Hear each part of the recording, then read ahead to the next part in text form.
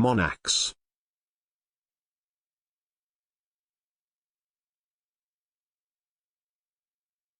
TikTok Fat Boy Bask.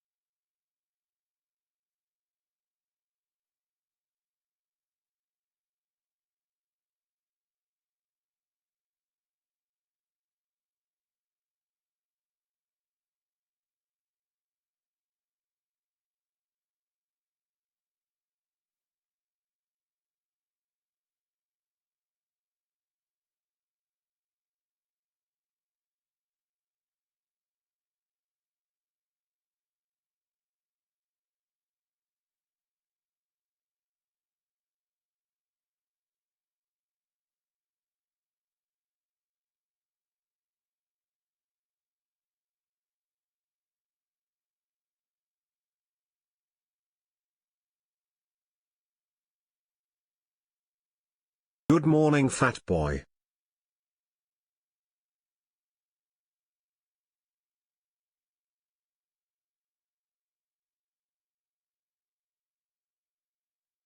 Popping off with that Vision Gaming today?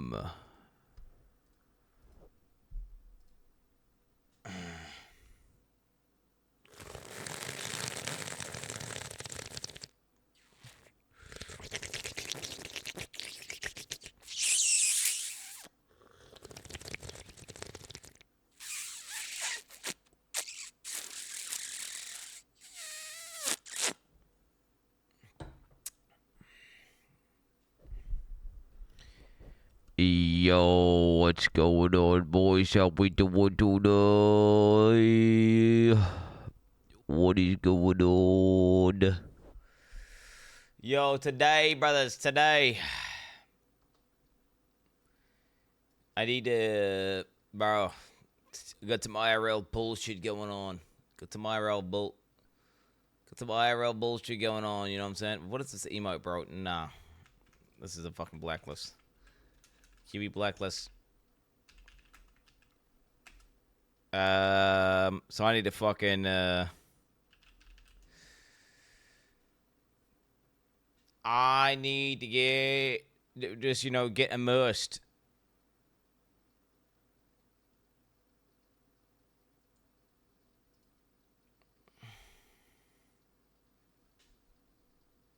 Won't be able to stream for a couple weeks. We'll be back at the end of April. See you then. Yo, bro. Yo, guys, I'm going on holiday tomorrow as well. So, yeah. Kogan's gonna interview before you. Oh, shit. Joined tomorrow by Jonathan. Yo, W Kogan's interview, bro.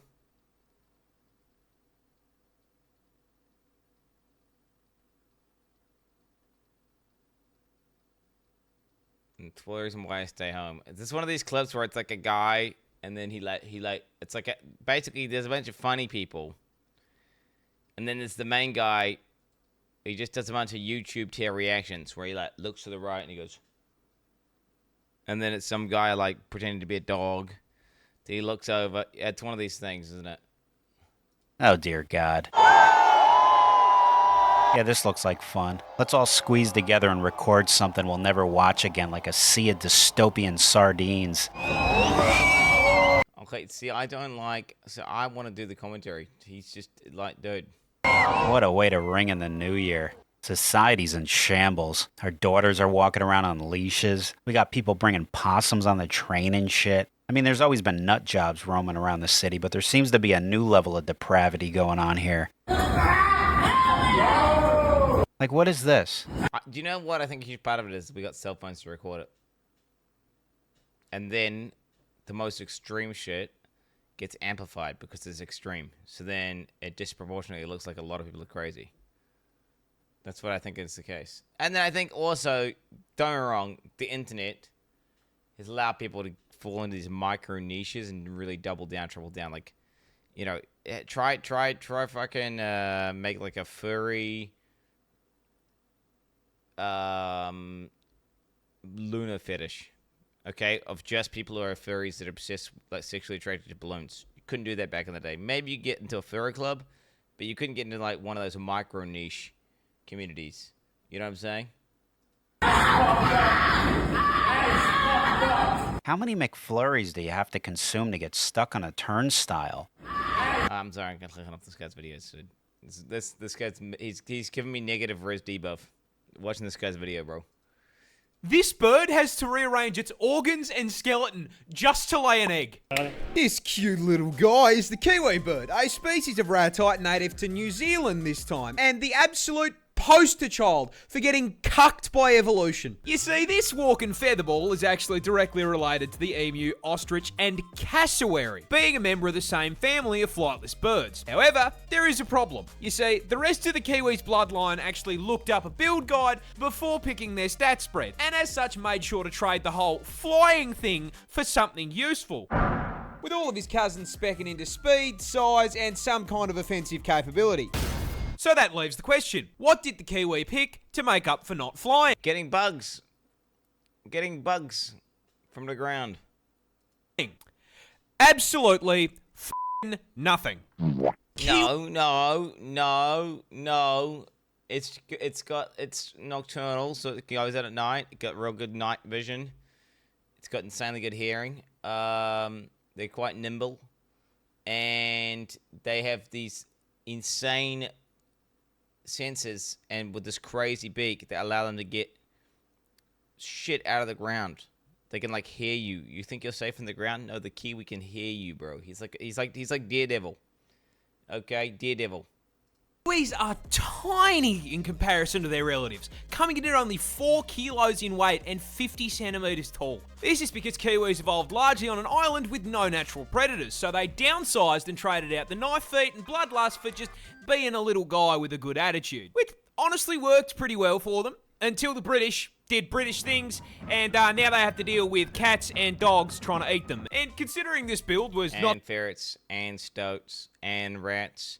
I mean, there's like a bunch of shit that comes over that fucking kills them now. Designed for PvP, they have been clapped so hard by invasive species that they are now unfortunately an endangered animal. But getting shafted by the British is just the beginning of the generational violation of the Kiwi, because these poor feathered fruits can't even reproduce without getting f***ed over. You see, the Kiwi bird's cousins are famous for laying huge eggs. I'm talking hit your protein macros in one meal-sized eggs. And you would think that is because they are large.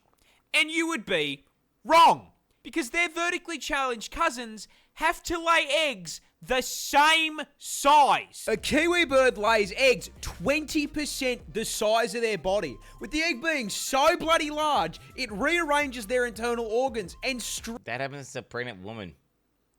Like, that happens to humans. Legitimately, your internal organs move around when you're pregnant as a female. Like, what's your point? Yeah, okay, dude. Sweet ass, bro. There's fucking chicks who have fucking kids that are 10, 15% of their size. I mean, what's your point? What a stupid video. Stretches their rib cage just to be able to hold the thing. For reference, that is like a human giving birth to a 15-kilo child. That's not a bun in the oven anymore. That's a whole f***ing bakery. Alright, little bro. Alright, little. What a dog shit ass video. Dude, fucking, I want to downvote the video. I don't want to downvote this video. I want to suggest to the algorithm that I don't want to watch a video from this guy ever again. I think I have to downvote it, right? Let's just, like, this is, I'm not saying it was like a terrible video. I mean, it was a bad video, but I really don't want to. I need to tell the algorithm I don't like this video, you know? I need to tell it. It needs to know. It's not like a personal hate thing. He was just a bit yelly, bad points, bad takes, bias, uninformed. Yeah. It's not a good video. Triple Smith 15 kgs. Yeah, well, fuck, how much did... My babies came out at some large. I was banned by the Exile 2 for correctly using game mechanics.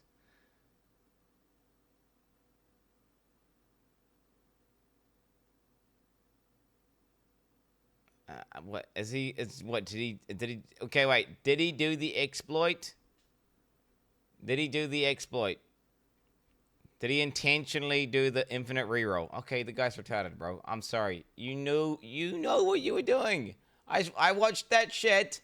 The second there's anything that allows you to do something infinitely that gives you an economic advantage, and you repeatedly do it, you have to understand you're getting banned. If there's something that's going to affect the economy, and it's clearly not intended, and you can do it forever, you are going to get banned every time. And they have to. They have 61 years with this Because guess what? If they don't ban you, guess what happens? Next time there's another exploit where it's going to destroy the economy, everyone goes, oh, you don't get banned for that. I'm going to do it too. And it's going to spread like wildfire, and everyone's going to do it ASAP. And the economy gets fucked way harder than it would. It's far better to, whenever there's an economy exploit, set the precedent. Okay, if there's an unintended interaction that allows you to infinitely generate currency, we're going to ban you if you deliberately do it. It clearly wasn't intended. Clearly wasn't intended. Your Novian with the Twitch Primes. I appreciate that. Valenio, yo, with 48 months. Song Hara with Twitch Prime. Polka Dots 123. Yeah. Cranky Guardian, Maximus, Jolner, Sleepy Woa. Cheer, guys. Bro, I got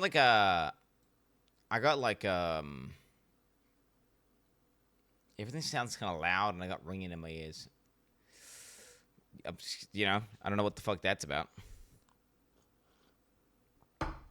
Is it the old fetid milk? I was testing some of the Kefir batches this morning, and it had another rotten milk one. Drank some of that shit, and regretted it. Yep.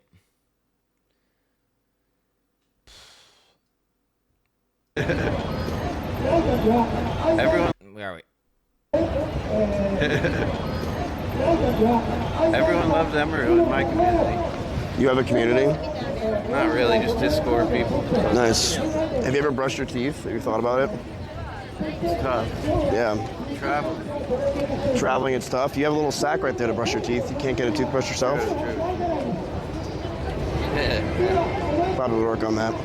Also, I have a hair transplant guy if you need it. Oh, shit. I'll see you later, man. Chat, I think we're at a point now where if someone comes up and they're retarded, I'm just gonna be a jackass back.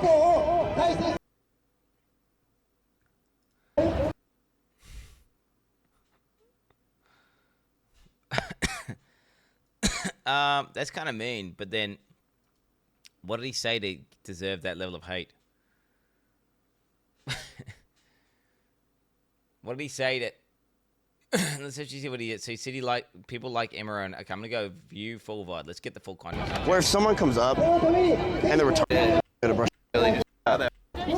promise stream to make it. Okay, here we go. Okay, so there's a lot of context. I might do it. I might stop. It's just not worth it. Oh my god, these girls are laughing at me. Yo. How are you? How are you, bro? You're very good. Dude, how many people? 7. No, just 7. Really? You and Andy, bro. Cringe. Yeah, fucking call him bald. Call him bald and smelly, bro. He's a viewer, Andy. I'd ban him right on the spot, bro. Do you know that someone did that to me? Boom, throat punch. Fucking trachea collapsed. It's like an IRL ban, bro. IRL ban, you know what I'm saying? Boom. Not me. I wouldn't assault someone in real life. Are you kidding me? What the hell? I don't want to get into a fight. Dude, I watch you for like Ice Beside a long time. Oh, nice, man. What do you do in Tokyo? Looking for a wife. Looking for a wife? You got one, I saw on YouTube. You met a cool girl. Which one? There's like 7. She was cute. You went to like, maybe took her somewhere, I don't know. A hooker? No. You know, it's your girlfriend, I think. Which girlfriend? I have like 5. Shit, you're lucky. I got like 5 girls. Oh my god. Damn. They're saying you're from Reddit. Is that true? That's sick. What? Are you from Reddit? Or 4chan? 4chan, not Reddit. Who's the most base streamer of all time?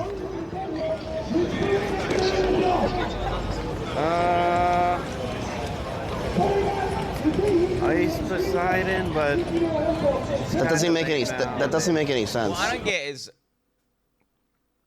how is he not physically disgusted with his own teeth? I mean, this guy's bricked. His head's bricked. He's bricked in the head. Do you know that could be brain rot? So what happens is you get a bunch of tooth decay and growth. You get like a whole ecosystem in your mouth, which you do have a constant ecosystem in your mouth, chat, if you don't know that. But they have bad byproducts which you swallow, which negatively affect you and can make you sick and give you all sorts of debuffs, right? And permanent debuffs as well. Like I think, fuck, I don't want to get it wrong. But yeah. I think there was some C slurs. I think there was some sort of cancer associated with awful dental health. Is that right? Yeah, I'm just saying. Yeah, that's why you should brush your teeth 2 times a day, always. Yeah, you brush your teeth. It's straight up. It's real bad. It's real bad. yeah. But he did the coolest stuff back in the day. No, I said based. Like they have factual. Oh, Nick Fuentes, base. You think Nick Fuentes is the most based? right, who's your number 2? Who else is there? I mean, really, it's just Nick Fuentes at this point. He's the only base streamer I know of. True. Like, who else? I can't even Nobody's process. that cool. Nobody. Maybe It's bad, man. Wait, what are you on? Vivek Ramaswamy. Twitch? Oh, no, I'm on Periscope. Shit. Yeah, I have a contract. I mean, so wait, this guy is like some sort of incel living in Tokyo. He thinks Nick Fuentes is based. His favorite streamer is Ice Poseidon. I mean, he's disillusioned, right? He's out of touch with reality for sure. This guy's fucking. I mean, he's fucking bricked 100%.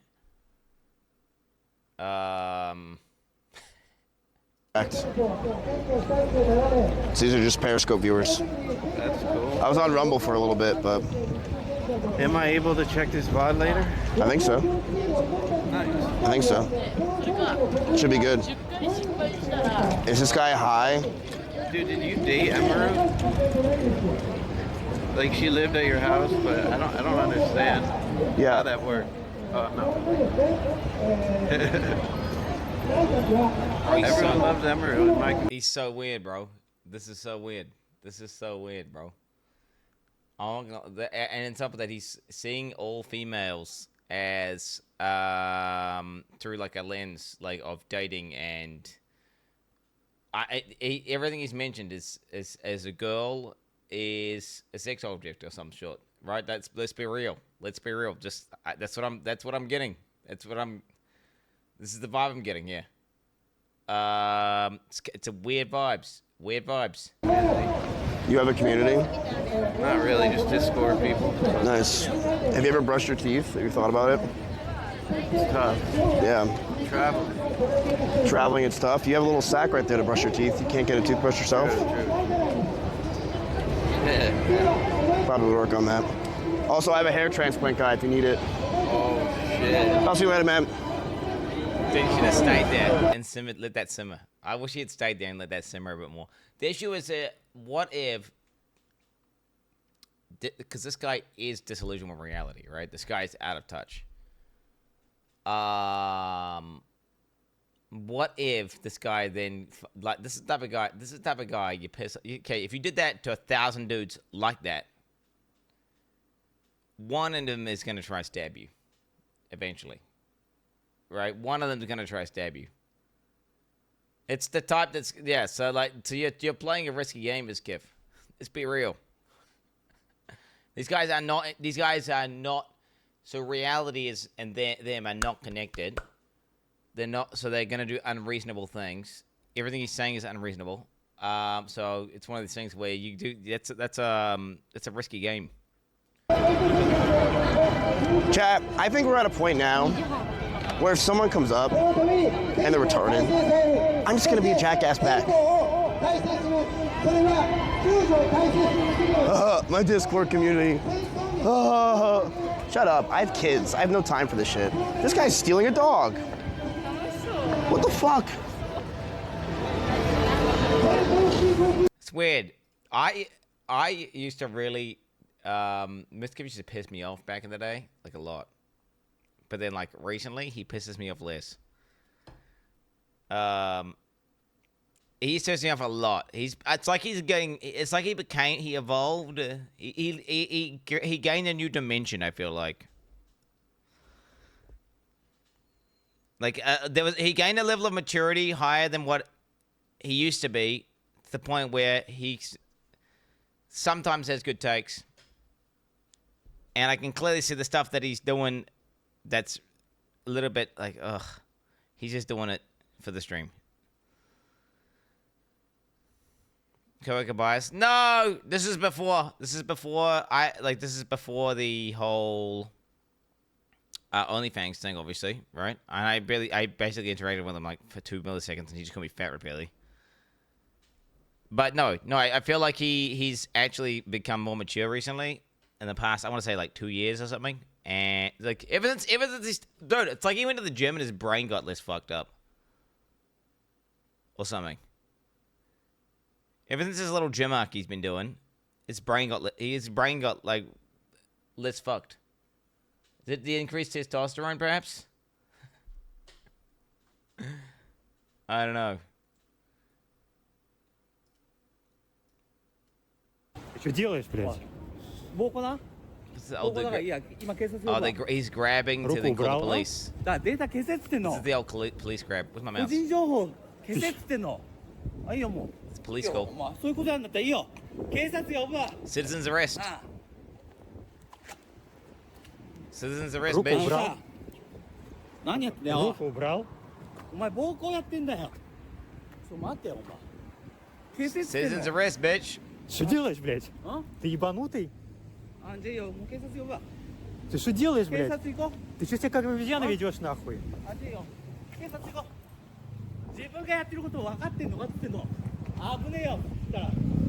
Помогите. Are these guys like French, Он меня Japanese? сумку хочет украсть. It sounds like they're speaking French but Japanese. Can you help me?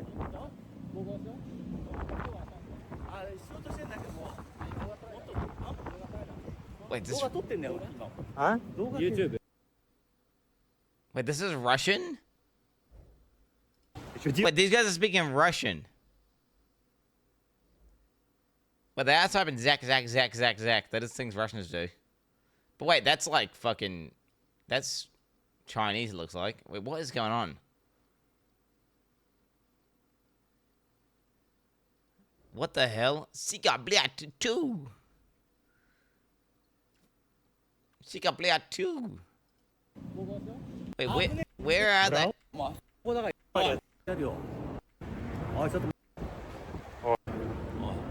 Ooh, ah, ooh. No recording. 消せっつってんの。おいちょっと待てよお前。おい待てっつってんの。止まれよ。お前警察呼ぶわんじゃん。待ってよ。警察呼んでやるよ。Чё? 消せっつってんの。おい何やってんだよ。だから消せっつってんだよ。 What? Is that Russian? Is he speaking Russian? Any Russians in chat? This does not sound Russian.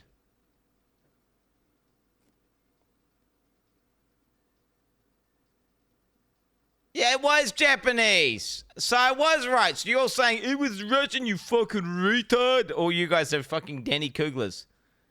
Holy. Ты что делаешь? So you got angry that he was recording him. Look, they have a little bit of, maybe it's just the way he's looking up at the camera, but maybe a little bit of small man syndrome. Oh. Hard to say, though. They didn't ban for temporalis duping. Next argument? Wait, they totally banned that. They totally banned that. Wait, they totally banned that. And they did. They banned MB during that other one, Infinite Exploit. They banned... I remember several leagues where they banned any sort of intentional infinite currency exploit. You gotta wait till people have been doing it for like 5 days. And if they're doing it for 5 days and no bans, then you're ethical. Is this bannable? Major bug found. Please. Weird bug. Fix it ASAP. Least broken bug. I can look at that later. Ram attack ship it in Albania. Oh shit. The fastest hot dog shooter in the world. Yo, what, the Glizzy Guzzler? I've seen this guy. This guy's crazy. Fastest hot dog shooter in the Northwest. I've never seen nobody be able to do this. I can do it quick. Okay? I'm just saying.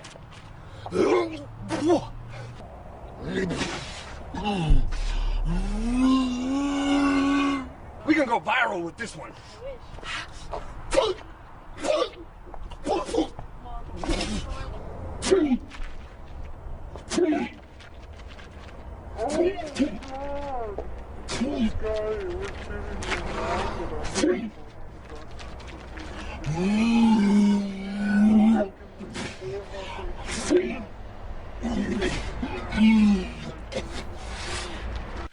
I'm not trying that. I don't want to choke, bro. I don't want to choke. Okay, Ram attack shepherd woman in Was Albania. mich wundert, ist, dass der nicht, wenn du jetzt hier ein Stück fährst, dass der nicht dann automatisch umschaltet und neu rechnet. Hat die für Haare.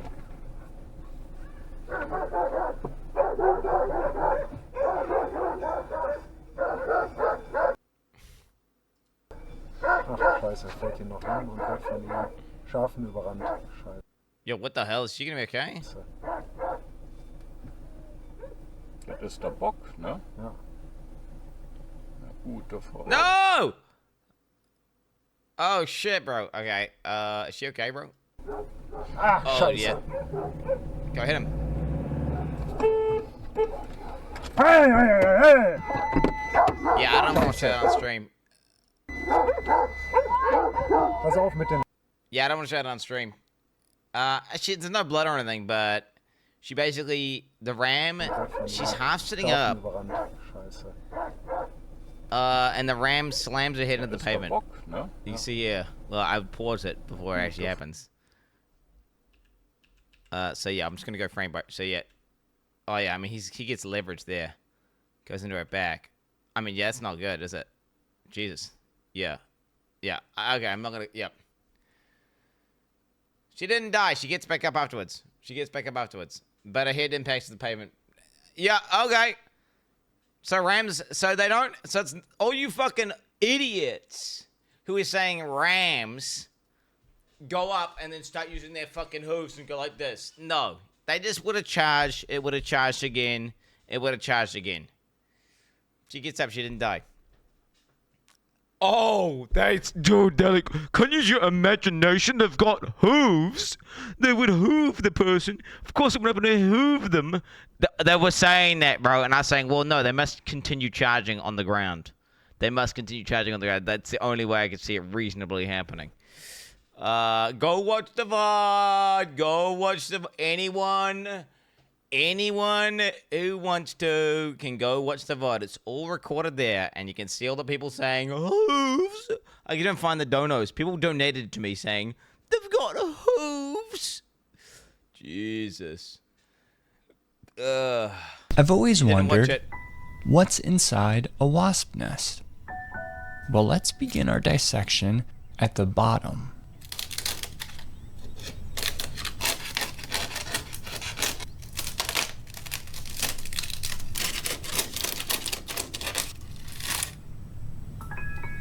Looks like there's multiple layers of paper. These layers act as insulation for the nest, keeping it warm when the weather gets cold. But what's that? There's something else inside.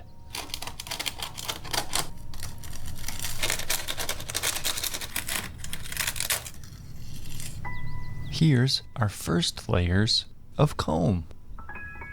This is where the wasps develop. Wasps. Some are trying to emerge. Wasps. Here's a third layer of comb, and a fourth. Okay, there we go. There you go, guys. See, I feel like my brain just got rotted a bit because it just showed me a bunch of interesting stuff, but didn't really explain anything. So I didn't really learn. Just kind of stimulated, the neurons a bit. Yeah, I did. Fuck. Is this gonna be an AI voice? Is this gonna be an AI voice? One where it's like, you think you're safe in the trenches, but actually, look at what these guys have. These guys have the AR-7215X. Allows you to detect people with thermal image scanning. How is the fire so accurate, man? I'm gonna take a look where it's coming from. No, don't! Fighting in a trench. Oh no. This is how we see you with thermals. Regular fighting position with a couple of sandbags. From 50 meters away, firing position. 100 meters, easily visible. Peeking out from the shooting position. 200 meters, Bro, that's like turbo. peeking out of the fighting position. There he goes, up and down. I can zoom in a little bit. Peeking over the side of the trench. Peeking over the edge from 50 meters away. Can they not peek over with a thermal camera, though? Can they not just peek over with a camera and then thermal you back? Think about it. 5-head strap, bro. Peek with a thermal camera. See where they're at. Okay. Boom.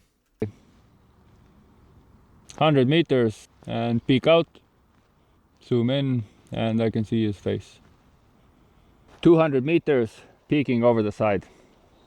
Okay. Shit. Peeking out from a hole in the bunker. From 50 meters away. This is 100 meters looking at the bunker. And there's the heat signature. Yeah, see that's definitely not good, is it? Like, imagine a sniper.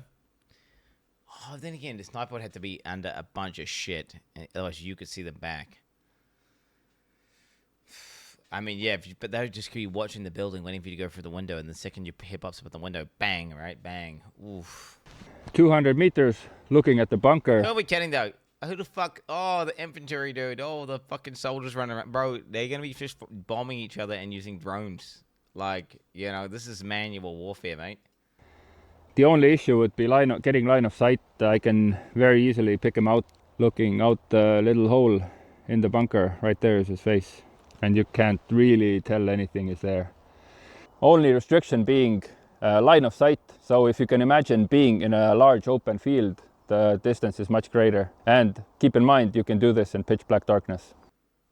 Jesus, you're not safe. They're gonna get you. You're gonna get got. You're gonna get got, bro. For real, they're gonna shoot you. Yeah, fuck that. Fuck being, it's so lame. You know, you're basically, as a soldier, you're basically playing a video game and it's permadeath. But then when you die, you perma-die, you know? But I guess once you're dead, then you're not alive anymore, so you're really able to comprehend the fact that you're dead. So maybe it doesn't... Could end the video, you know what I'm saying? Yeah, nah. I have PTSD after watching that last one. Hi. Gamers are not happy, but last epoch comes out winning. I saw this. The Chat and Quant cute to date sure feels okay, man.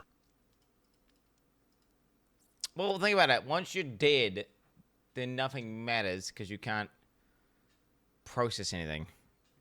Anyway. So it's kind of like... Yeah. You get what I'm saying? It's like a hardcore game, except... Because the bad part about hardcore game is understanding the fact that you've died in the game and realizing I've just wasted a bunch of time. But you can't realize anything once you're dead. Right? That's what I'm saying. You're back to the void. Hello everyone, this is your daily dose of internet. Hello everyone, this is your daily dose of internet.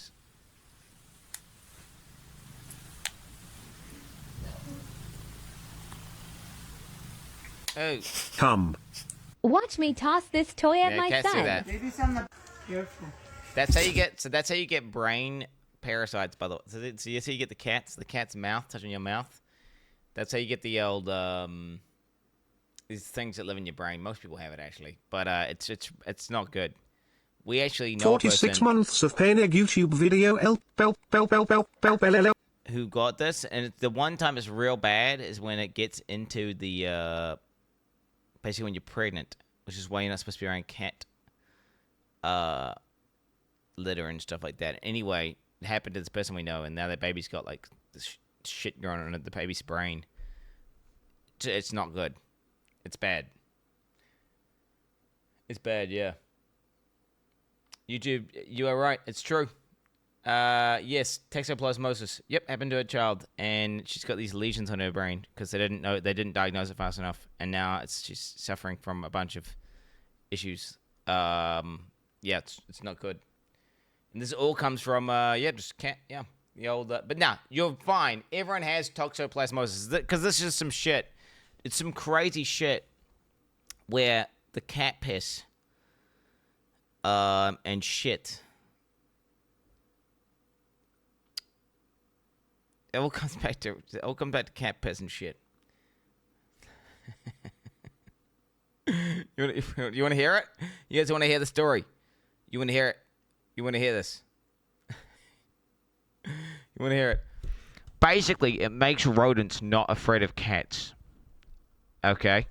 And the rodents will just they don't have the appropriate level of fear, and then the felines can kill them and eat them. But it gets into humans, and it affects human behavior to the point where they take more risks, especially younger. So, if you've got cats, you've got this toxoplasmosis, which will literally affect your behavior. And it's your brain. Painig. Yeah, which is crazy, right? This is real. This exists, by the way. This is real. If you had a cat your whole life, you likely have it.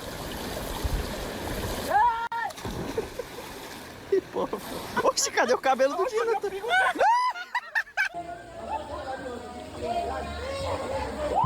Why is he going outside? Ow.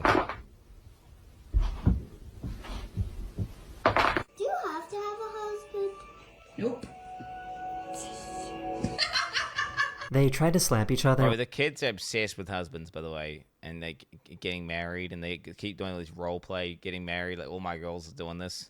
Like, you're married to this guy. Everyone's married. It's like, I don't know what it up with kids and being married. Without spitting out their water. They're just obsessed. This Amazon guy delivered a package and then immediately ran it over. Dude, what the fuck?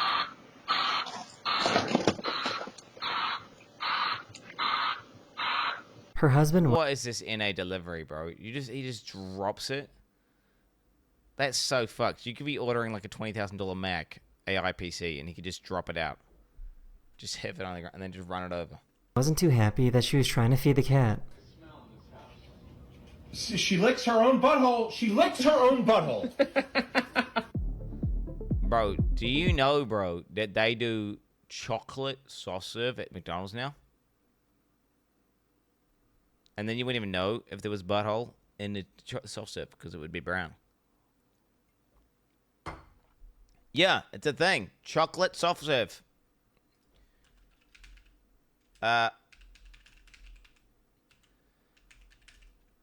Macca's. Chocolate soft serve. What is that? I tried it. It was actually really nice. I tried it. Look at this. The poo-poo. You want the boo-boo? You get the boo-boo. Wow, this takes extra dented today. Bro, that's crazy. That's crazy. I had it yesterday because I'm, yeah. Ooh, what the hell? What the hell was that? She licks. What the fuck is that?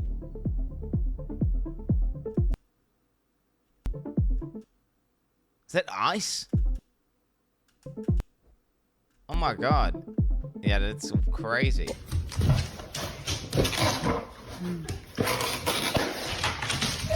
Ha! I have never seen a knife this sharp before. Nah, fuck that. I wouldn't even want a knife that sharp, if I'm being honest. You're gonna buy a mistake, cut off your fingers. He was trying to put this fish that he caught back into the water. Look, actually.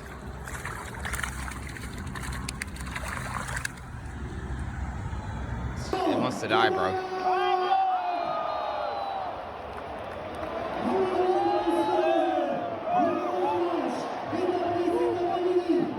I have never been so... monkaE. I think, so what happened there, chat? He had mechanical turbulence. So he looked like he was coming the right angle, right? But actually, what he's going to get here is he's going to get an updraft. Okay, so the wind direction changes, so he's not expecting it. And his trajectory changes. And you learn about this when you skydive. He should know that he's going to get, like, to do a show jump like this, he should know about this. And boom. So because he was, if there was nothing here, he wouldn't have had that issue. But yeah, that was mechanical turbulence, chat. Idiot. I have never been so invested in a vending machine scenario like this. Huh? No, no, no. Yo, triple.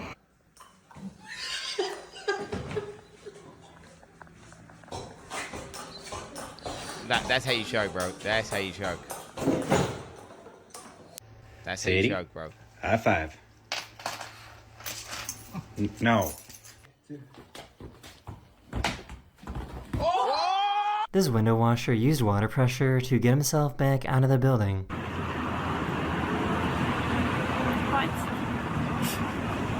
yeah, he just adds a bit of force each time.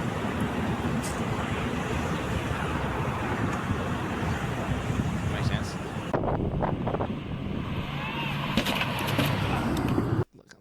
Why?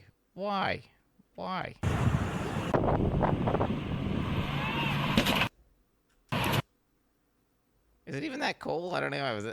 Actually, do you know what? If I was younger, that'd be way cooler. I mean, yeah, fair enough. Okay, physics. Why not?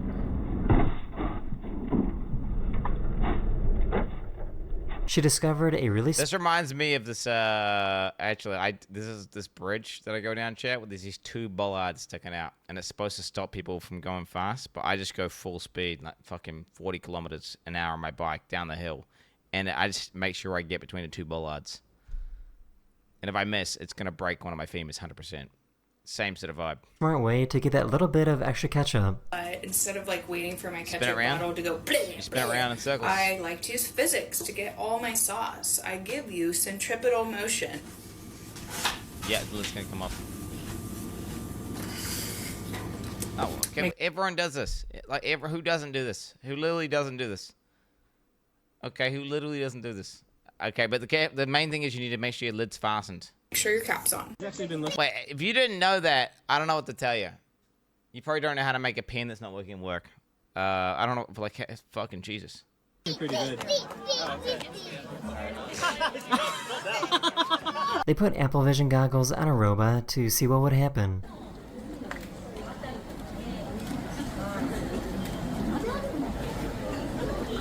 Fucking rich people, dude.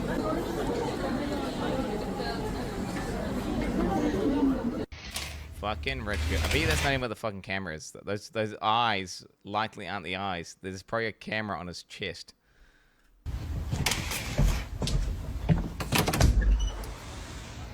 What the fuck? Oh, Jesus! This goat really launched her own child.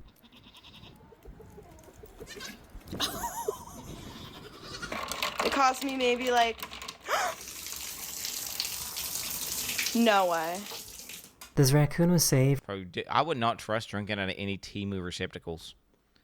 Because you know that those motherfuckers, A, probably slaves are making it. B, they're probably like using weird, fucked up, carcinogenic things that barely qualify as plastic. Okay, okay, straight up, From man. drowning in the sewer. Huh? Oh fuck, what is that? I want to go to Italy because I've got a pizza oven in my garden and I want to go to the home of pizzas, go to Naples. Brilliant. You got a pizza oven. Have you ever used it? Whoa. I can't decide if this is a really smart or really dumb elephant tattoo.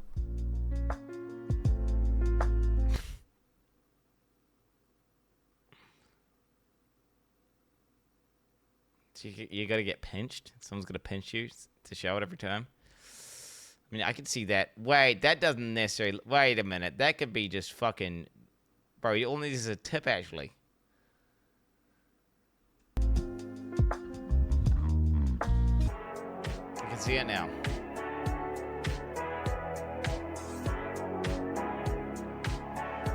This restaurant gives you a discount if you're skinny.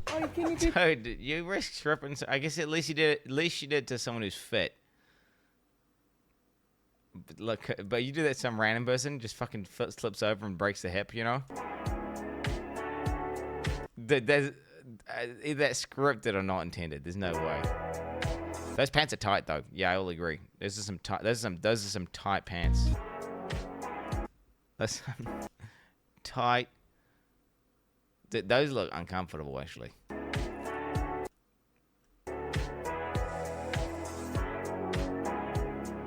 Got his mum pants on. This restaurant gives you a discount if you're skinny. Oh, can you do 10? Hold on, he's doing it. Oh no, he's Oh my gosh. What if he gets You stuck? got the head. He's gonna take the whole thing. What?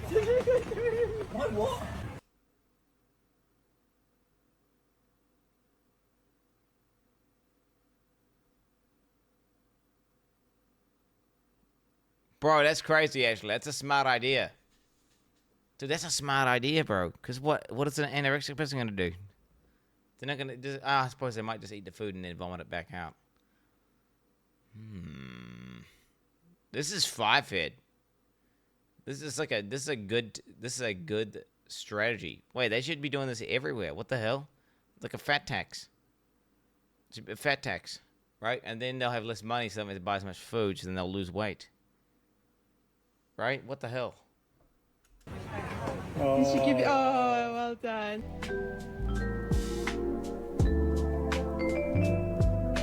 I can't tell if he did this on purpose or not. Hello chat and Quin. I started Quin's build and am happy to announce that I will be a father October 2025. Smile breeder build activated. Peeper salute. W bro, grats on the fucking reproduction. Okay. Leave the sheep.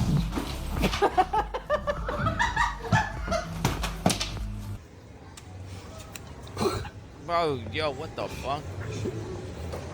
Hello. I need directions here. Yes. Calderas, is it this way? This way? Oh, that way. Okay. Thank you very much. He wanted to see what was hiding under the bridge.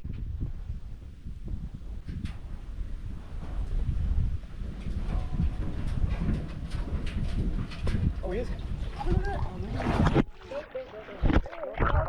This dog somehow Bro, forgot how what to the hell? Jesus. Wait, that's pretty nuts. I guess he gets fed. Maybe he gets fed by people there. jump. So this is kind of insane. This guy tried to use a video of an AI-generated person to defend his case in court. We will hear that video now. May it please the court. I come here today a humble pro se All right. before a panel of 5 distinguished justices. Is this, hold on. Is that counsel for the case? So if you are able to shut that off. The seal started spinning out of Yo, she's pissed, bro. I mean, yeah, he didn't really try. I'm gonna be real. That guy did not try. control. The Quin AI is more believable than that shit. Look, David, look. He's spinning. Oh, what's that sea lion spinning? He's drilling, bro. He's drilling. Look, the sea lion's spinning. The snake was ready to strike.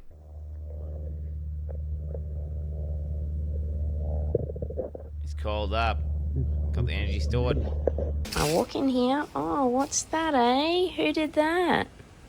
Yeah, these fucking dogs, bro. These fucking dogs digging holes, bro. Straight up. I don't know how the fuck to stop them from doing it, bro. Because we got so many holes everywhere, bro. Who did that? Do you know? Their cat had to go to the vet to get iodine therapy, and as a result, they became very radioactive.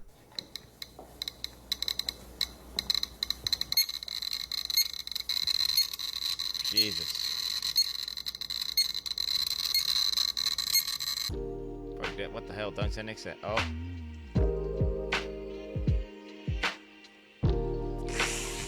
You never know what. Were you like get in his mouth? You never know what might be lurking in the night.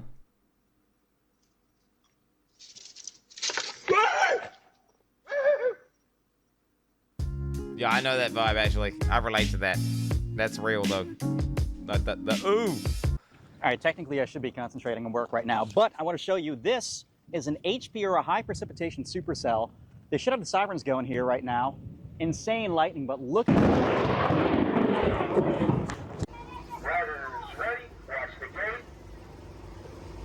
They'll just fall over, right? Yep. Classic. I don't know what's good. Whatever those bike fences are. There's just a million clips of like people waiting, and it goes ready, and they all just fall over.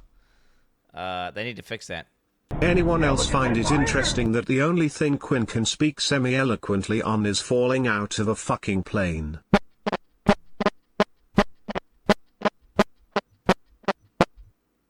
Thanks to that, man. Appreciate that fight, bro, at the end there.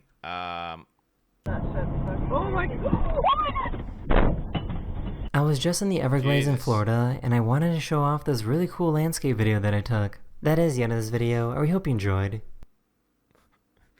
It's really cool landscape. It's just like him driving in a car. Bob. Just like so my daughter takes these. She does these on a fucking little pad. Yeah, there it is. They're dead sick. Yo, good video, guys. Count Infinite Rizz, Daily Dose of Internet, guys. Good stuff. Yeah. Yeah. Crazy shit. Interesting video. Bammy, the video is bad.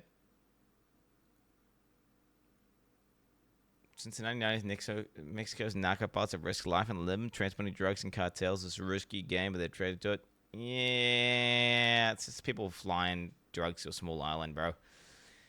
Seen it 100 times. Now, I got a Channel 5 video, bro, on the last Greyhound race. Okay, bro?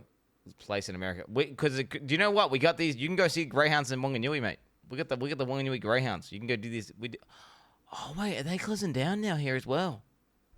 Wait, are they?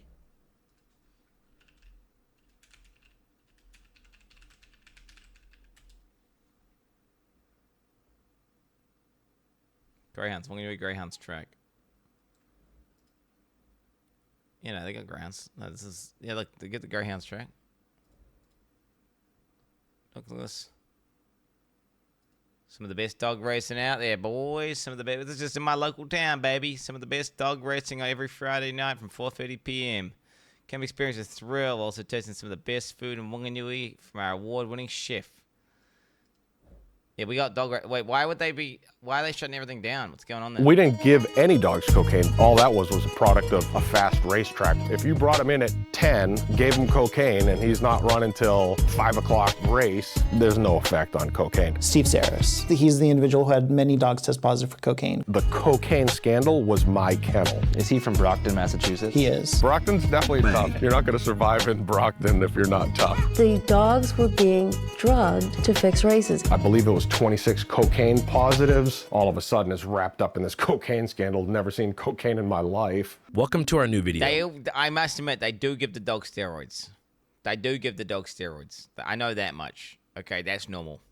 West Virginia Greyhound Racing, which explores the last bastion of a controversial sport that is almost totally dead. Much like serpent handling, Greyhound Racing has been made illegal in almost every U.S. state. Wait, what? We got Greyhound everywhere here in New Zealand. We got it everywhere. I can drive down and go see a Greyhound race today. I go down, bro, I go to, well, I remember I'd do the meters and I would go to Greyhound shelters where it's like people who basically what happens is the dogs get steroided up and roided up and they're only fast for a certain period of time and then they basically put them in the pound. And then if they don't get adopted, then they just put them down, right? So then there's these people who adopt all the Greyhound dogs. So you got all these people who have Greyhound dogs. So we got Greyhounds everywhere here. Greyhounds everywhere. Lots of Greyhounds. So wait, they're banning Greyhounds in New Zealand? Wait, so I gotta show my kids Greyhounds before they get banned? Virginia is the last state with an open racetrack. Well, technically they have two. One is called Mardi Gras Resort in Charleston, but the larger, more lavish racetrack is called Wheeling Island, which I entered personally. Not to gamble, but to film inconspicuously with my Ray-Ban, totally non-detectable 4K camera Wayfarers, which got me kicked out of the casino within 5 minutes. Yeah. Are they considered like the smart glasses that can film? No, they're not smart glasses. No? Okay. no, don't worry. Because surveillance had brought me over here because it looked like you guys, were like adjusting something on your guys' glasses, like it was filming. No. So unfortunately, since they were, they had saw you guys, so I'm gonna have to ask you guys to leave. And Okay. I bought a pair of these. Taylor's got them, and he says they're complete dog shit, so that's why we can't use them for live streaming. Sag. It's crazy. I mean, the footage doesn't look terrible, does it? Sorry for that. The main reason for keeping Greyhound racing alive in the state is economic survival. West Virginia is relatively poor, and the gambling revenue generated by Greyhound racing has allowed the state to pump money into underfunded sectors like education and policing. All 55 counties in the state receive funding that's generated at both racinos. Those dollars are used to pay for civil servants, police, fire, teachers. The casino racetrack also creates a lot of jobs, and because it's smack dab on I-70 between Columbus and Pittsburgh, it also brings in a lot of out-of-state tourist dollars every month. It's a hotel? Bro, gambling's good, bro. Wait, gambling's actually good, bro. Casino and there's a dog track. How cool is that? Which brings me to my next question. The thing is, the issue is this. People are going to gamble regardless. Right? This is the issue. The people are going to gamble regardless because people like gambling. So if you make it legal, well then all you're doing is just losing taxable income. Let's be real. So you just gotta keep it legal. Now, are people gonna do Greyhound racing? Well, they do dog fights here as well in Wanganui. They get two dogs and they just let them kill each other, and then they bet on that. But that's illegal. Yeah, the place that I did the meters for,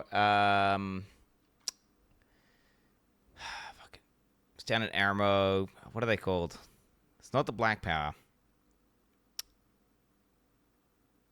Whatever. They have a purpose-built animal fighting pit. You just go in there and you get. I'll be doing the meter and there's the animal fighting pit. Yeah, they just got the pit where they just put animals in there to kill each other. and they bet on it.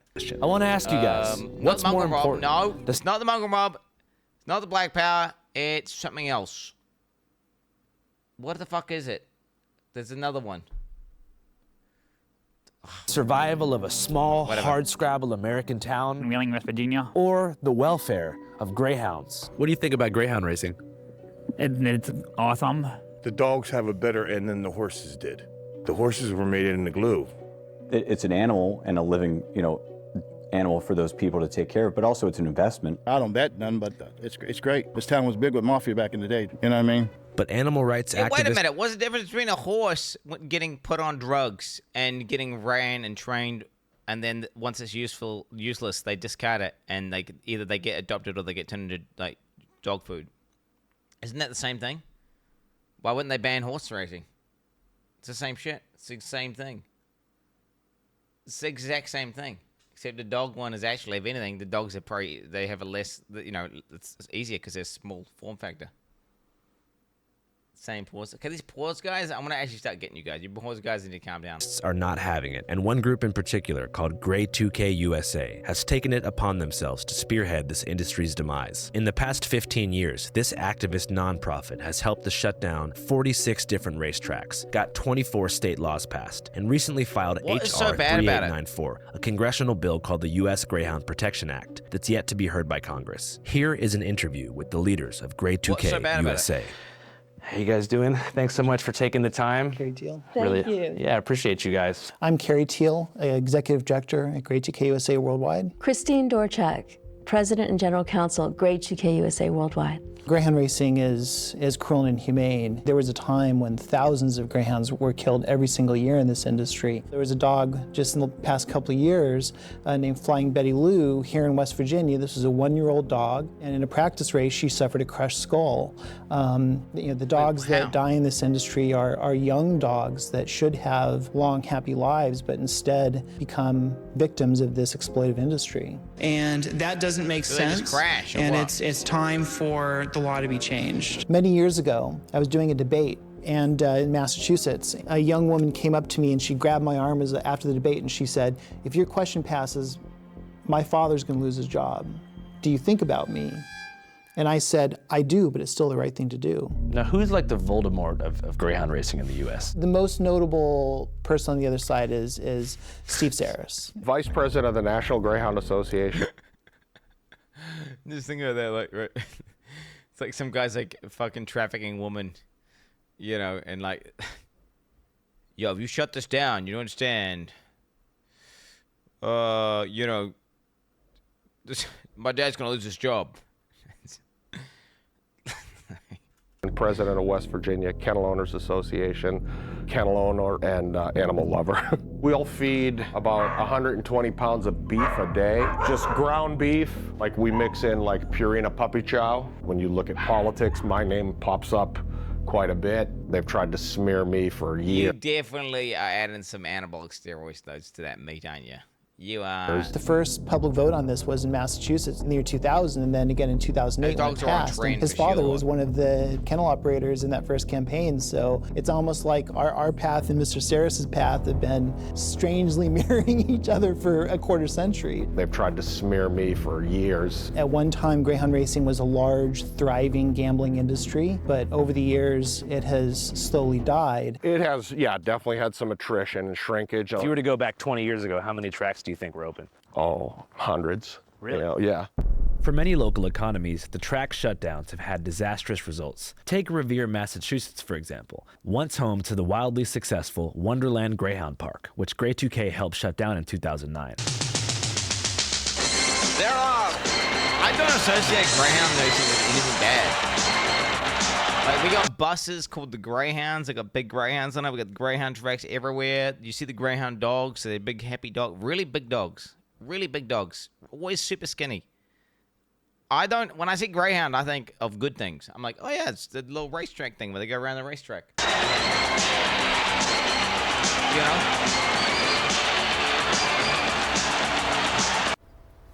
Oh, shit. Without money to even facilitate the demolition, the park was abandoned altogether. 800 TVs, a full restaurant, and dozens of wager systems were left to rot, leaving once legendary announcers like Sammy Kane and Jerry Giraldi. Well, you can just flatten the ground and turn it into a fucking soccer pitch or a rugby pitch, man. What the hell? Unemployed and in obscurity. All because you got a radical, why don't they repurpose extremist group that are going to put good, hardworking people out of jobs. People that aren't going to be able to put their kids through school because these dogs are still going to run. They haven't saved one.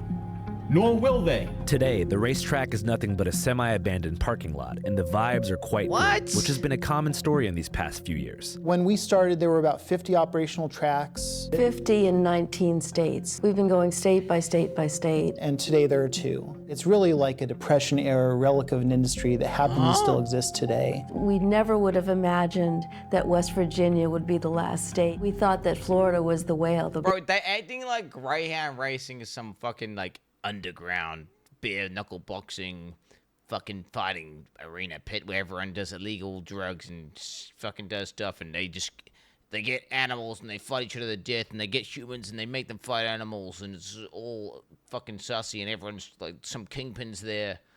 It's not, dude. It's not. It's a family thing the families go to, bro. To go watch. It's fun to watch the dogs run around in circles.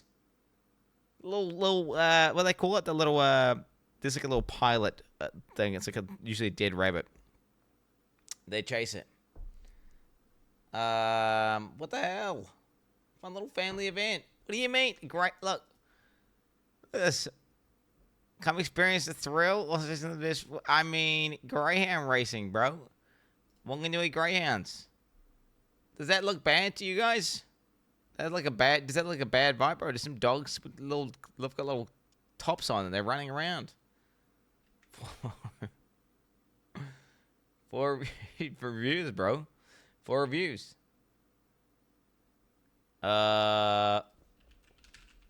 Wait, Greyhound racing tracks NZ. Let's not see how many there are. How many we got?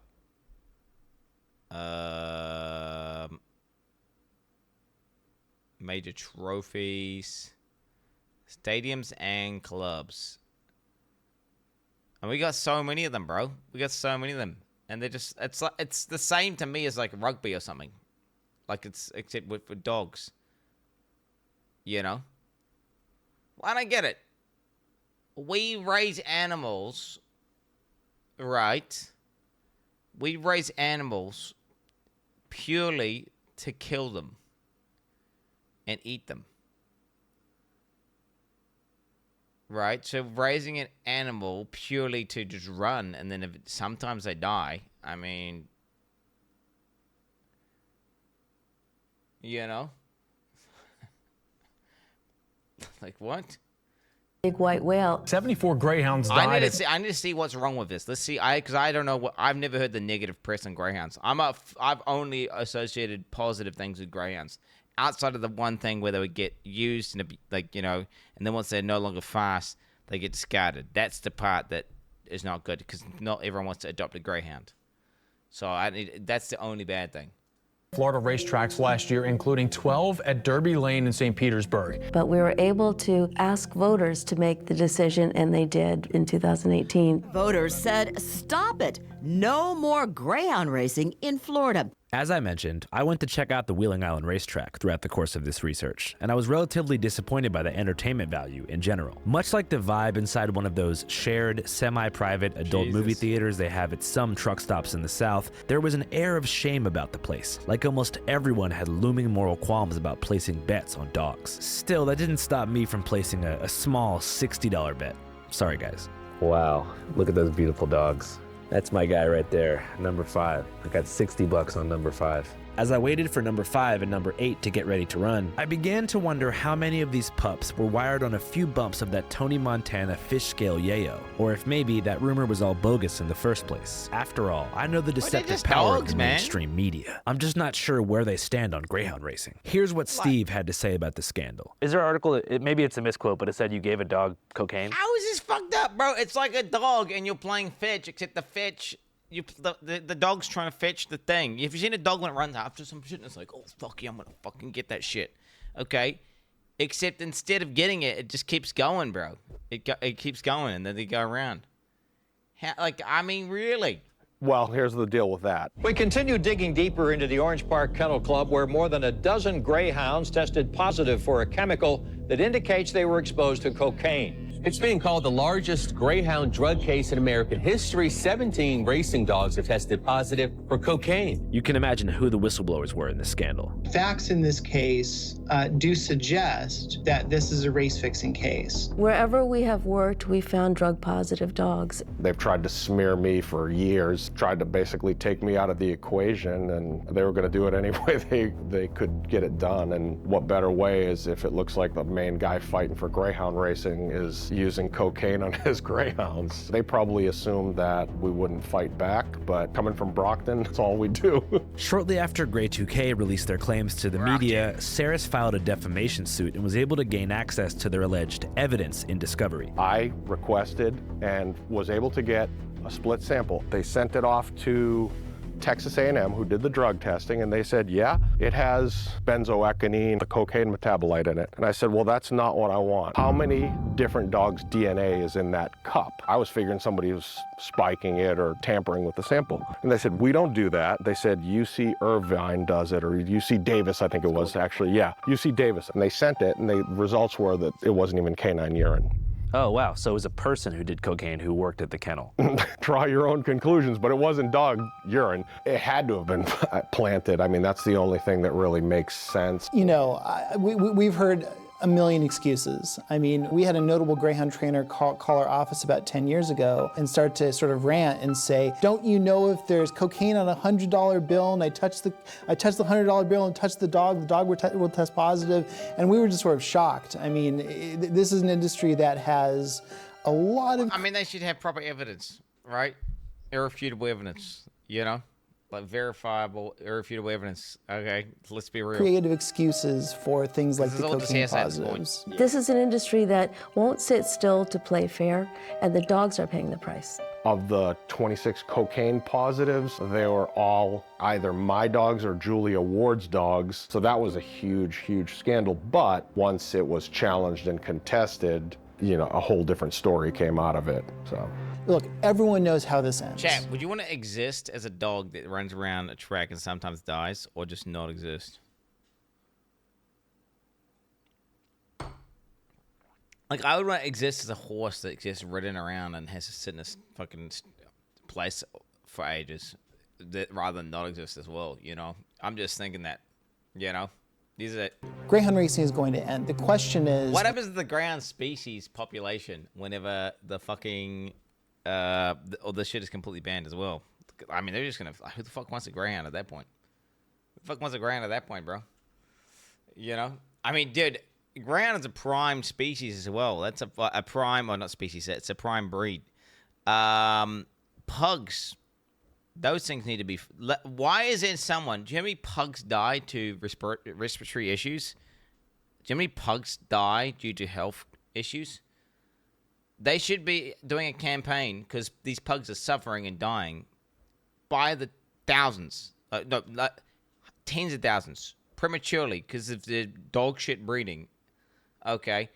They need to go around and ban pug breeding. Like, I would bet that more pugs die prematurely because of their terrible fucking breeding traits and they suffer. Like you see a pug, they go like it's like every breath it could be their last. Like straight up, man. There's all these dogs suffering. What the fuck? Why aren't we banning pugs? We should ban pugs. How long is it going to take and how many dogs are going to suffer in the meantime? I don't want any dogs suffering. Ban pugs. While we're at it. In my interviews with both the leaders of Grey 2K USA and Steve Saris, I found myself at the crossroads of dueling political agendas. I'm not gonna lie to you, the dogs at Steve's kennel seemed pretty happy, running around, getting pets, being cute. They're super friendly. You know, you hear the nonsense that they're abused, but I mean, most people, you can't go up to their house pets if they don't know you. These guys, you can open the door and they're literally all over you. But if I were to take that exact same cutesy patootsy footage, slow it down, turn it black and white, add piano music, and add a bleeding heart call to action in the background, you might believe that Steve Saris is some kind of sadistic animal torturer, on par with Michael Vick or Penn State professor Temis Matsoukas. And I'm not saying that Steve Saris is some kind of perfect guy, but I am saying that as a video editor, it is very easy to make an animal look sad, which is part of the reason that Steve has such an issue with their marketing campaign. The animal rights groups are basically panhandling. They've got the sad little face and they superimpose that sad music and they tell you how horrible their lives are, and you're gonna donate money to them and you're gonna give them money, so they keep doing that. They'll tell you, oh, they're feeding them 4D meat and bad meat. Well, if you look at that grain, that's top of the line Purina puppy chow that we feed. They're fed what's called 4D meat. I'll be honest, man. I came into this like understanding, like not knowing that greyhounds were even bad, like, and I'll be real. I'm like, dude, I'm kind of on Team Greyhound right now. I'm just saying. I think there's plenty of fucking animal. I think animal abuse is bad, and we should stop that. But I don't know. I feel like if we ban greyhounds, you need to ban horse racing. Horses die all the time. Horse racing is analogous as fuck to this, like almost 1-to-1. They get these specific breeds, they dote them up, they go around, they race them. Once they become no longer as fast as they can be and they're through their prime, they literally turn them into dog meat. They break their legs, they die all the time. It's the same shit. Like, ban horse racing while we're at it. Well, you ain't gonna ban horse racing, bro. We've been riding horses for thousands of years, okay? We ain't gonna ban horse racing. I'm sorry, though. You're not gonna ban... Yeah, dude. Why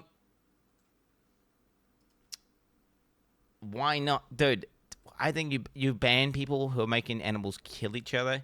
You ban, people who are mistreating their animals and, like, Because it's like, okay, dude, we literally raise animals to, like, kill them and eat them. Okay, bro?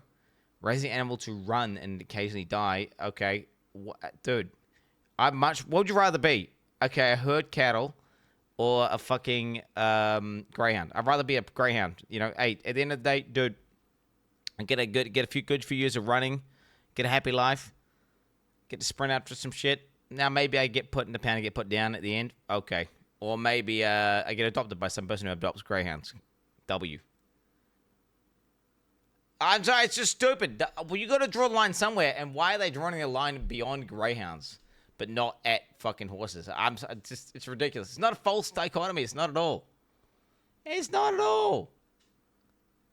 I'm sure they can even reuse some of the greyhound parts. Meat from down, diseased animals that have been deemed unfit for human consumption. It's sold to the kennels very, very cheaply. It's the cheapest meat they can buy. It's just craziness. Another misnomer pushed by Grey 2K USA, Saris claims, is his use of live targets or live lures during greyhound training. Crazy nonsense you get a that they put out there and say, oh, it's, they're using live lures. Live lure training is the use of small animals to enhance the chase instinct of greyhounds. We have uncovered live lure training operations in 4 states. We had an informant come to us and say, not only is this happening, I personally did this. And essentially, most of the dogs racing are live lure trained. What kind of animals do they use during live lure training? So rabbits mostly are released. The dogs are allowed to chase the rabbits and tear them to pieces, and this is to enhance. I mean, that's what they do. That's what dogs do. That's nature. What? Bro, it's like, bro, dogs eat rabbits. Bro, my fucking King Charles Cocker Spaniel has eaten and killed hundreds of rabbits. Okay, my cat has killed hundreds of rabbits. Teddy, actually, wait, do you know what Teddy chases rabbits and kind of mauls them, and then they kind of doesn't eat them, though. It's weird. Teddy doesn't eat them. He kind of just breaks their bones, and then they just die slowly. But dogs eat rabbits! I mean, Jesus Christ, mate. Bro, I watched my dog Mitzi choking down a fucking rabbit leg, and it was like, you know how they have this bend? I remember, I was like, there's no way he's going to fit that. No way Mitzi's going to fit that rabbit leg down his throat. And it was like, and each time he'd gag, the rabbit leg would go a bit further down his throat. Kind of like the that little fucking guy. I've told the story many times. Now, okay, Shazam was doing most of the killing, my cat. He would, I remember I just sat out there and watched Shazam literally murder an entire family of rabbits. Just like, I was like, hold on, what he's doing?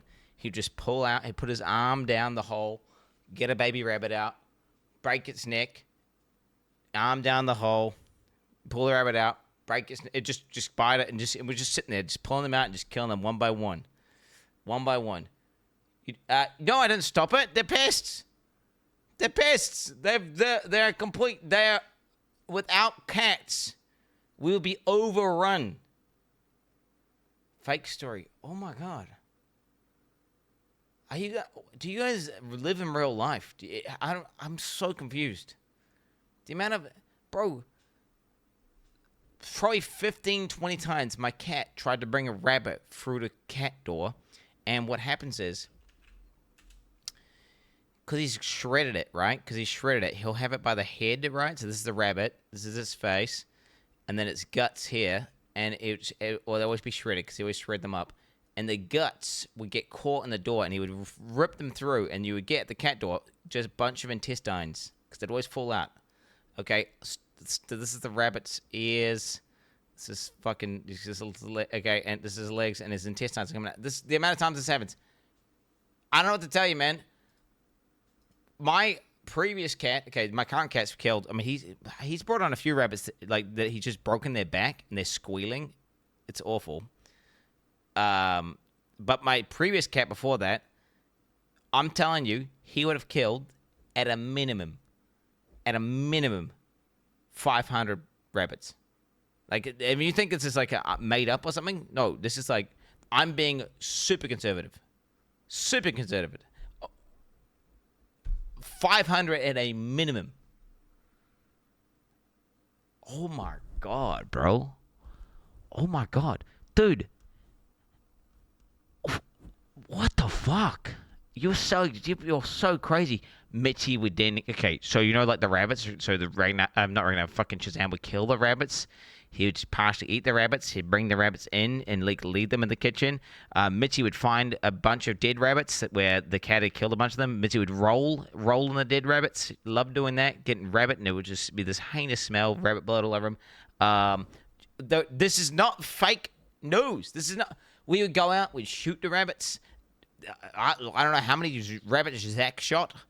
Zach shot infinite rabbits. I've lost count. I remember Zach. Even Zach's sister was out there shooting rabbits. I remember her like holding a rabbit corpse, laughing like as she was like fucking the guts are falling out of it. Like that's burned into my fucking memory. Actually, I was like, that's kind of weird that she's touching this dead rabbit. I don't know what that. This is just nature, bro. This is nature. No, cats aren't pests. Cats are actually saviors. They keep the rodent population down. Without cats, we would be fucking completely overrun with rodents. And this has been seen in small islands where they have actually got rid of the feral cat population, and then they've been completely overrun with rodents. Yes. Now, some places for sure that don't have rodents, well, then you don't want cats either. Okay, we are creating sanctuary islands with no cats and no rodents. But if you have rodents with no cats, guess what happens? They overbreed. There's no predator that's hunting them, and they destroy the environment, annihilate it. They will eat rats. Literally eat birds. They will go up and they will eat the birds. They will eat them, and just the only thing we left with the legs of the birds. They don't like to eat the legs. This is a thing that happens in New Zealand. Cats are W. The blood instinct. It's quite a foolish idea. We don't idea. have foxes here, bro. Most places don't have foxes. Most places don't have fucking foxes, bro. Because greyhounds are the second fastest animal on earth. They don't really need to be tricked into racing faster. This is what they do. And especially if you're going to keep them confined for so long, imagine you're living, in an elevator, for most of your day, every day, and then once or twice or 3 times a month you get released out to a track, you bet you're going to take off and run. Animal rights debate. Sorry, little sis. They must train them more than that.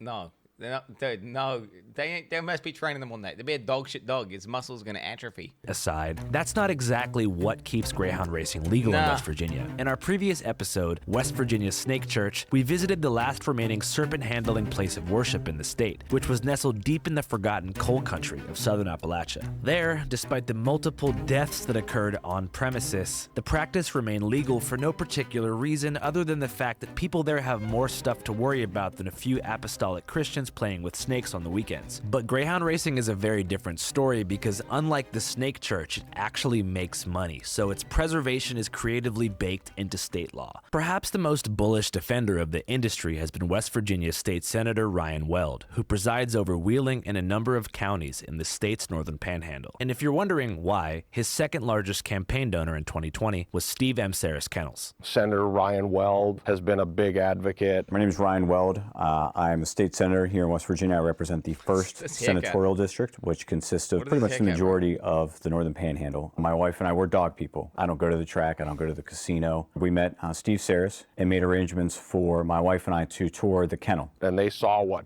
it was really like behind the scenes, and they were like, we had no idea how big of an industry it was and how many people were employed. And all the people that I met there work there because they truly care for the dogs. Long story short, they fell in love with the dog that was in our kennel, and now that's their pet. My wife and I ended up adopting one of the dogs that we met there. This story sounds a little bit like, hey, let's make this a really cool PR story that we can constantly reference and use this as an argument. I'm going to be honest, I'm getting kind of like a scripted story here. It probably is true, but, they intentionally planned it out, right?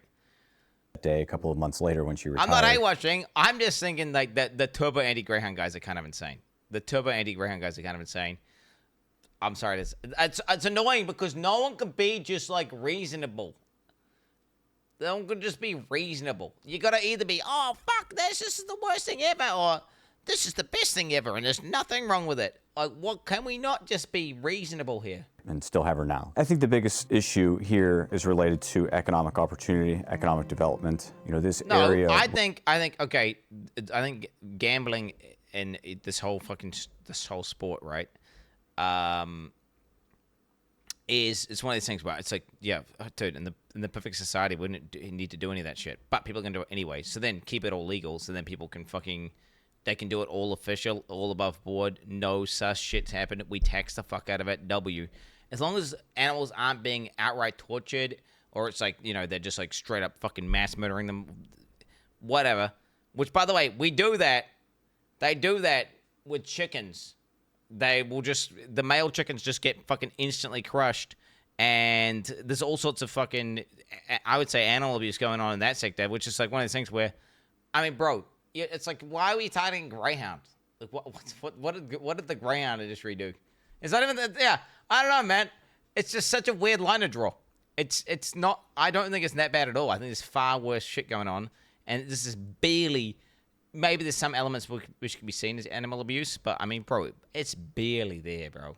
It's barely there, Was one that was built primarily on manufacturing, particularly the steel industry. The steel industry decline started in the late 70s throughout the 80s, because that's when Europe and Japan had finally rebuilt their mills, were using updated technology, newer technology than America was at the time. As straight as man's eyes and precision instruments can make it. So all of that is gone because America no longer makes what it once used to make. And so the biggest thing here are trying to replace the population loss through economic development opportunities. How significant was the population decline between the 1970s and now? It's been pretty significant. The state of West Virginia is the only state, unfortunately, in the nation that doesn't have a city that has a population of 50,000 more people or greater. One county in West Virginia, McDowell County, which is down south, if I remember correctly, had a population of about 100,000 people at its peak and now has about 18,000 people. How important is greyhound racing to the economy of the state? I think it plays a pretty significant impact. I don't really think it's equivalent at all. I feel like it's fucking making steel and making processing raw materials, like refining them into more useful products versus like it's something that's just like brings no value outside of just it's entertainment. It's like the movies. It's not really equivalent. It's not really. But it's not just what's going on at the track. It's the employees that work there, that work at the track, but also the employees that work at the kennels. It's the employees. This is like in a more advanced cafe or like a weird 3D cinema with dogs in it. To transport the dogs. It's what these owners of the kennels spend locally in terms of buying equipment and food for their dogs. For me to put a dog on the racetrack, each dog is probably about $5,000. If you go to the track with an inferior product or an inferior staff or an inferior bred dog who's on an inferior diet, you're not going to be able to compete. You basically want to provide them with the best of care. You want to have the best breeding. You want to have the best staff that you can have available. Otherwise, you're not going to make any money. The impact is greater than just whatever is brought in on gross or net receipts from the gambling portion of it. As I began to ruminate on the two perspectives that were being pitched to me, I found this situation to be a microcosm of the country at large. It was obvious that both Grey 2K and Ceres felt righteous in their intentions, viewed each other as inherently facetious, and were totally dedicated to destroying each other's missions. With such opposite ideals, it's easy to perceive the two parties as being mortal. Chad, this is a hot take. POE machines, animal abuse. The animal being humans. They're exploiting a quirk of human psychology to fucking create a feedback loop that is self-sustaining and actually it gets more and more and more cemented in place. Yeah, I mean, dude, have you watched people who are addicted to POE machines? That is like a sad, depressed monkey. Health going down, dying slowly, pulling a lever. Pokies, slot machine. They call them, yeah, slot machine. I mean, dude. I mean, are we gonna ban them too? I mean, honestly, bro, dude, honestly, bro. Dude, straight up, if I was the supreme leader, I'd be like, nah. If you're gonna gamble, mate, it's gotta be fucking poker, roulette, like that. Fuck this. You can gamble, but like that shit is far too stimulating, and it ruins your psychology too much. And we're abusing, humans at scale. Straight up, I would just ban them, bro. Ban them. That's actually worthy of a ban. Let them gamble. We'll give them plenty of avenues to gamble, but just not like that. Not like that. But truthfully, they share the greatest American commonality: making money and the relentless pursuit of cash. The difference is, one pulls on dopamine and the rush of a gamble. The other one pulls on the heart, like, look at this animal. But realistically, once they've got you, they will try to solicit. What do they want, turkey? What is it? You should know, bitch, they want chicken. They'll do anything to get it, cause it's cold in West Virginia. The racetrack asks you to place a wager, but the Grey 2K wants a little donation. There are other core differences in their missions as well. One side roots their fight in the economic survival of a state, the other, the survival of a species. I guess breed. But the way I see it, it's kind of hard to pick a side. Instinctively, I want to be on the side of Grey 2K, toward animal welfare and against animal exploitation. But the sad fact is that over 390,000 dogs are put down every year across American shelters, most of whom were available for adoption, but nobody ever got them. In the decade that I've been involved in animal welfare, I've never seen it this bad. Part of it seems like a calculated play to zoom in on the specific welfare of this one particular breed, whilst seemingly ignoring the much larger issue at hand. But I guess everybody's got their niche. This is my POE argument, by the way. This is my POE argument for 100%. 100%. Justification system. For Ceres, it's his partnership with the adoption agencies fucking breeds after out there, the Greyhounds retire that give him the moral high ground. We work closely with adoption groups from all over the country. I mean, literally from here all the way to the Northwest and stuff, we'll deal with adoption groups. Those groups are really the champions for these dogs, when they're done racing or if they don't make it racing-wise. And they're the ones who go out and do the fundraising and will help. And those groups, a lot of them are very pro-racing and racing friendly. A lot of them are pre-adopted, you know, so like there's one in the back corner there she's already spoken for. The adoption groups that we work with are usually local. We deal with out-of-state groups as well. A group from Michigan once, that black one there, Twisted Ladies, and those people really are the champions of the Greyhounds. They don't need an animal rights group to take care of them. There's a reason that people are basically putting that false propaganda and that rhetoric out there, and they're using the same buzzwords over and over again. Greyhound racing is cruel and inhumane. Cruel and inhumane. Very cruel and inhumane. Cruel and inhumane. Tested positive for cocaine. Positive for cocaine. What's his job? Greyhounds. What's his job? Wait, is this like fully non-profit? Like they're not earning money from this as well? Like what's the deal? Is there financial incentives for these guys? Are they paying themselves out of the charity? Like how does that work? Bro, straight up. Suffer serious injuries and die on the track. Suffer and die. To suffer and die. Dogs are fed 4D meat. Is what's called 4D meat. 4D meat. These dogs live in small cages. Small stacked cages. Living in small cages. Small cages. A life of confinement. Terrible confinement. They live in confinement like They they found do. like a loop, haven't they? They found a loop, bro. And it's like an easy grind.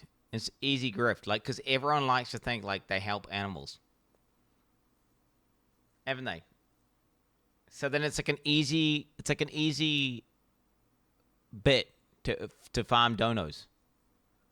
Because like, yeah, oh, yeah, well, look, fuck, you're just helping dogs, helping out the Greyhounds, helping out these 4 things, aren't you? Right? It's a farm. It's a farm, straight up. But, hey, wait, manipulative video editing. No, but what I'm saying is this, dude. What I'm saying is this.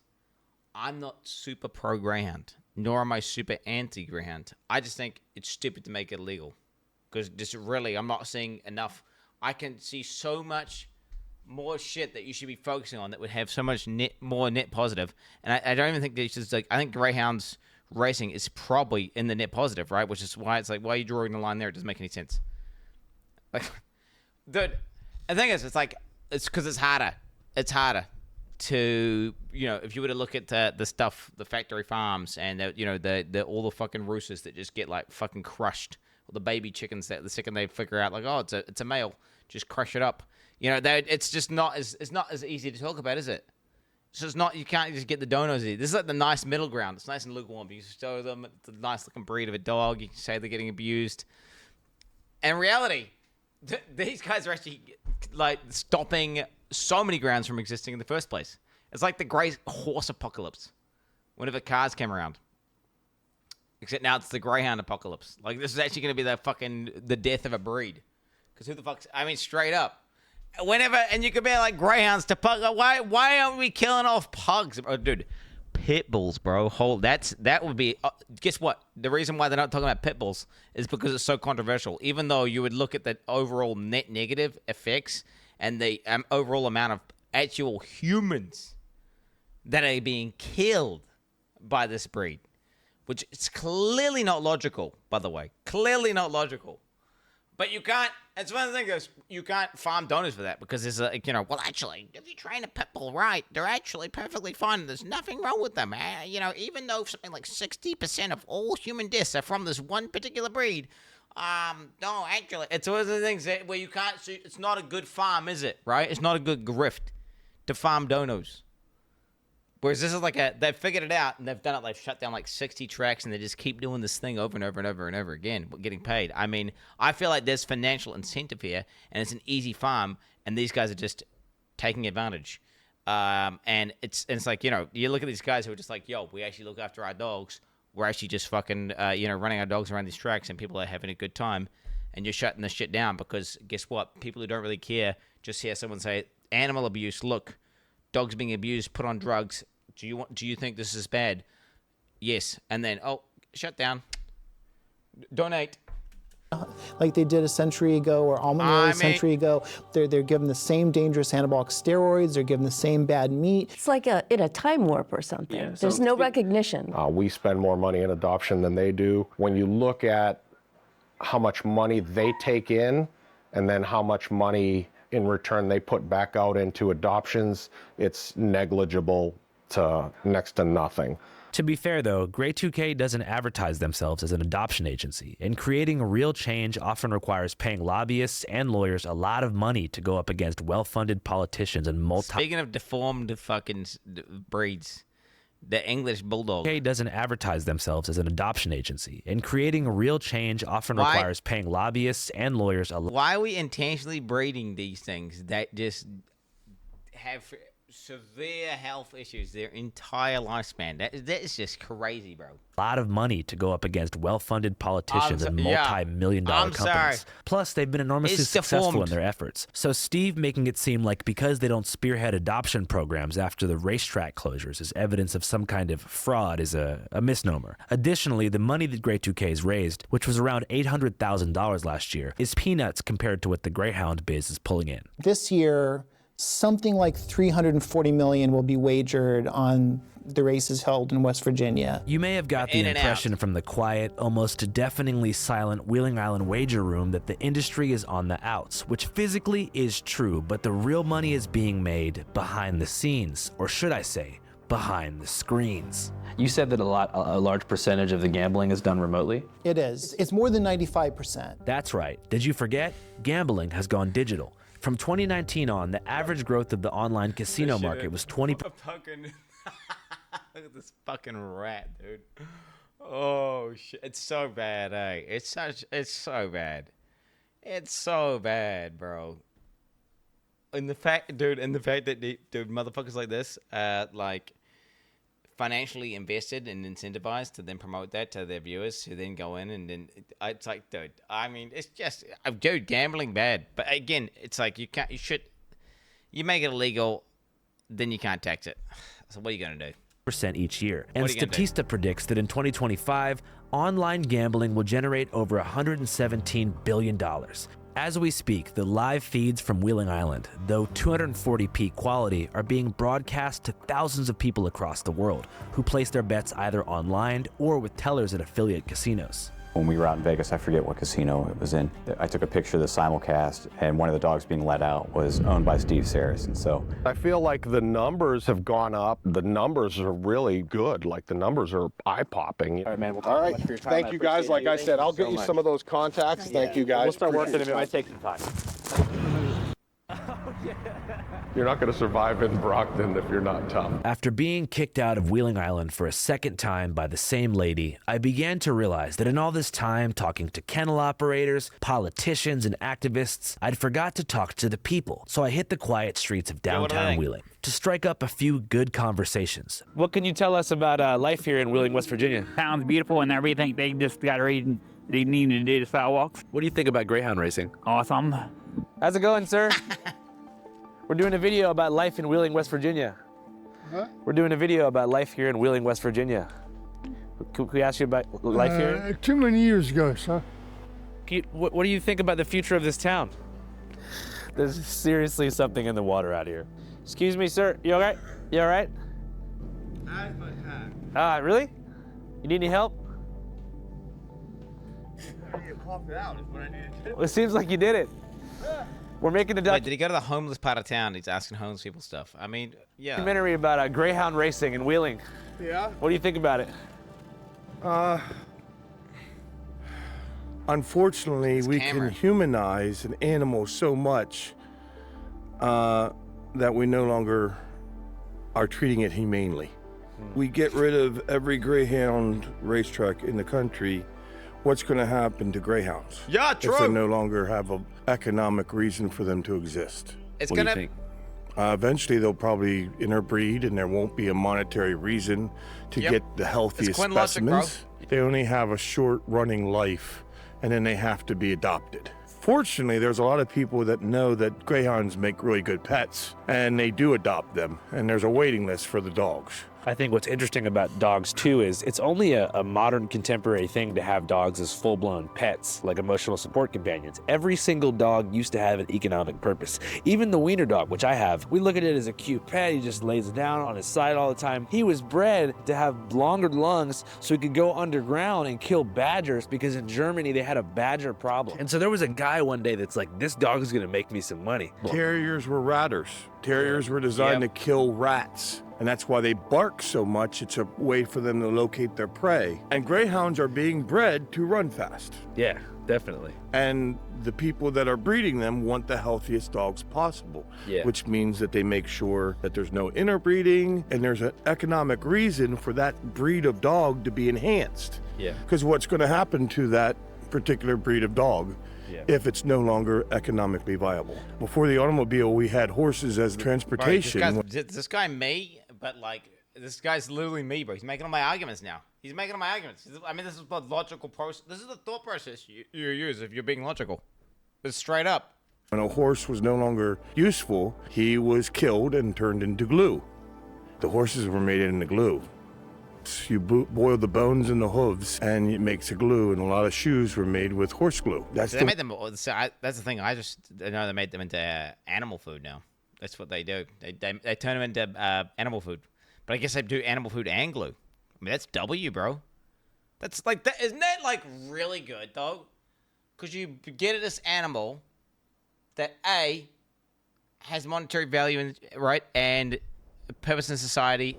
It gets to run around tracks, have fun, and then eventually it's no longer useful. So either A, it gets adopted by someone, or B, it dies or it gets put down, and then they reuse the parts. We literally breed animals where they don't even do anything. They just live in a fucking small pen their entire life, and then we kill them and eat them. Why are we going after I mean, seriously. Like, it's not only is it getting reused, but it's also throughout its lifespan, it's still useful. It's so good. We had a society at one time. It was all organic, biodegradable. How's that not a win-win? Let's do some catchwords, right? It's not animal that might abuse, make it more bro. palatable. Unless you think eating meat is animal abuse. Okay, I'm sorry. Animal abuse is like just torturing an animal for no reason. That's what animal abuse is. That's animal abuse. Okay, just torturing an animal for no reason. Okay, now if you're using a mule to pull like a fucking field and like it's maybe painful, whatever. It's maybe a little bit painful for the animal, but it's being used. You're not deliberately just torturing for no reason. It's okay. It gets to eat and chill the rest of the time. I mean, bro, what are you even talking about? Like, no, it's just animals being used, being useful.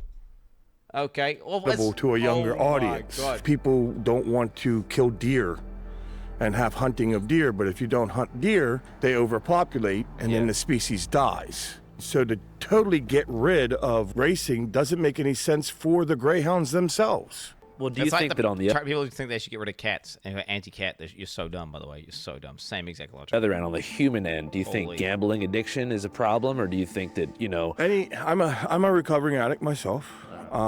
Anything can become an addiction if you have an addictive personality, which I do. I don't gamble on the tracks because I could end up becoming addicted to it. I have to know that about myself. But if you get rid of gambling at the racetrack, they're going to gamble.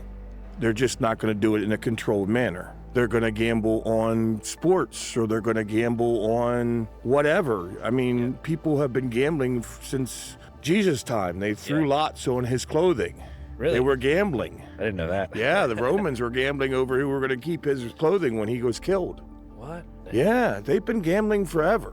So you're not getting rid of gambling. So once we get that established, you're also not going to get rid of addiction until we start teaching people how to deal with pain. Because pain is what causes addiction. It's not dogs. It's not drugs. It certainly doesn't help, but you can be addicted to shopping. And no one is proposing getting rid of shopping. Right. So we need to teach people your age and younger how to healthily deal with trauma and pain that doesn't lead to addiction. What do you think's the best way to do that? Well, I guess the best way to do that, best way to heal pain is through love. So we need to start teaching kids how to love each other. And I don't mean sexually. I don't think this guy's kind of gone a little bit off the rocker. He had some really good takes. He had like 3/4 good takes. I mean, you don't need pain to cause addiction. You can just create a process that's very low effort and feels rewarding, and stimulates your brain in a certain way that makes you just like to do that thing again. And then each time you do it, it makes you want to do it more to the point where it's become a behavior that you can't even exist normally without doing, right? I'm not saying you don't need pain to have addiction. I mean, you don't need love doesn't solve addiction. I'm sorry. Someone who's addicted to World of Warcraft, you could love the fuck out of them and they could love themselves and all the stuff, but they still be addicted to World of Warcraft. As brothers and sisters, no. truly loving and caring and being said. empathetic towards each other. He said all addiction is from pain. I just don't think that's true. You can what? I can inject you with an addictive. I mean, what are you talking about? It's not at all the case. I'm sure some addiction could be caused by pain. You know, Jesus Christ. Dude, the hobo sage was 3/4 right for sure. Other, not vilifying each other, no longer looking down. The idea that we can increase ourselves by pushing someone down is wrong. Yeah. The way we increase ourselves is by lifting others up, and then we all rise together. I think that the biggest barrier for the younger generation right now in having that love is social media and constant distraction. And that's the addiction they need to go after. And it's making them antisocial to the point where they're not even used to having human interaction. Some of these kids are in kindergarten during COVID, so 2nd and 3rd grade is when they're finally readjusting, and they're already 8 years old, and their brain development's already stunted. They're on the iPad all day. It's terrible. Yeah, if you wanted to get rid of addiction and you wanted to be a social justice warrior against greyhounds, I would say... My kids have got not iPads, they've got Amazon Fires, and they've only got educational games on them, and they just don't use them at all. They don't use them at all. Now, they do watch Netflix, and they do look at that, which, you know, bro, I've been monitoring what they've been watching and limiting the amount they can watch, but fucking hell, bro. Yeah. You'd be better served going after Facebook. Is Adventure Time good for kids, by the way? Because I couldn't really tell. I was like watching. I was like, I've never seen this Adventure Time. Is this good for kids? Like the one with the little dog. It's got the little dog. They like that one. It's got a little dog guy. It's fine. Is it brain rot? They like that Adventure Time. The one that they like that I fucking hate, by the way, is Teen Titans. Okay. And Kara fucking hacks into the account and starts watching it. And she knows she's not supposed to watch it. That's actual brain rot. I watched that, and that shit was straight up. It had like a cut every 2.5 seconds. And it was schizophrenic to watch. I feel like it was a attention span ruining show. I'm talking Teen Titans like Go or something, like a not like the old one from the early 2000s. I'm talking the new one. And TikTok. Yeah. And these algorithms that we know are addictive in nature. It has come out that they are purposely infecting and addicting our youth. Yeah. And once an addict, always an addict. Yeah. So if you get addicted to Facebook as a kid, the likelihood that somewhere in your life you're going to be strung out on heroin is increased. Interesting. So if you... Dude, you cannot interact with life without interacting with something that's addictive. Everything's designed to be addictive. Like from the food you eat to the fucking... Dude, the places you go, I'm sorry, bro. Like, dude, so what are you going to do? Just don't go outside or something? Just only live in nature. Shit. Develop that sort of fast track dopamine thing where you're like, you need constant validation and you're getting it artificially. You're saying that the framework that creates in your mind will make you susceptible to like doing dope later in life. Yeah, absolutely. Because an addict is an addict. It's the way you feed the addiction that changes. So how long have you been clean for, if you want me to ask you? On which addiction? On cocaine, it's been over 20 years. Okay. Cigarettes, I still struggle with. Okay. Caffeine, daily. Oh, man, you can't... Dude, caffeine, bro. Come on, man. Dude. Come on, bro. Okay, do you even know what a definition of a fucking addiction is? Okay? Does he even know what a definition... If it's affecting your life and disrupting your natural like flow in terms of your social interaction, your work, that's what an addiction... That's what an addiction is. If it's not negatively impacting that, it's not an addiction. Oh, dude. Dude, look up the word addiction, dude. Addiction definition. affecting addiction being addicted to particular substance. Let's see more. Let's see more. Let's see more. Addiction. A compulsive, chronic, physiological or psychological need for a habit-forming substance, behavior, activity, having a harmful physical, psychological, or social effects, typically causing well-defined symptoms such as anxiety, irritability, tremors, and nausea upon withdrawal of substance absence. Do you know? Okay, do you know what? Maybe you get a slight headache if you stop taking caffeine. But no. I mean, maybe caffeine, maybe under this definition, but the thing is, the symptoms, those are not caused upon. Yeah, no, they're not caused. So this is, I don't know. That's a gray. Do you know what? It's a gray area. If you were to, I mean, it literally is. Yeah. Do you know what? Maybe we'll concede caffeine, perhaps.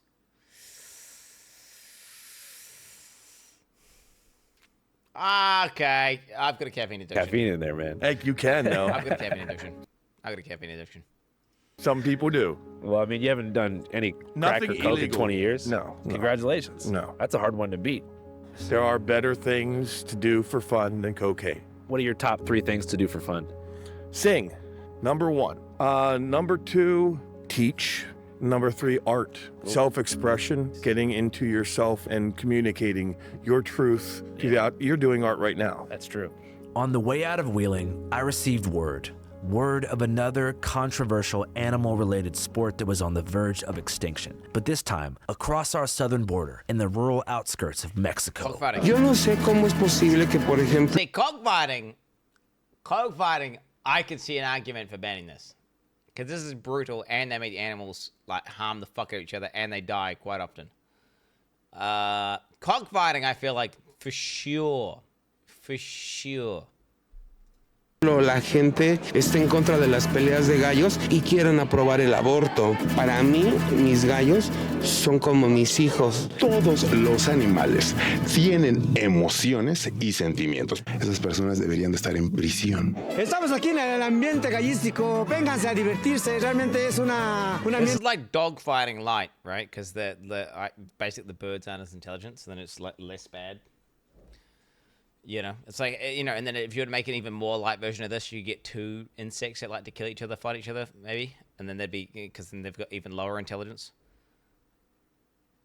Muy popular, familiar, vean, son aves de combate que realmente nacen para eso, se matan realmente entre ellos. Yo, aquí Josué para Channel 5, Canal 5 Latino. This is just like Pokemon, bro. This is legit Pokemon. América. I'm not gonna watch aquí en this, México, mientras hay estados como Veracruz, Quintana Roo y la misma Ciudad de México que ha implementado leyes para prohibir esta bonita tradición, hoy en el Estado de México estamos a punto de vivir un derby de gallos. La primera jornada. I don't know. I don't want to show like because they have talents that they rip each other out with. De esta bonita liga aquí en lo que es el palenque de gallos. La primera jornada de esta bonita liga aquí en lo que es el palenque Caseta Vieja.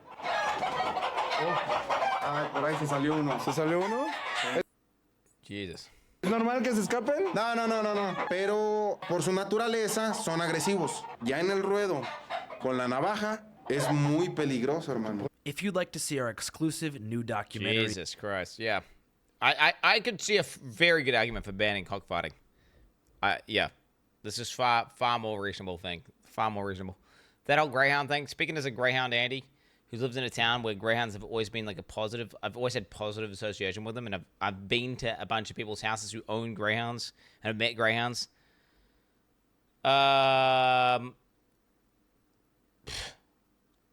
Bro, this one chick is a Greyhound adopter, and I would go do her meters, and every single time, all the Greyhounds would just kind of cruise up. They'd just kind of run up to you, and they were just super, super, super gentle. The most gentle dogs. Okay, nicest little dogs. And to think that they wouldn't even exist at all because they no longer have any value, I mean, Jesus. You will love this. XQC did. Kaz after a woman gets fired. I mean...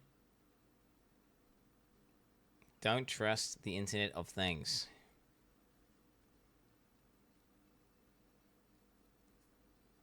Backdoor, what the hell? I was thinking about buying one of these. What is this? What about this though? What is this? I already watched that JCS. I already watched JCS, guys. I watched JCS. What's this? 1 day ago. What could possibly happen in this? What could she possibly do? Chat. I'm in a mood. Chat. I'm gonna be real. I got some bullshit going on IRL right now, and whenever I watch YouTube videos, I get immersed in it, and it makes me forget about that. So I'm basically using that to suppress my bad IRL situations.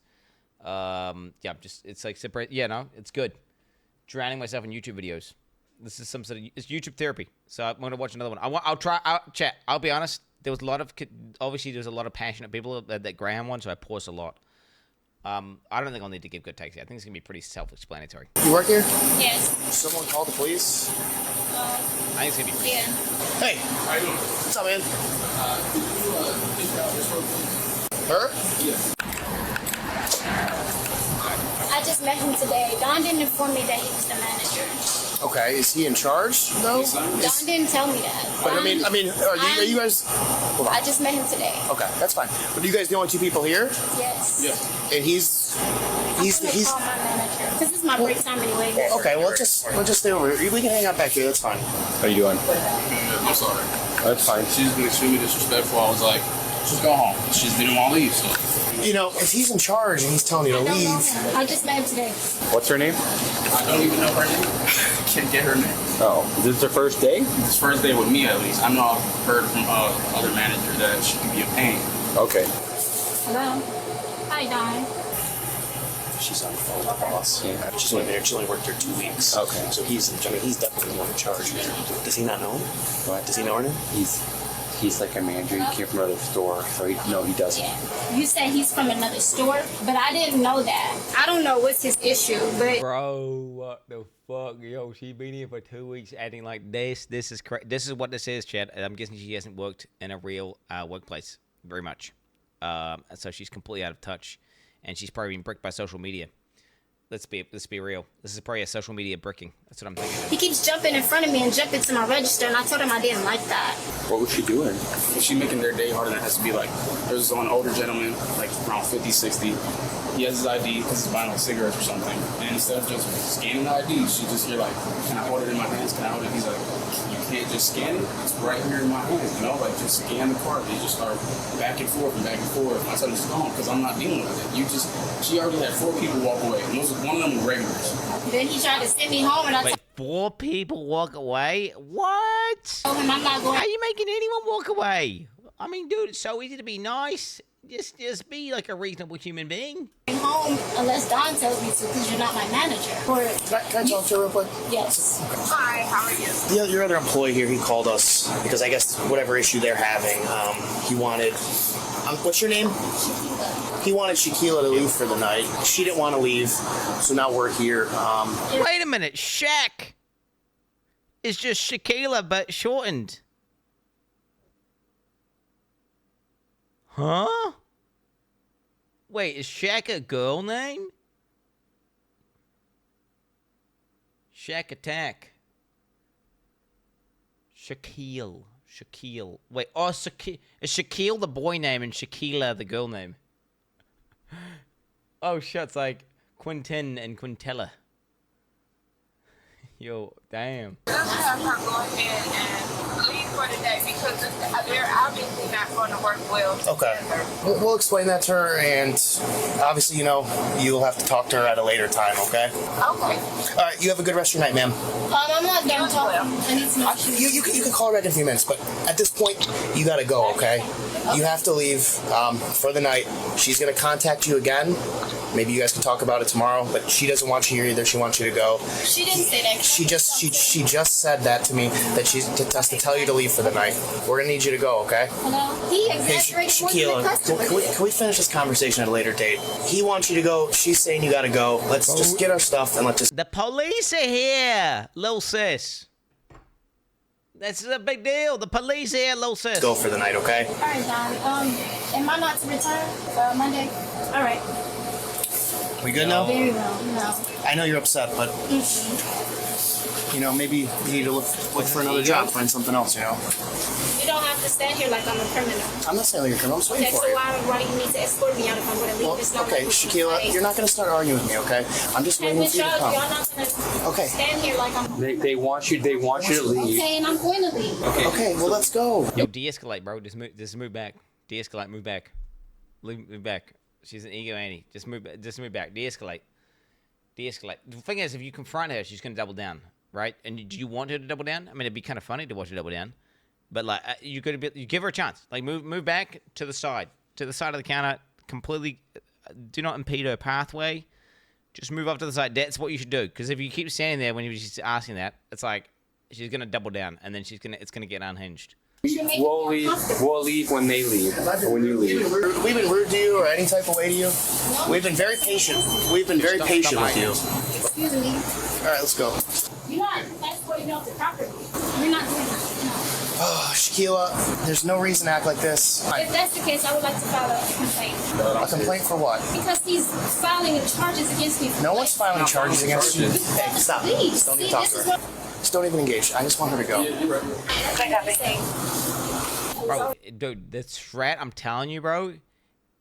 Okay, do we think she's violent? No. Do you think she's a bitch? Yeah. The strat, move out, just don't stop talking with her because she keeps making her double down. Just stand at the counter, wait for 2 minutes or 3 minutes. Be like, look, I'm going to wait over here for 2 minutes, leave in that 2 minutes, or we're going to have to fucking forcibly remove you. Okay? And just do that. Boom. And then at the end of the day, you got 2 minutes. Just disrespectful. Thank you, Shaquilla. Oh, I can't leave without him. Without what? It's like a bad misbehaving child. What, are you just counting the drawer? We have to count this down in order before we leave. That's proper protocol.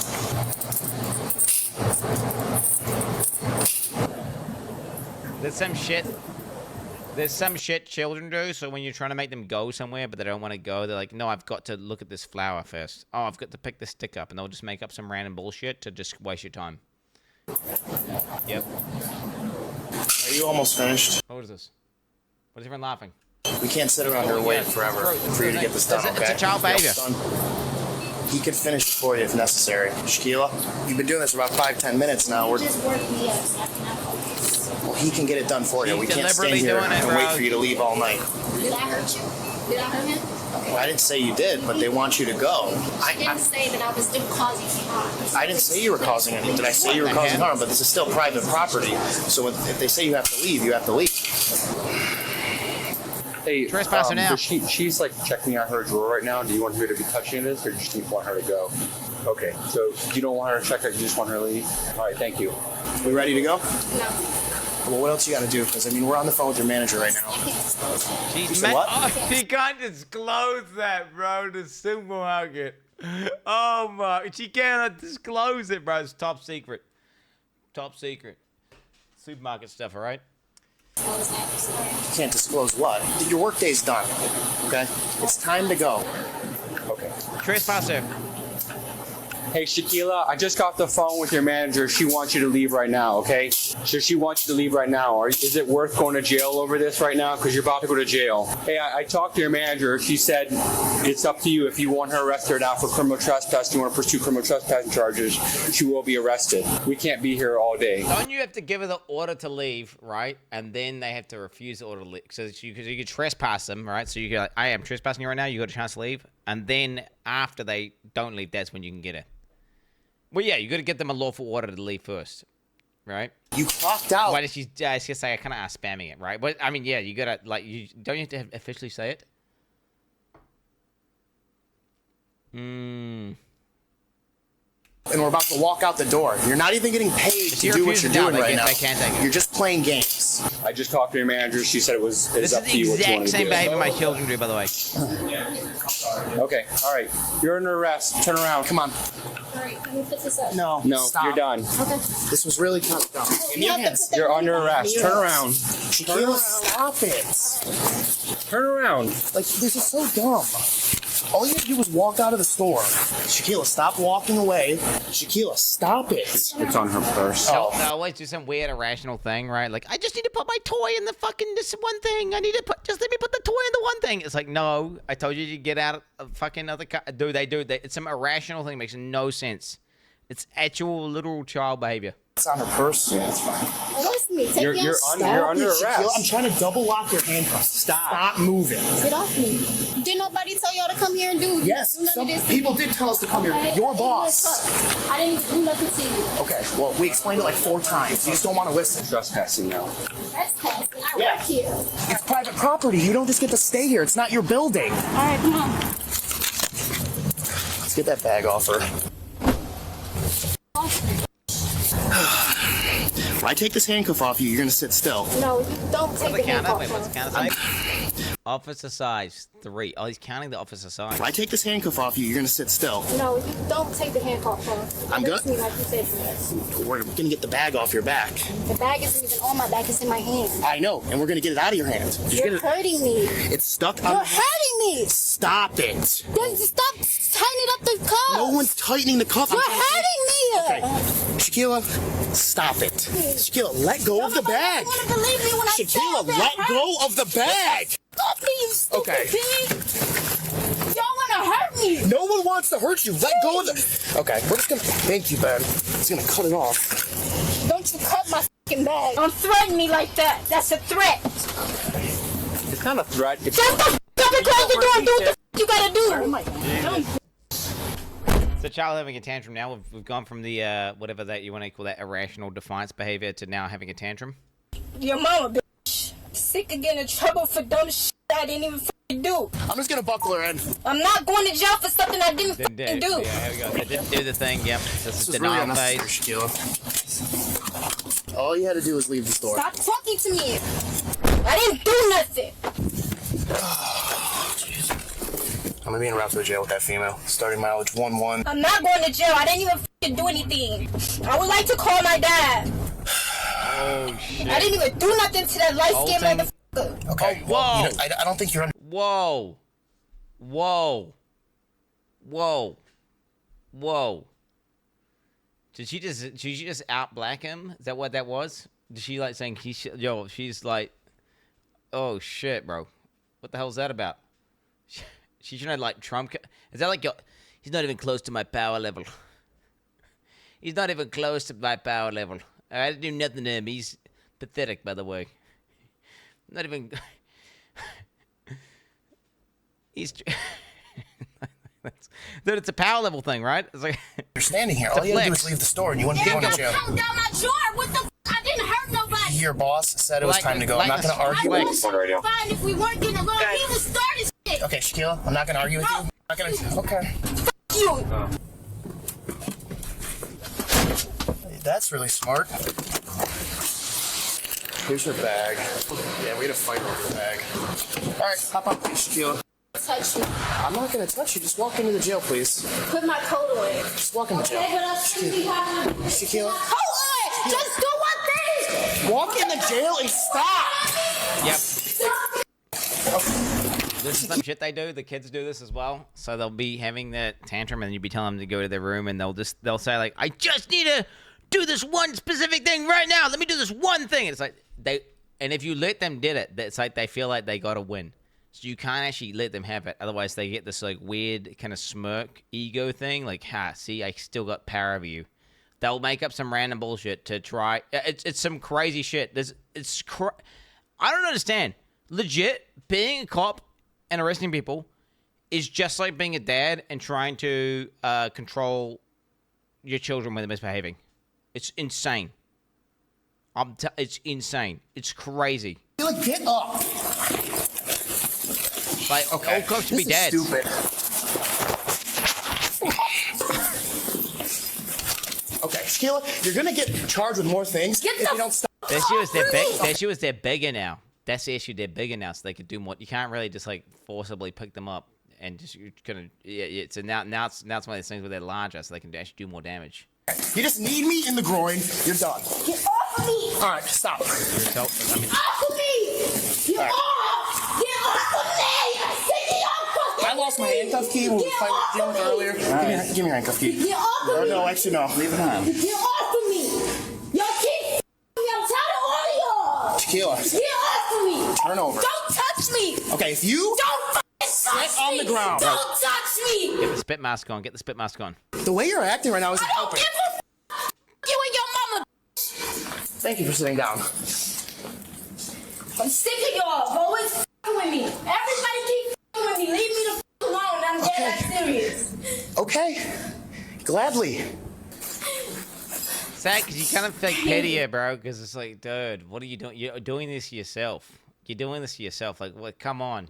This is so easy to just avoid this whole situation, and it's like you pity them, right? Because the thing about all these charges she's building up, like, because she now assaulted an officer. She's tried to escape. She's doing all sorts. She's resisting.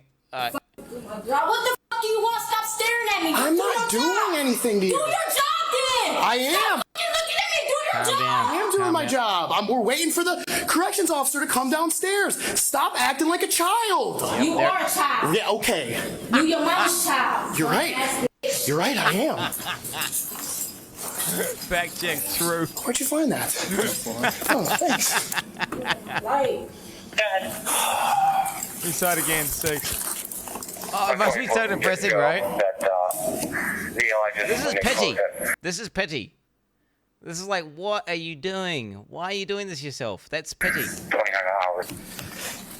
Trespassing. Oh, trespassing. This is my job. Stop saying that dumb shit. Better sit down. You're just gonna. No, you shut the up, you pig. Stop laughing like it's funny. I'm definitely not laughing. Trust me.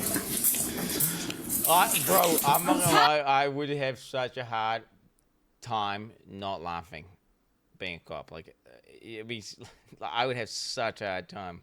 But then again, maybe I wonder if you laughing would maybe calm them down, because then because maybe it'd be a bit infectious, or it could make them even more aggravated. I'm not sure. I didn't even do nothing. Evan, the charges are trespassing. I'm not trespassing. Just sit Stop down. saying that dumb shit. Don't touch me before I step on your face. Then don't walk at me. Sit down and be quiet. I don't like you. That's I saw you as a f***ing threat. I'm not threatening. I'm dead ass serious. I don't f***ing like you. Yeah. Dead ass serious. Okay, she definitely brain rot it. She dead ass serious, bro. So what she's not liking is being issued a command. And then she feels like she's losing the interaction. Every time he issues a command, it's like, I don't want to do anything you say. Now, what he could do is phrase it in a question. Could you move over here? Can you go sit down on that chair? And perhaps that would not aggravate her as much. Now, so either he might be intentionally doing it to fuck with her, or he doesn't understand what he's doing. No, you can't. You can phrase. If you say, there's a definite difference between sit down on that chair versus, can you please sit down on that chair? Would you mind sitting down on that chair? Right? And then if they you try the polite way and you then issue a command. Not worth it? I don't know. I feel like you can definitely phrase it. 100% telling someone to do something versus asking someone if they can do something, which is still like telling them what to do, but you're just doing it in a question form. It's so much like there's it's like a different circuit in your brain. Even if it's like a fake question, it's like you are telling them what to do. It's still like goes through a different pathway, which isn't going to aggravate the person as much. NZ Soy Cops. All right, sit. Stay the fuck away from me. There's no phrasing that'll help little sis. Dude, she's clearly doesn't like being told what to do because she's bricked up. Like she's, well, not bricked up, but that's the wrong terminology. She's bricked. She's bricked. I'm dead ass serious. All right, listen. Dead ass serious, for real. Are you going to stop standing up and coming at us? Stop talking to me. You already know. I don't know anything. Stop talking to me. Don't say that. The sooner you cooperate, the sooner you get out of here. Just do your job. Just do your job. Just do your job. Looking at me stupid ain't gonna get you nowhere. Just do your job. I'll be back. Do you think getting a chick officer in would make her calm down way more? Do you think? Do you think that's possible? Like, do you think getting a, or do you think it wouldn't work? Don't touch my ass. I'll take your handcuffs off. Hey. Don't snatch my arm. I'm not moving, so get up. Trying to bite me? Oh, she's biting, bro. Jesus Christ. What do you do? Because they don't want to forcibly throw it on the ground or anything, bro, does she? I don't know. It's such a conclusion. Like, what is she doing? She keeps making it worse for herself. They're clearly trying to help you. They're clearly trying to help them. You're trying to fight me. Get off me. Oh my God. What the f is that smell? It'd be real easy to just fucking, because they could just slam it to the ground.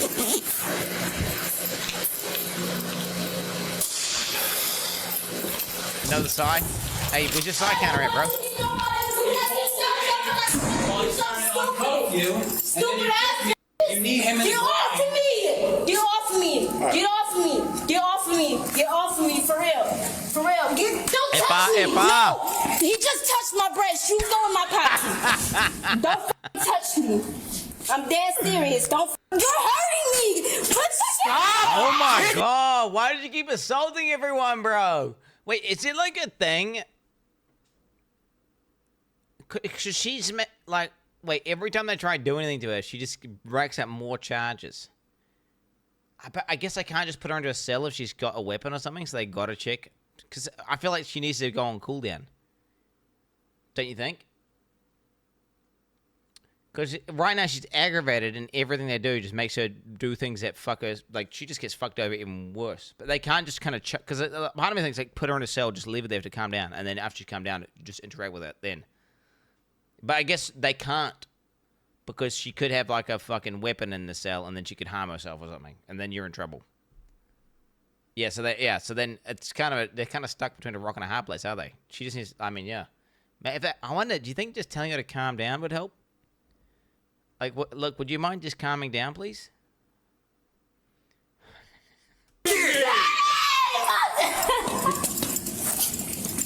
Just stand there, relax, and take the stuff out of your pocket.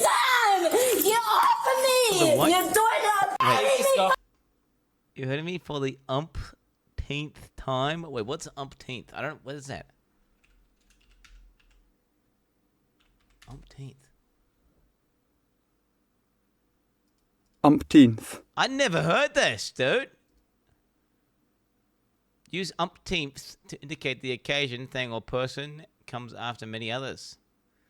He's checked his watch for the umpteenth time. Yo, I've just learned a new word. Umpteenth, latest. Is it a real word?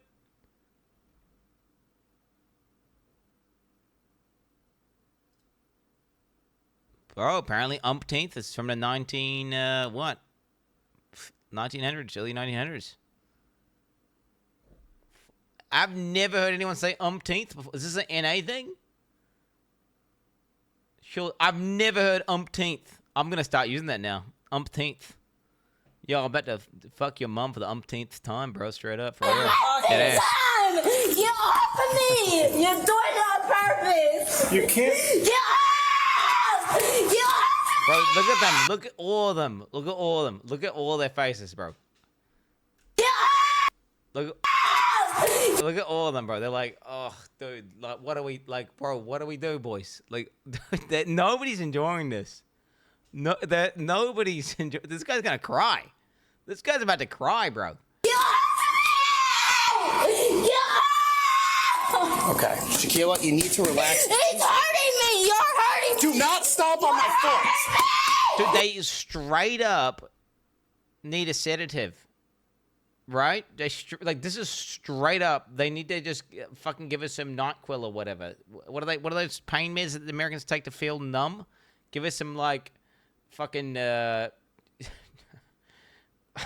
tryptophan, whatever. Do you think? No, I think tasering her is not gonna work, chat. Watch, she's gonna try to bite you. I'm about to call my dad. Well, you're not gonna do anything. I'm about to call my dad. I want to talk to my dad. What do you want? I want my dad. What'd you say? Put her in the chair. Okay, come on. Yeah. Come over here. Sit down. Sit down. Oh, look at this fucking dude. They put in a goddamn electric chair. Like, all right, now we need to escalate things. All right. I want my dad. Sit back. Sit back. This is a good thing, by the way. This is what she needs. This is what she needs. 100%. Like a restraint chair that just fucking... So she can calm down, because otherwise she's going to keep racking up charges.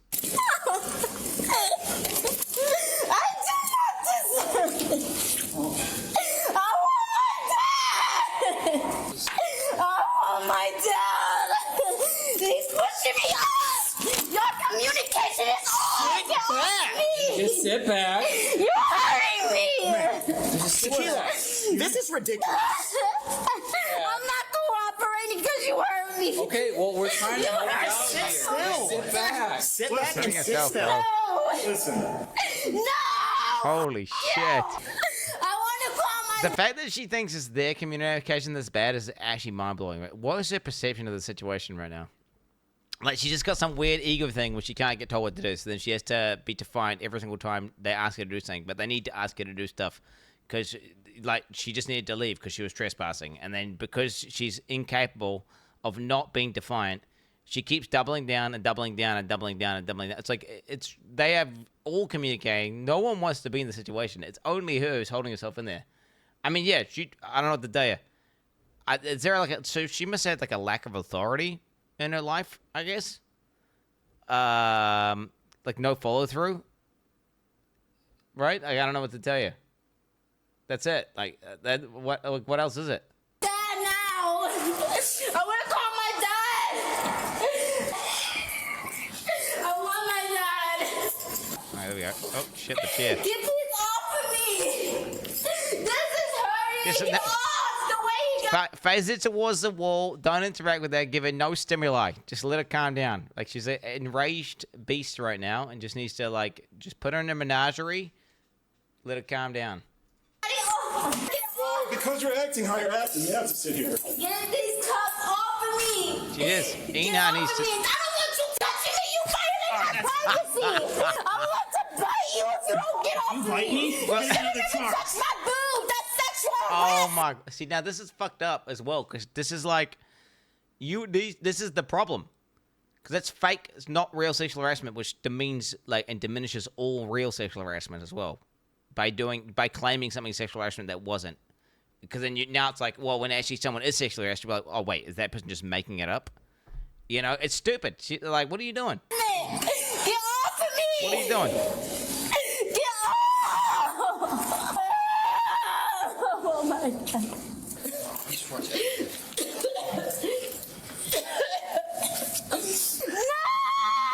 The coughing from screaming thing's a thing. Also, children do when they're having tantrums.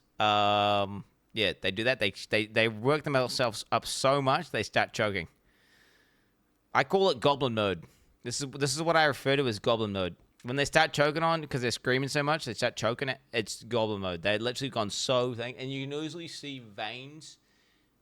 Like they get all vascular in their neck because they're yelling so much, and they just start going. Yeah, it's crazy.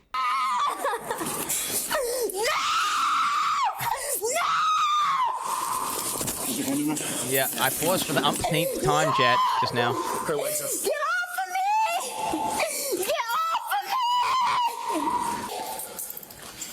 Get off of me! There we go. Point her at the wall. Don't interact with her. Thank you.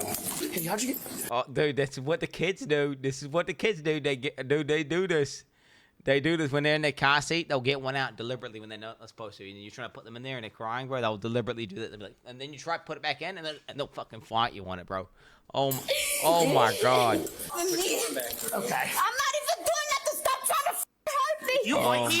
Dude, any parent knows what I'm talking about. Get off of me! Get off I'm of me! surprised she's not doing the back arch method. So there's this thing that kids don't when they get in the car seat real bad. They'll do this thing where they go like this. Like, let me show it to you guys. It's like this. So you try putting them in, right? Try putting them in, and they straighten their back like this. And they're like, no, not going in. And you gotta fucking ram them down because they just in this fucking whole body tense thing. What's she doing actually? Maybe I missed it. Give a f***. I'll bite your fucking mouth off, you stupid bitch. Ooh, vulgar. You're hurting Look, me. that's vulgar. Put your arm through. Side again. Get off of me! Get off! I want to call my dad! I want to call my dad! Get trying to bite us and you're kicking us. She kicked me. She need you in the groin. Assault on a PO? Yeah. Definitely. Assault on a PO. After finally being... Thing is, she kind of needs to have charges. It's like one of those things, you don't want to fucking ruin her life, but at the same time, she needs consequences, right? Otherwise, she's going to do this again. Because if she gets away with this, and then she's like, oh, I'm just going to do that every time. But then you don't want to... It shouldn't be like, put her in jail for 5 years. That's stupid. It should be more like, oh, she's penalized and corrected for that behavior, right? Plus 10 charges. Yeah, that'll be... Because that's messed up if she gets put in jail. Because you're making the situation worse. It's more like she gets put in jail for 2 weeks, right? Or some sort of mini jail, and then she goes in an anger management, like, course. Like some sort of course that teaches you how to, you know, like, at least... Because there's a way you can do this. Even if... You could do a thing where you can, like... pretend to accept someone's authority without actually accepting it. So you can just say yes, and be compliant, even though you don't agree with what they're saying, just temporarily, to then complain later. All right, that's what I'm saying, right? She could easily, and you can bypass that brain circuit of not liking get told what to do, because you're like, I'm only doing this because I'm getting paid. I'm only doing this because whatever. Like you, and like I'm gonna just say yes now, and then I'm gonna file a complaint later, right? Kind of thing, which is. There's ways to manage this, right? And she obviously needs to learn how to do that. Able to continue Shaquila's booking process. Read the comments. When I'm told to leave work, you won't, and you don't even see me leave. I teleport to my car. Guaranteed, she's never put this much effort into actually working. She's 100% the common denominator in all the drama in her life. She's tired of it. She keeps causing it. I let my daughters watch these videos sometimes, then tell them to never act like that. Ever! She's been a brat all her life, and now she's being held accountable, and she can't handle it. No. She's been a brat all her life. No. Her parents let bad behavior go unchecked her entire life, and now she's not equipped to function in society, would be the correct way of phrasing this. Okay? No, you can see that behavior and you can cut it out, bro. All kids do this. Okay, so do you know what kids do? Do you know what they do? They're boundary finding. It's like an LLM AI model that tries to push the boundaries as far as they possibly can, always. And you just got to keep checking them. You just got to keep checking them constantly for everything. And then they understand, oh, this is how far I can go. Oh, this is how far I can go. Guess what happens if you don't fucking check it? It gets out of control, and the AI thinks it can do whatever it wants. And then, guess what happens? They then like get into the real world, and they cannot operate because there's other people who actually have fucking boundaries. I'm telling you, dude. I'm telling you. Hey, did I got fired my job last week? I racked up 3 felonies, and now I'm permanently branded on the internet as a psycho. Can I borrow 5 grand? Guys saying customers walked out because of her. It's totally believable. She's a nightmare. The only unanswered question is, what was sticking in her backpack? Exactly. What was in her backpack? As a former 2-year-old, I fully understand her. There it is, bro. It's a child. It's crazy. Every time I watch these videos, the parallels between the people that doing this and like children under the age of 5, it's so insane. She was charged with criminal trespass and 2 counts of assault on a peace officer. A bond was set at $25,000 for each assault charge, totaling $50,000. She is innocent unless proven guilty in a court of law. Now, honestly, I really give props to people who work at these convenience stores because they have to deal with some shady characters on the regular. But today, that isn't the case. And in this body camera footage, I want to break down how this young woman went from cashier to felon real fast. Now, as soon as the Solon police arrived on location and they asked the female if someone called police, if you watched her face, she almost appeared agitated with the officer's arrival, which did tell me that she was probably the reason that police were called. And trust me, guys, because when you responded to as many calls like this as I have, you learn to read these situations quickly. And to think this all started because she was unaware of a male employee being a manager. But honestly, it shouldn't matter because all she had to do was treat him respectfully regardless. And she was told to go home earlier, which would have remedied this whole situation. But nowadays, some people can't be told anything. Now, at this point, the officers do explain to her that it's time for her to go. Her boss clearly said What was that light skin thing, by the way? Is that like a... Was she's because I don't know if I'm interpreting this correctly. I'm just trying to see it from her point of view. Is she trying to say that she's a higher power level of black than that guy, or is it just or is she just trying to be racist? She's just trying to say like I'm better than you because I'm more black. Like, okay, so I analyzed that correctly. Yeah, because it was a weird thing to say. It was so weird. It was such a weird way. Because I don't know if it was like some Zoomer tech of just describing someone, and maybe it's like she wasn't trying to like power level check, and I'm misinterpreting that. Yeah, it's a high power. To me, it seems like she's got like this like she thinks the more black you are, the better, and she's like it's like oh my god, Nappa, do you see this guy's power level? You know, it's like she's got a scouter on, bro, and she's scouting people, you know, and she's checking their power level, you know. But in my opinion, this is what happens when people were never told no growing up, because now her there it is, bro. Never told no one growing up, now feelings are hurt. And she begins arguing with these officers. And this is about to get way worse than just a trespass. And guys, I know you caught the look on that officer's face when she was counting the money. Because I did, and I believe he knew where this situation was heading. And I truly believe people do not understand how fast you can end up in handcuffs just by simply refusing to leave. And to be crystal clear, guys, in Ohio, you can be arrested for criminal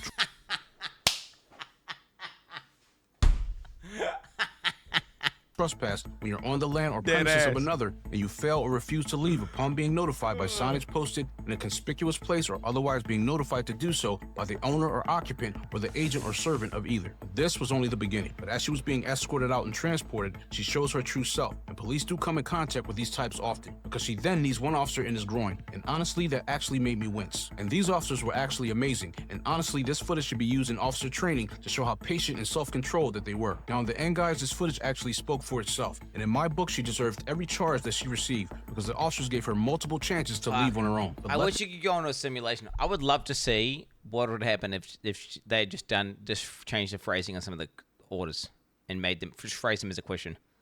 I would love to see, because I know this as speaking as a dad is way easier. Again, they don't like being told what to do. Now sometimes you got to tell them what to do. Like if it's like, do not walk on the road, right? That's an order. It's not, you're not gonna be like, can you please not go on the road?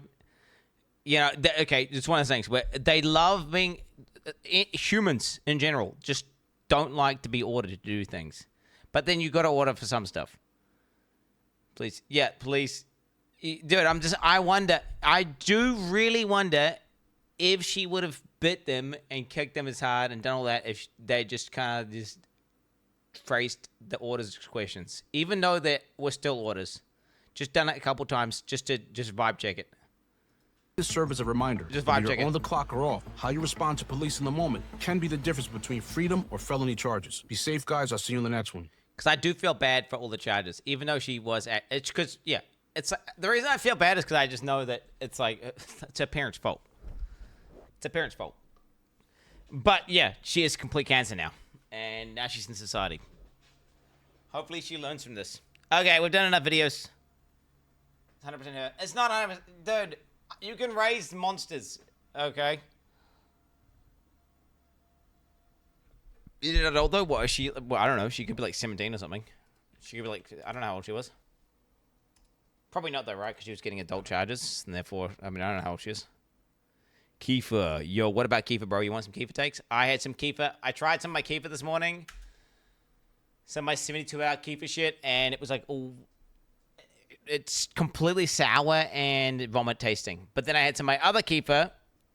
And it was some butty shit. Some butty shit. Real nice. Do you know what's weird is, what I think I found out is, you can drink rancid milk. Because I'm pretty sure I've drank rancid milk like 3 times now. Just straight up drank good amounts. I'm talking like, you know, this much of a cup of rancid milk, and I've not gotten sick.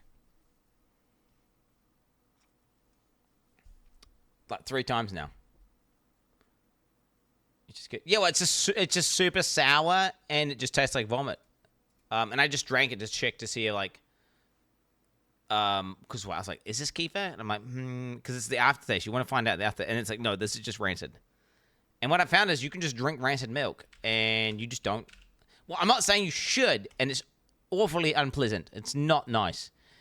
Like, drinking rancid off milk is yuck and tastes like vomit. But from my testing, I've not gotten sick. So it's interesting. Why are you doing this again? Because I'm trying to make my own kefir. Now my kefir is way better. Like I've got some of my kefir grains now are now producing some nice thick shit. I get the full whole milk with full fat, and I've got a method now, and I've made a single batch of really good kefir. And then what I did is I split that up into a different bottle with no grains, and I let it grow.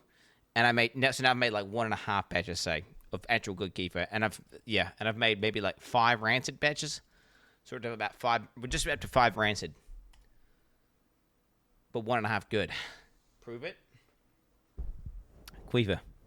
Why am I drinking kefir? Oh, because it's supposed to be really good for your gut health and all sorts of health benefits. Yeah, all sorts of health benefits. A man caught on a family doesn't licking the doorbell for over 3 hours.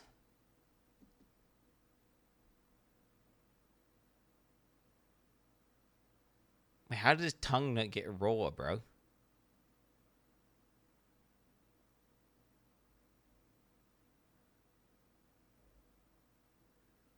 What the fuck? What the fuck? I mean, he must be on drugs. There's no way you do that normally. And what's this? Oh, yeah. Verblight sent me this or something. Why don't surgeons just sit for the surgery? Well, not enough leverage. And standing? I mean, try doing that for 12 to 16 hours. That's really rough. So instead, get yourself a nice swivel saddle horse chair. Just don't fall. Chair idea. So he wants me to get one of those. Yeah, I don't know about that. I've got a saddle chair. I've got one of those. So, yeah. I got one of those. Chat. Holy fuck! I need a new mod. Mod. Me. Dada, I will take care of this for you. You got this. Here you go, Papa Skipple. Alright, guys. Line up here with your opinions. Don't forget, this is the most free chat on Twitch.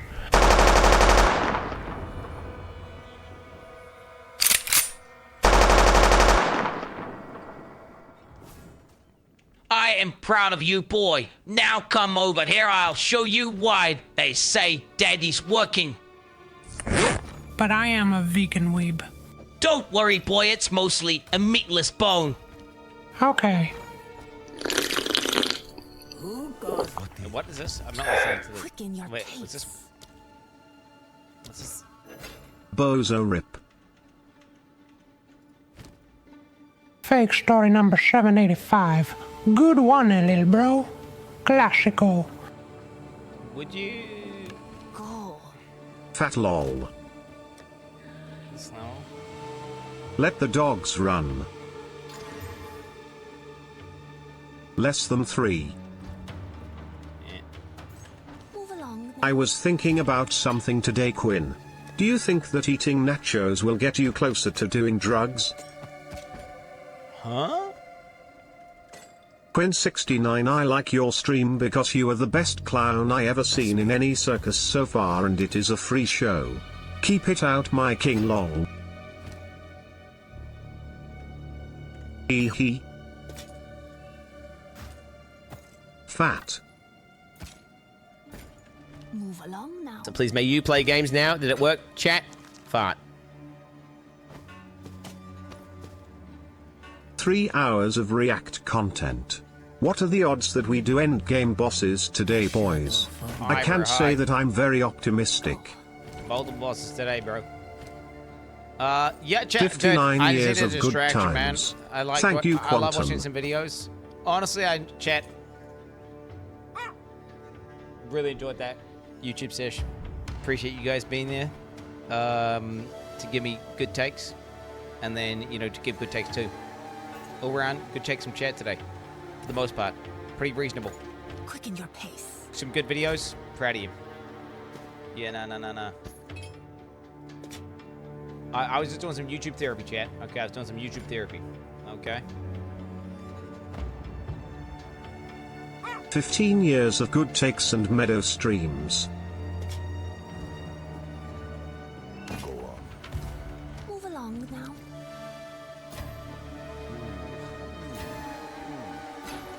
shit, eh? Cherbala! 30% move speed. Wait, how much is 30% move speed? How much is that worth? There must be 30% move speed is quite good, right?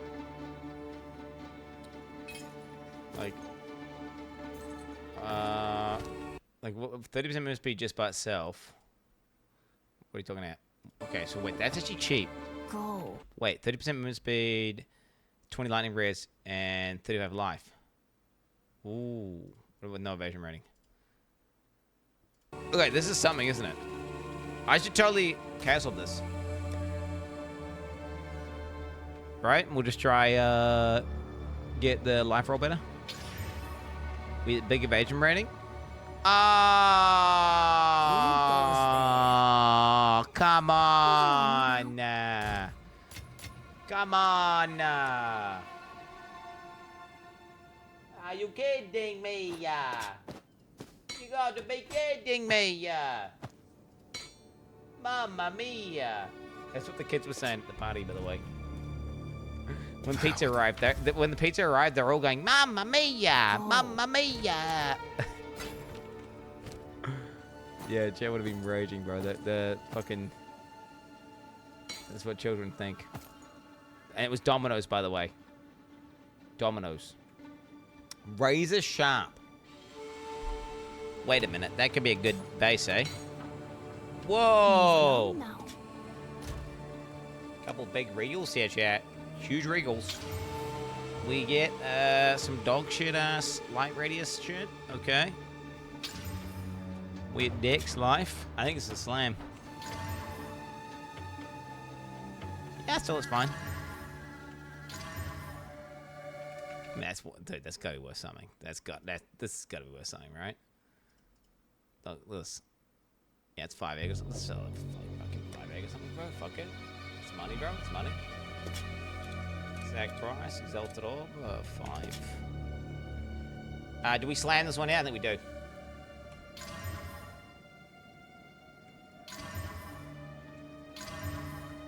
Damn, man. I'm just deleting my currency, bro. Do you seek my wisdom or only... I'll see if I can hit Fizz. If I can hit Fizz, it'd be worth heaps. I just didn't hit Fizz, man.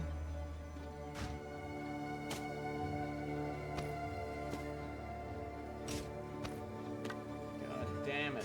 Yeah, I need a bio so bad that we start here. Hideout Gamer. Chat. So, for those of you guys who missed, yesterday, I was able to defeat the Labyrinth, the Uber Labyrinth boss on the second attempt. People were doubting. People were pogging, but I did ultimately succeed. So we are fully ascended. What I need to do is I need to figure out, what am I going to drop? Do I drop 20% strength? Do I drop 15% life? I need to drop something to get max fire res, basically. So I can get my fire res up, which gives me all my other reses up to the max, and then my character's a complete Giga Chad beast. So, as you can see, we've got this node here. Look at this. You can see my stats. I will be right back. I'm just going to make some coffee. Take a bit. Want to get back, chat? We're popping off. We're going rank 1.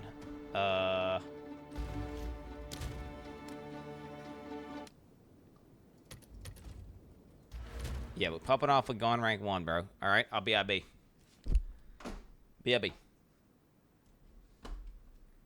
Going rank 1, baby. Let's get it. The most powerful there ever was.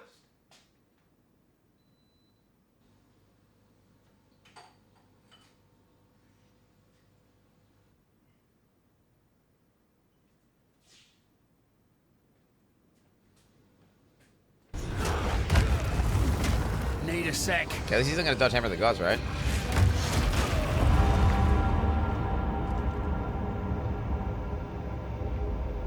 What? I looked at chat! What?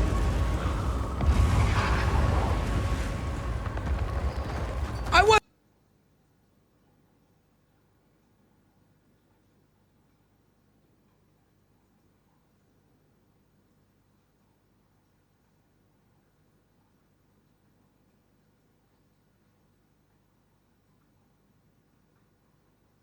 It's enormous.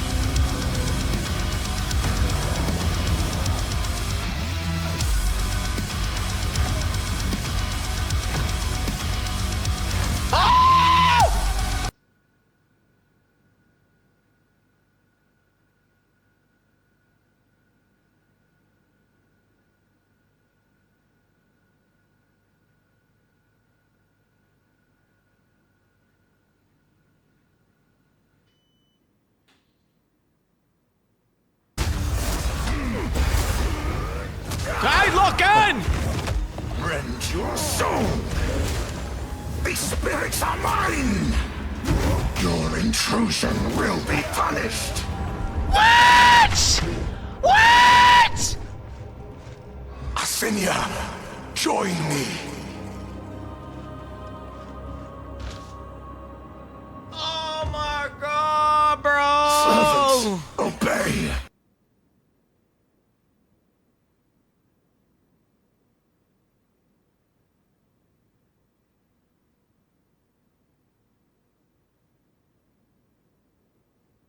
How do I click that breach, dude? Am I just dead or what?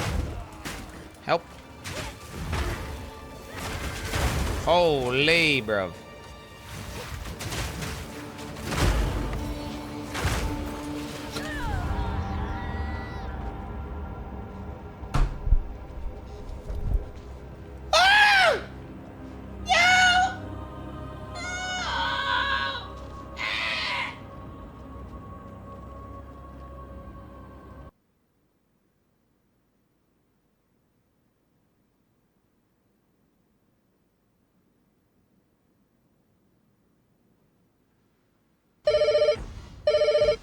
Elon, please. Come on, bro.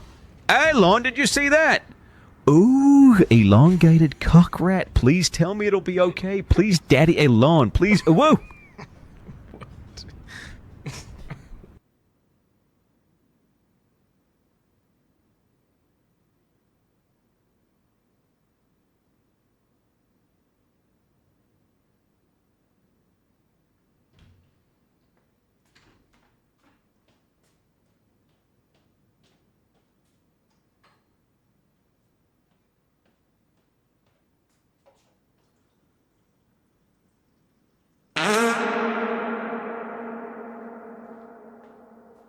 Got back. What do you... Seriously? Seriously? Come on, guys. Get out of here. Okay, what am I dropping? If I drop strength, I drop shockwave damage. If I drop... I guess I could check out which one gives me the... I mean, I'm obviously going to get more life from 50% life than I am 20% strength, right? Yeah, obviously. Should I see what the difference is? Let's have a look at the difference. Okay, so 2.9k to 2.8k. Okay, that's nothing. That's nothing. Yeah, it's nothing. Wow, strength is actually mid as fuck for life. What the hell?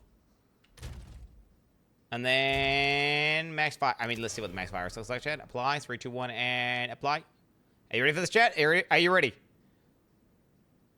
Boom! Oh my god, bro! Oh my god, bro! Holy shit! Woo! Woo! I must admit, the 89 kind of is like a little bit like, damn, bro. Like, kind of cringe unk. A little bit cringe unk. You know what I'm saying? I have a different plan. That's got to be better than 100, what, 200 life. Like, what are we talking now? What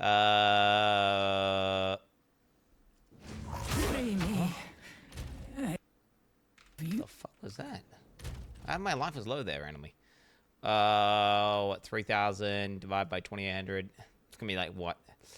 My gut saying like 5%. 7.1. Okay. Okay. Okay, 7.1 to all damage types, right? Versus,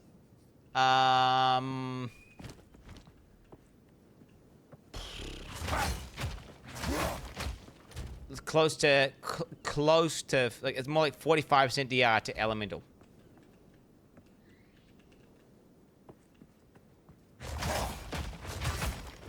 Jonathan will be on drop frames in about 30 minutes. Is it, do we want to watch that? I could watch that. How long is it going to be, though? Is it going to be super long? Is it going to be annoying as fuck? I could watch it while gaming. I could do it like, it could be like a watch it while gaming kind of thing. So I could game and watch it. I should just have them up at the top right, kind of small. Yeah. Oh, we'll do that. We'll do that.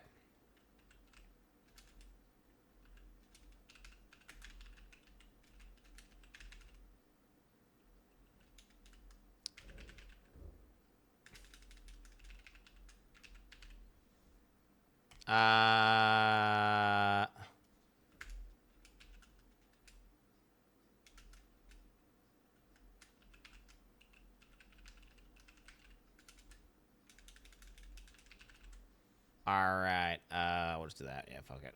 Wait, do I need to chat contact O'Connor to make sure he's all good with it? I mean, that'll be all good. What are they gonna be like? No? No? Like, this thing we're doing with, they're gonna be like, no? Free me. I beg of you. It just says, no, you cannot watch this. Well, because it's an interview with a developer, right? Like, with game dev. So, of course, they would expect.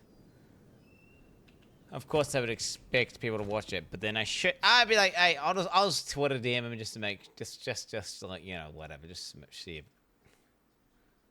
Go. Carnage. Yo. King. Yo, King. All good if I watch Party the John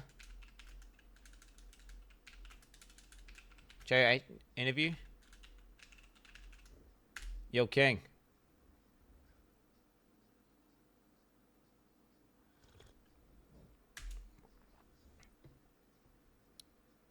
J-O-H-N? Because I did J-H-O-N and it looked weird, so I did J-O-H-N. Okay. Well, I DM'd him. Yeah. I guess we'll find out. I mean, I'm gonna watch it. It's one of those things where unless if he doesn't reply, I'm still gonna watch it. I'm gonna assume that anything like that is gonna be okay for anyone to watch. All right. No, we're not doing that one. Hell no, we ain't doing that one, little bro. Hell no. Give me ones that do extra LE damage. Monsters break 50% of physical armor, 50% damage. Okay. Guess we'll just give that a go. Okay, I failed this Valve Factory like 5 times. When I say 5 times, I think 2 times is what I mean. I'm kind of just over-exaggerating. So we're about to find out. Was it elemental damage? If it was elemental damage, then we're good. If it wasn't, we're not good.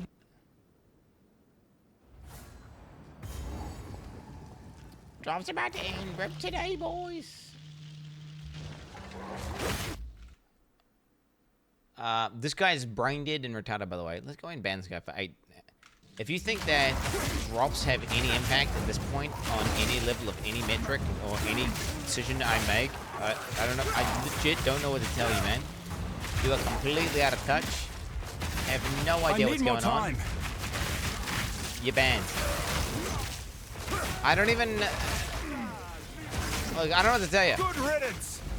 Drops that do an MTX giveaway will have there'll be a slight buff in metrics for the first 24 hours of it. After that, it's imperceptible. Statistically irrelevant. Do you think, Damn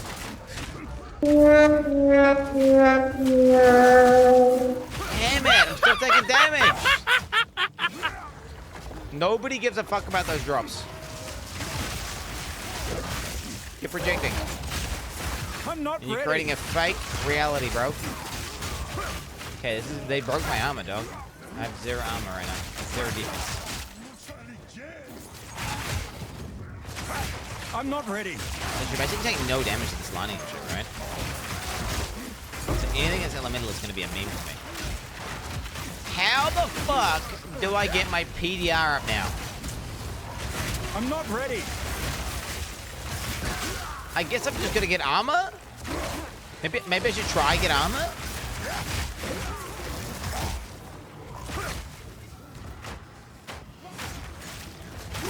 Unique helmet. Oh, you're talking about the 15% PDR helmet? I know the one you're talking about. I remember thinking about using it in my last round. I need more time.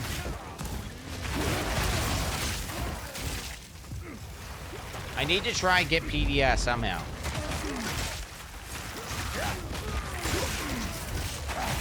I can't yet.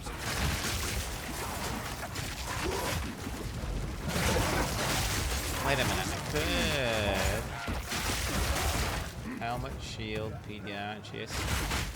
Yeah, do you think not investing in armor? Do you think actually investing in PDR itself, like the mod PDR? That is multiplicative and doesn't care about armor break and all that bullshit.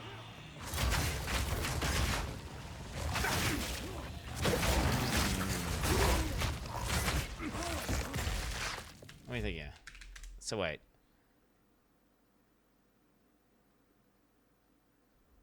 $2,807 times by point. Hello, boys. Rizz and Quin. Mommy hasn't forgotten you. Still thinking of you in Sanctuary. It's like a 200 life roll. Yeah.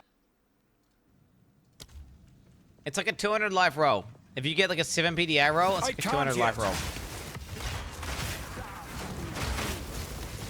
And if you're rich, you can justify it as well. So a PDR... Oh, chaos damage can kill me as well.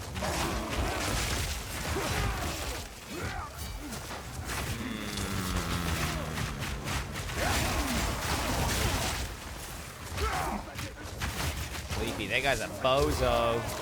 That guy's a complete bozo. No challenge. It's cool. I'm not getting shocked anymore. I'm pretty much immune to elemental ailments because I just reduce the damage so much that I can't afflict ailments anymore. Oh, it's saying that I just gotta ignore it. But I take no damage to the ignite, so W. I am permanently getting stunned by everything, dude. It's crazy. Okay, wait. What other ways can I get PDR, chat? I need PDR. Because what I want is my chaos race to be like 70%, and I want to have... I can't yet. High PDR with 90 max res. And then if I have all those things, my character should become tanky in the high tier maps. And if I'm tanky in the high tier maps, well then GG. I can progress through the game and I can start trying out end-game stuff. A bugger.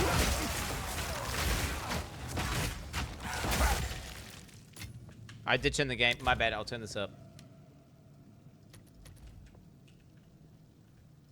PDR shield. The thing is, my shield's so good. Look at my shield. Like, there's no way I'm replacing this. I'm sorry. Like the idea of just, you know, just loot it, bro. I can't yet. I need more time. I'm not ready. Not to see this. I'm not ready. Pathetic. Pathetic. Did you see that? I stood in the molten crevasse thing. And it didn't even hurt me. Everything is stunning the fuck out of me, though. I'm not ready. No challenge. I need more time. What's the helmet called? What's the PDR helmet called? I remember I looted multiple of them on my last Sith playthrough. I can't yet.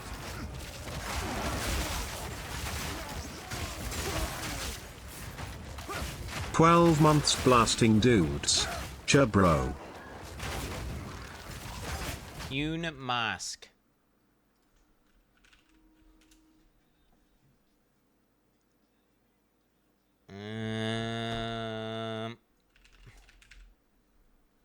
Mask. The hollow mask. It has a downside on it, right? Yeah, it does.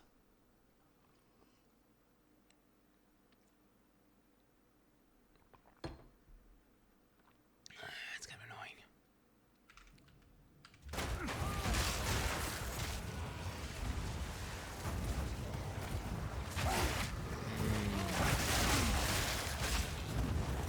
The fact it's got casual is kind of nice. I'm not ready. Wait.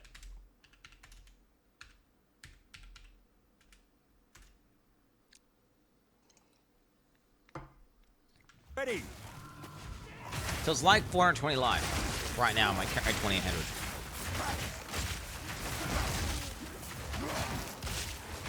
I need more time.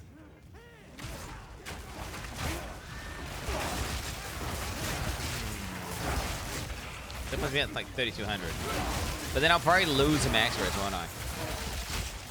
I bet you when I put that on, it breaks my fire res. I can't yet. It'll break my max res. Then again, maybe I don't need to worry about max res. Oh, that's stupid, because your max res gets more OP the more you have of it. But I'm thinking that I should be worried about... You were no warrior. What's my logic? My logic is that I should be worried about fizz damage, because my LE direction... If you're like at this kind of res, I mean, do you really need to worry that much about res? You know?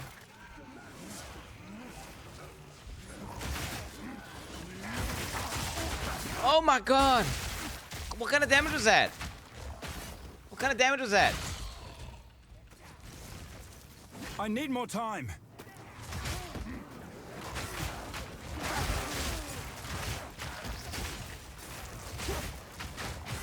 My Inferno clasp.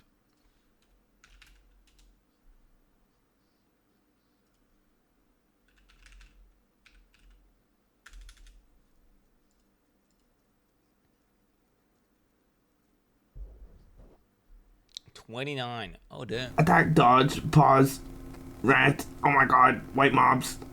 Unpause. Attack, dodge, pause, log out. Steel yourself.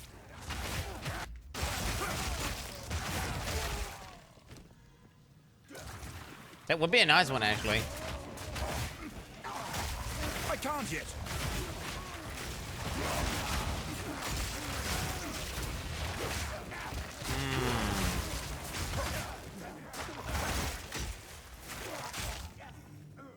I don't even need a big plus. Right? Because this will just pretty much allow you to easily cap your fire race. Your max race. And you wouldn't need to, like... You could maybe even drop a whole wheel. So it could even save multiple points in your tree. I can't yet. Okay, I need to get out of this map. Why am I still doing this map, bro?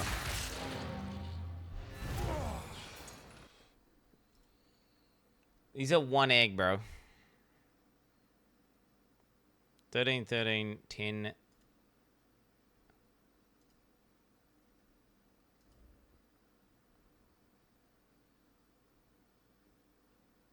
-8. 1 divine.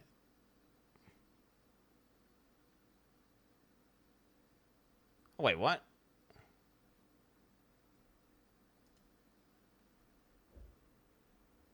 Oh, wow. You can get to 17%.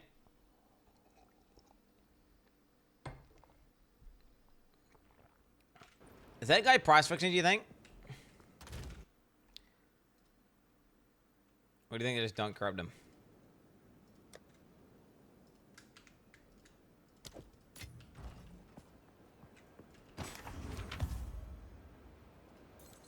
What's one of these songs where they have like a ultra low bassy voice?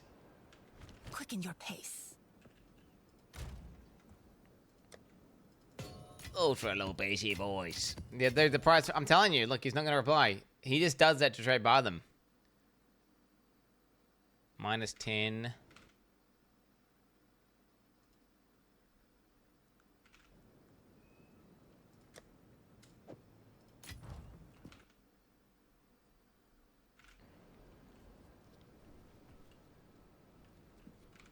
Please, little bro, please.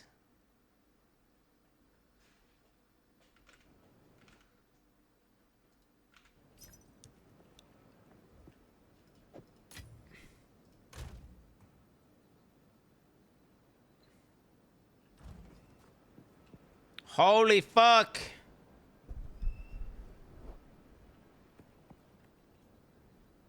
I'll skip it.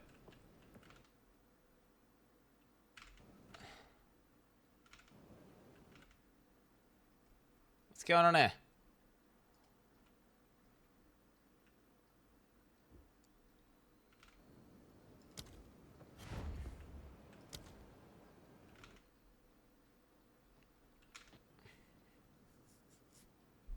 Win interview, in 10 minutes or something, I think.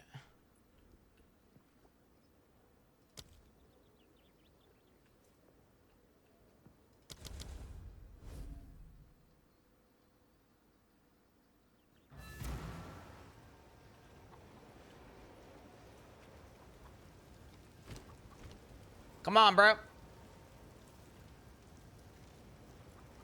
Is it in 10 minutes to drop frames or whatever?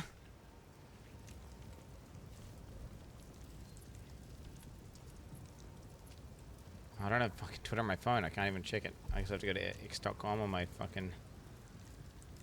I can't yet! I'm not even logged in, bro. Do you know what? Fuck X. I don't even want to log in on my phone or anything. I'm not ready!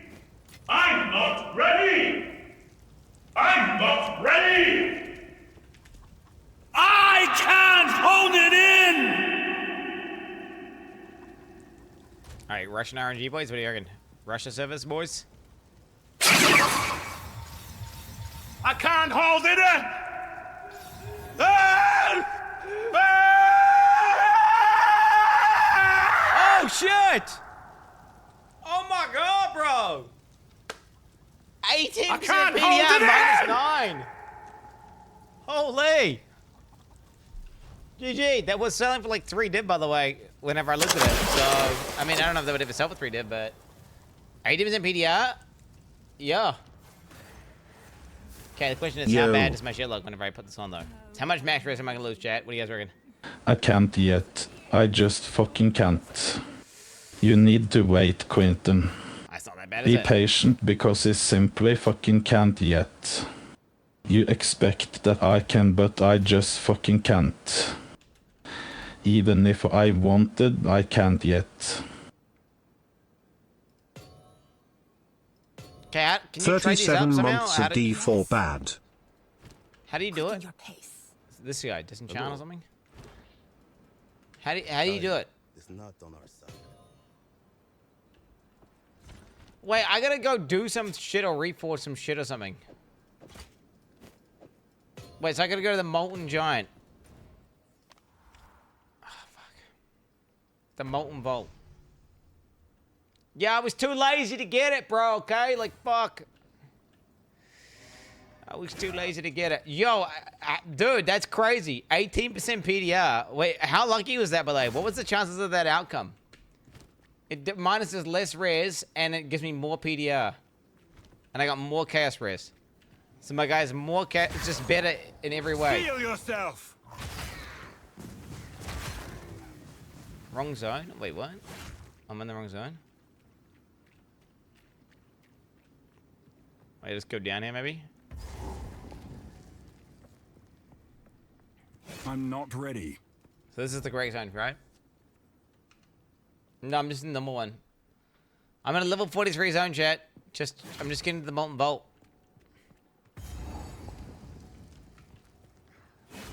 I just need the fucking stupid bench thing that I never got it. I didn't realize you needed to do it. So obviously I just did it one time and then never did it again. So now I've just gotta find it. I'm not ready. I got my 4th ascendancy, bro. My guy's done. He's fully ascended. And now what I'm doing is I'm trying to fix my guy in higher tier maps. 18% PDR is huge. I need more time. Super massive, yeah.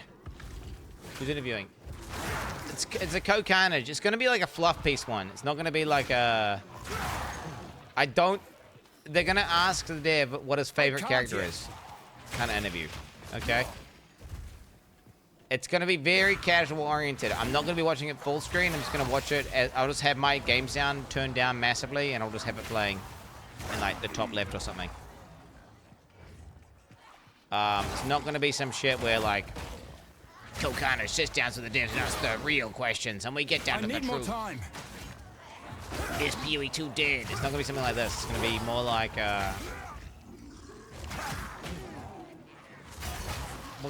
what's your favorite dog breed? Bro, it's crazy that I can still get one shot in the zone. Even being 40 levels over the zone, I'm still scared for my fucking life. How crazy is that? I can't yet. That just shows you how bad those monsters are and how poor the balance is on those things. I'm not gonna pause it. When is it? Tell me whenever drop frames is live though, chat. Let me know whenever it's live and I'll I'll boot it up.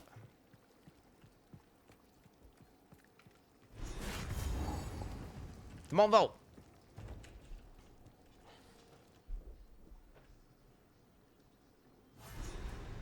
All right, Ben's going easy. Huh? I need more time.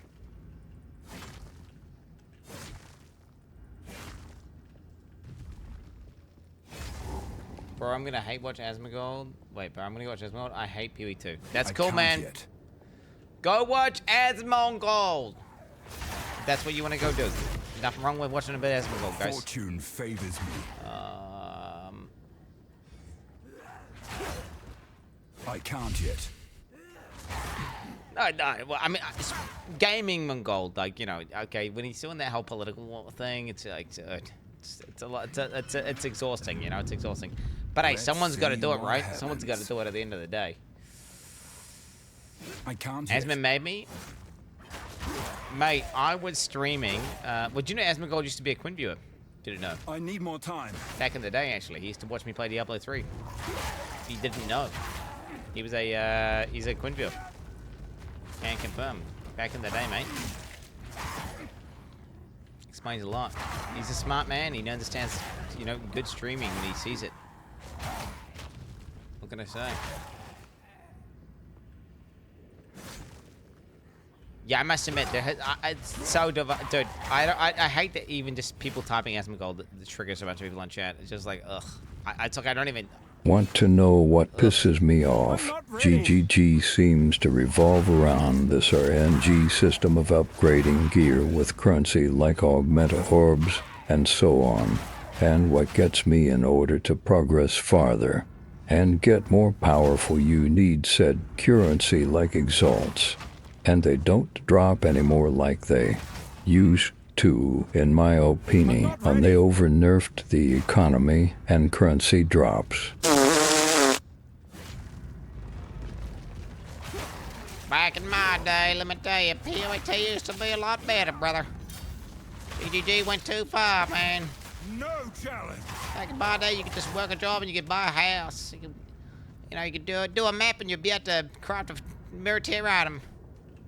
But nowadays, you can't barely even survive.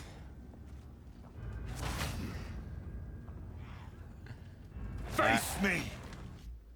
All right, where are we? Twitch.tv. Is it gonna be on Code Carnage or is it gonna be on like It's Me JP?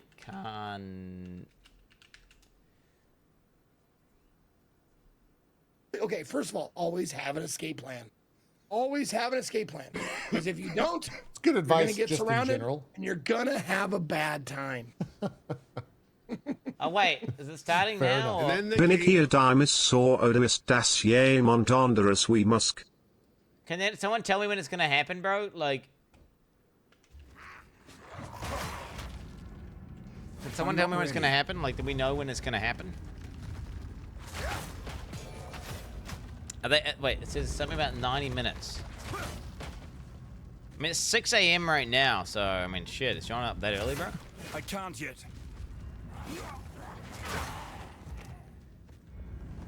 4 minutes, 40 minutes. Is he coming on at 6:30? We'll let you know. Well, I want to know like minutes in advance. I don't want to know like. Oh, he's got some sort of ad going now. I'm not ready. Looks to be some sort of ad up. Wait, 6:30. So Jonathan is coming on at 6:30 a.m. So in 3 minutes. I'm looking at it now. Look what they got. They got some weird thing going on here. Look, I'm seeing they've got some sort of emoji up, like 21 WTFF. One out. You're telling me a bunch of stuff, chat. You're telling me a bunch of stuff. I need more time. He's telling me a bunch of stuff. Full clear this level 40 zone. Well, it lets me move past the monsters and dash forward, so. It's safe to say he's. Do you reckon this fire does damage to a max level player? Or do you reckon I can tank it?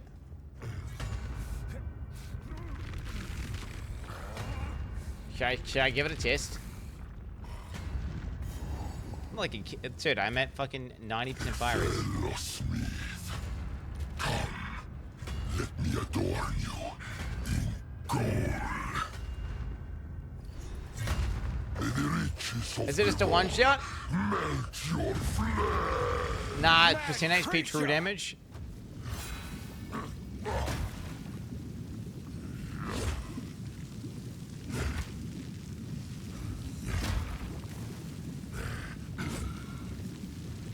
That's good. This is it. No, can tank it, boys. Can tank it. It does damage to me though, even at 90% max res, so that's a lot of damage. I need more time. Damn, this guy's tanky, bro. Huh? What? Huh? The better Smith wins. What the fuck was that, GGG?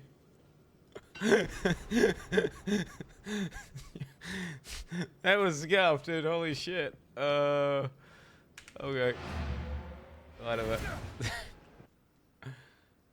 That's crazy, bro. Wait, what's going on? Is the interview happening now? They're doing something. Something's happening. I think it's happening now. Like, this is what I'm looking at. What is this?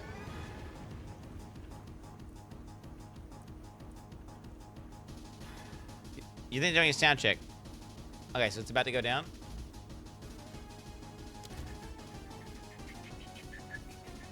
Okay, I'm gonna turn this shit off. I'm gonna turn my music down real low. My game sound's gone to like 0 here, chat. Co-carnage. Interview. I'll probably do it in a way where I can just have like a... Like this. Like this is something. It's pretty good to me.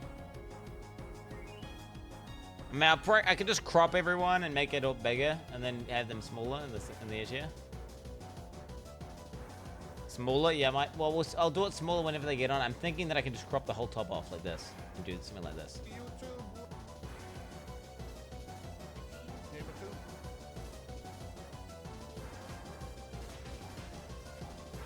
Make your game smaller. I could do that as well. I could just instead of hybrid.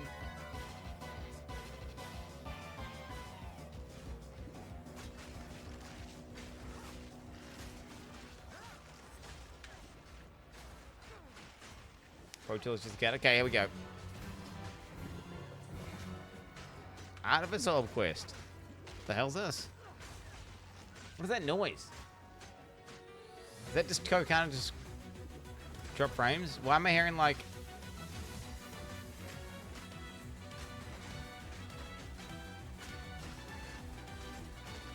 Is that the podcast?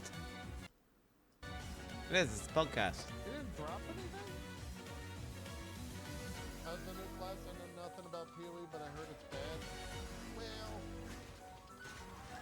maybe for... Why can I can hear like it's me JP talking. Okay, I'm gonna turn this shit off now. I think. I'll just mute it. I'll just mute it until I see something happening, guys. I'll be real.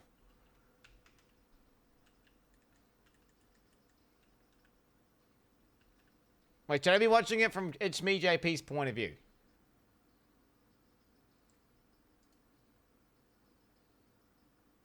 It's Me JP's just got the screen up as well, bro. They've just got the screen up as well. He's got the same screen. I don't understand what's happening!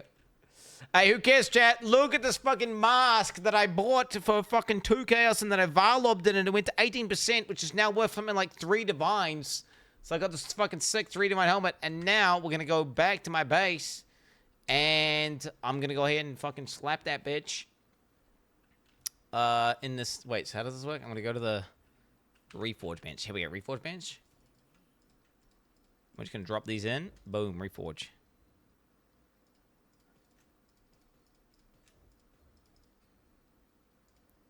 Upgraded version, baby.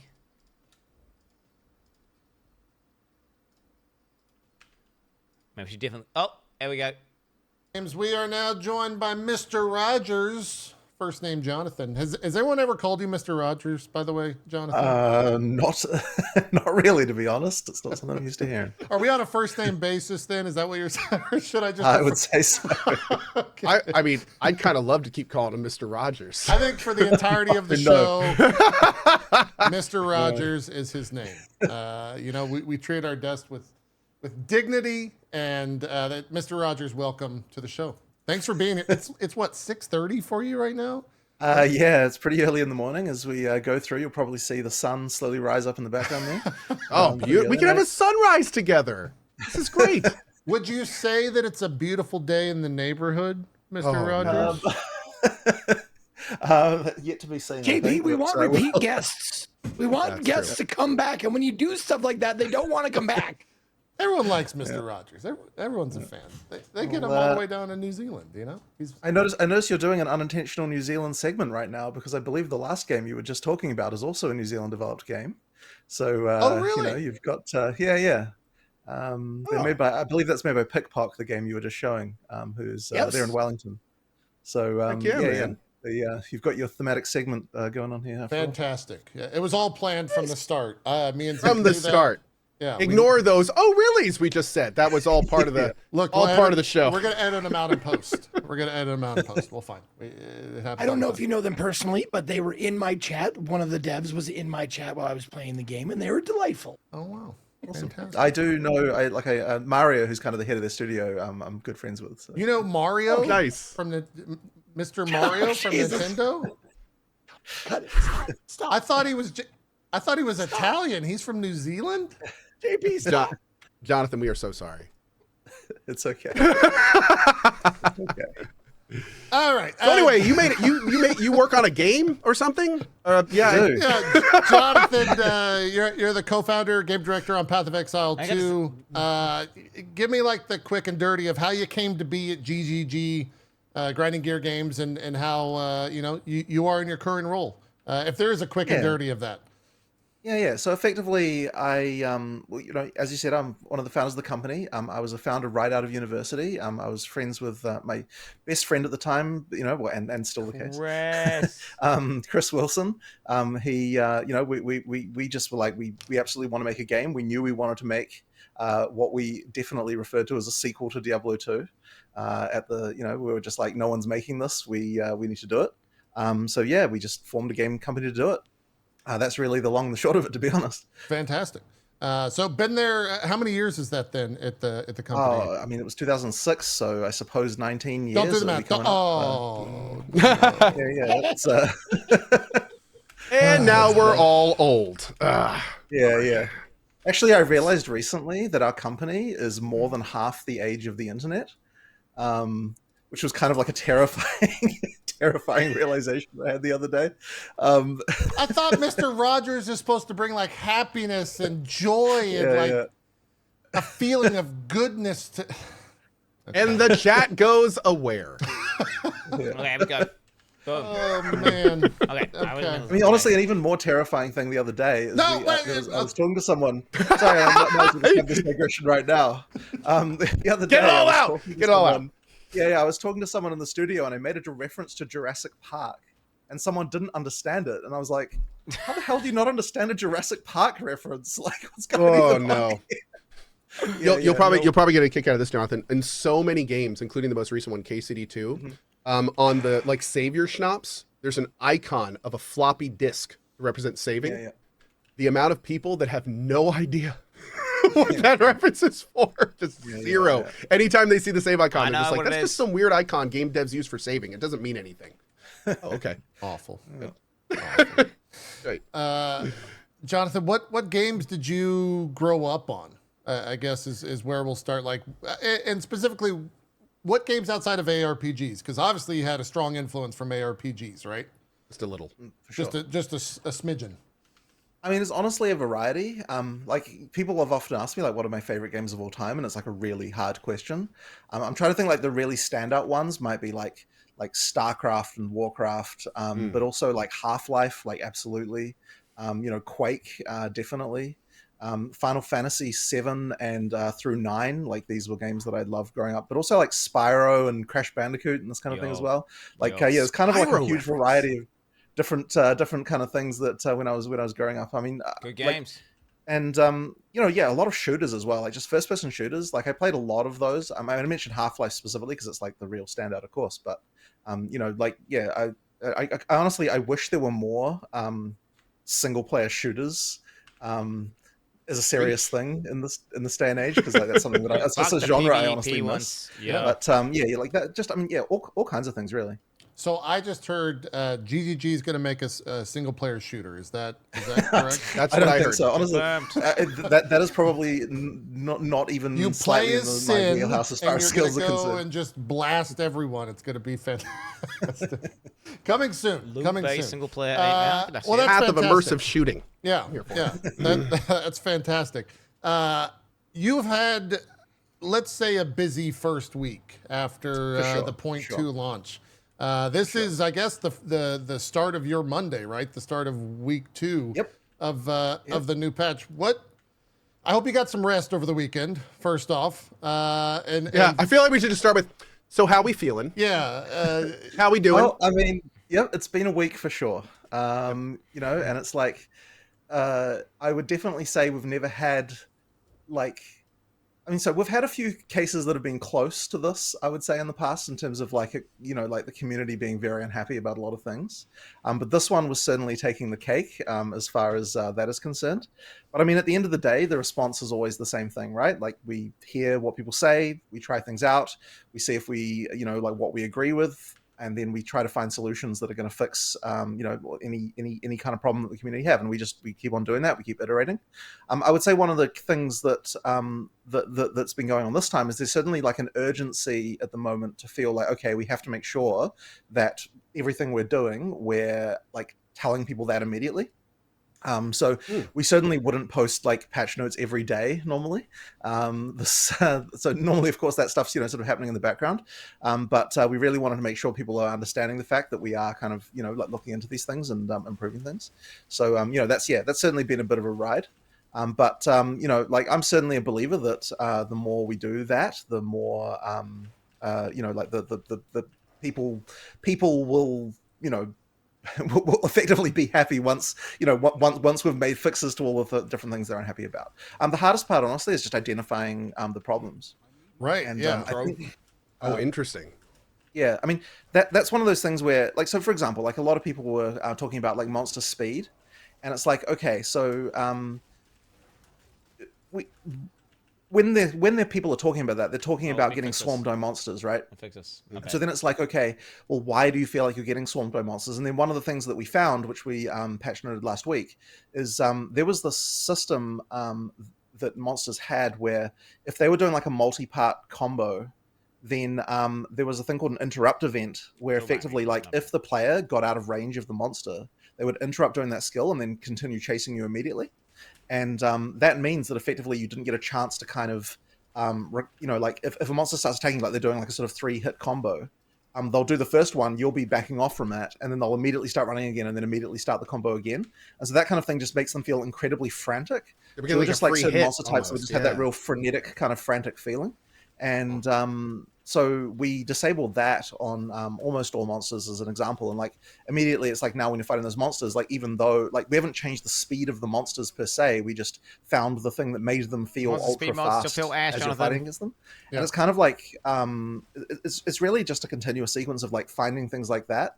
And when you obviously, you know, we have like a lot of monsters in our game, like huge numbers of them. I mean, the eventual count of monsters we will have once we exit early access will be over 700. But even now, I think we've got over around 400 or something like that. It's like a ridiculous number compared to what most games have. And so it's like, you go back to some of these monsters and it's like, I don't even remember what was going on with this monster when we developed it. You know, it's like this was a while ago. Like I don't know what's going on. You know, so the monster guys kind of have to have a look at these things and sort of refresh their memories and like, okay, what the heck is it? How's this thing even set up? Like, what's even going on with this thing? Yeah. You know, let's find out. So there's kind of a lot of that going on. So it just takes a while to kind of like assess these things and work out. So we did our first batch of those types of changes last week, but you know, we're still sort of looking into things, and like those are the kind of the more obvious ones. But honestly, with a game like ours, like the more you look, the more you find. Like there's sort of an infinite ability for like problems to hide in the ridiculous amounts of numbers and animations baby. and sort of things like that. So, you know, it's just a matter of finding everything, and you know, if we can find everything, then you know, I have no doubt that people will enjoy the game much more. Is that speaking just... of go ahead, Zeke. Just speaking of all those monsters, I'd be interested to learn is there like I wonder if there's like a shorthand, you know, like for the like certain groups of monsters like Bruce, Chad, Doug, like these are the monsters like that, like so you don't say like epic beast from the hell pit of blah blah blah blah. So you just say like that's Dan. Or that's they Chuck, do have internal names. I don't know if Dan is one of them, but they do have internal names, and that'll just be whatever the artist happened to name the folder when they were creating the model in the first place. Like just whatever they happen to choose, that'll tend to be the name. And okay. Yeah, there's certainly some kind of random ones in there, but that's for the data mainers to find, I suppose.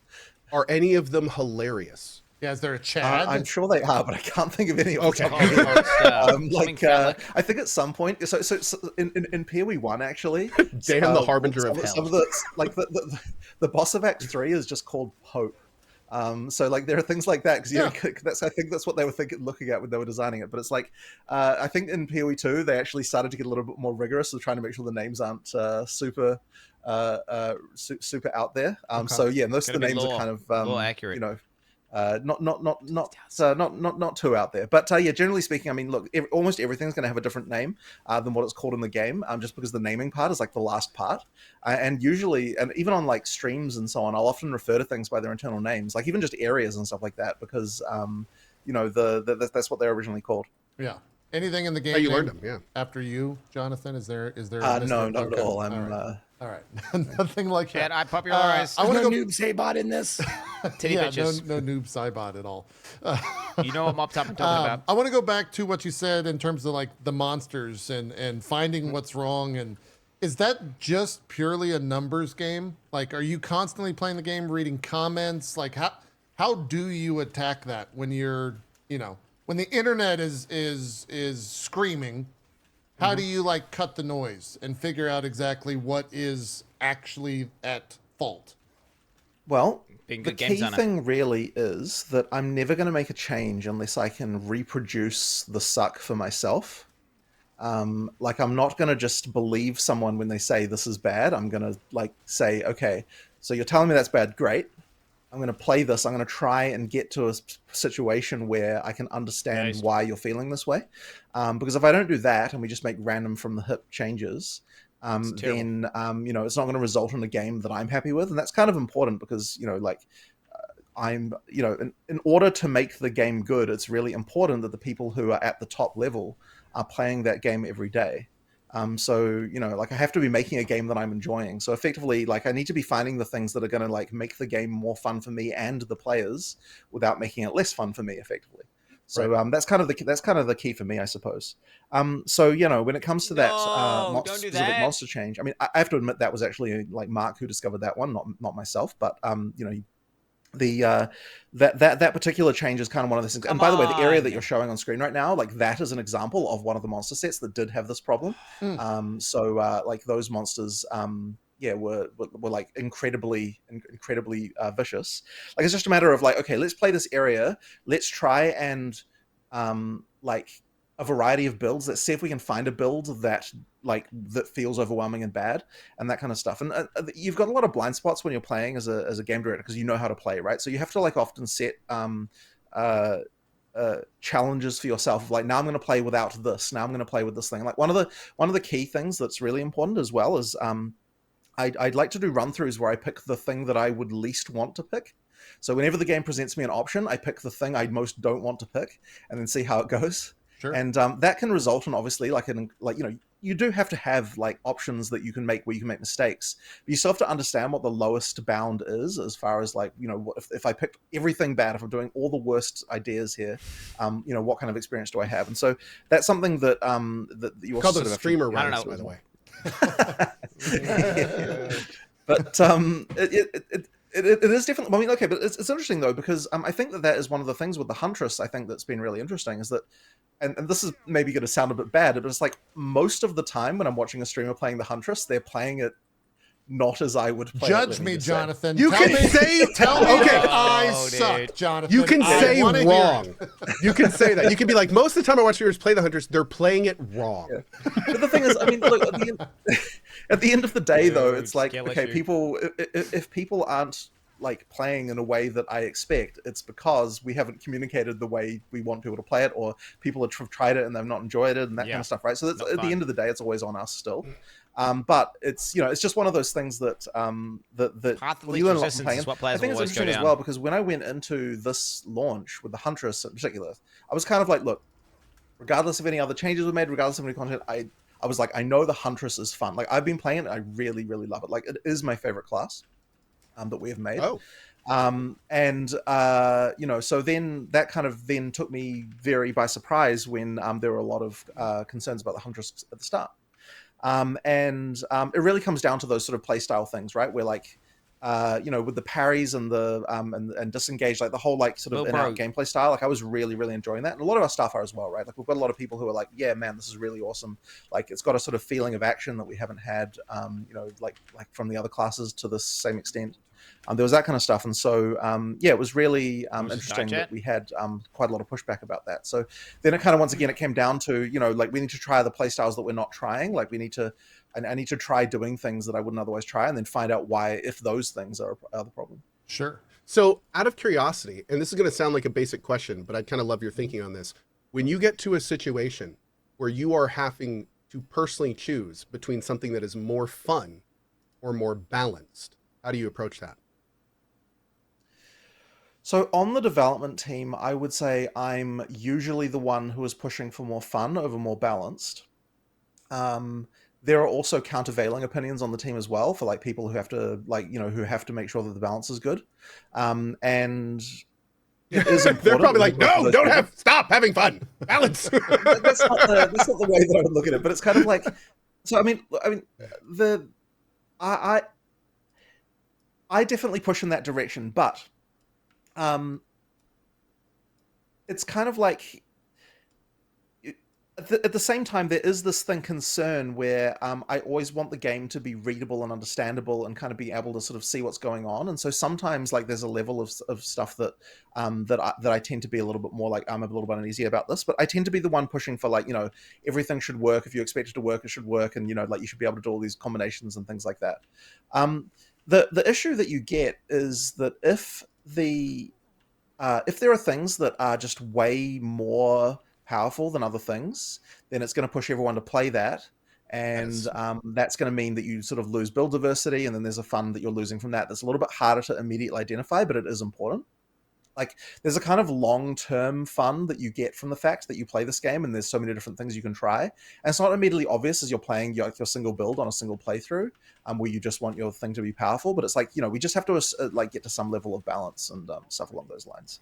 But yeah, generally speaking, I'm kind of like, you know, let people be able to do crazy stuff. Like that is important to me, so long as it's kind of like, you know, it's integral to the game. So long as you get that feeling of progression all through the game from beginning to end, effectively. Sure. Yep.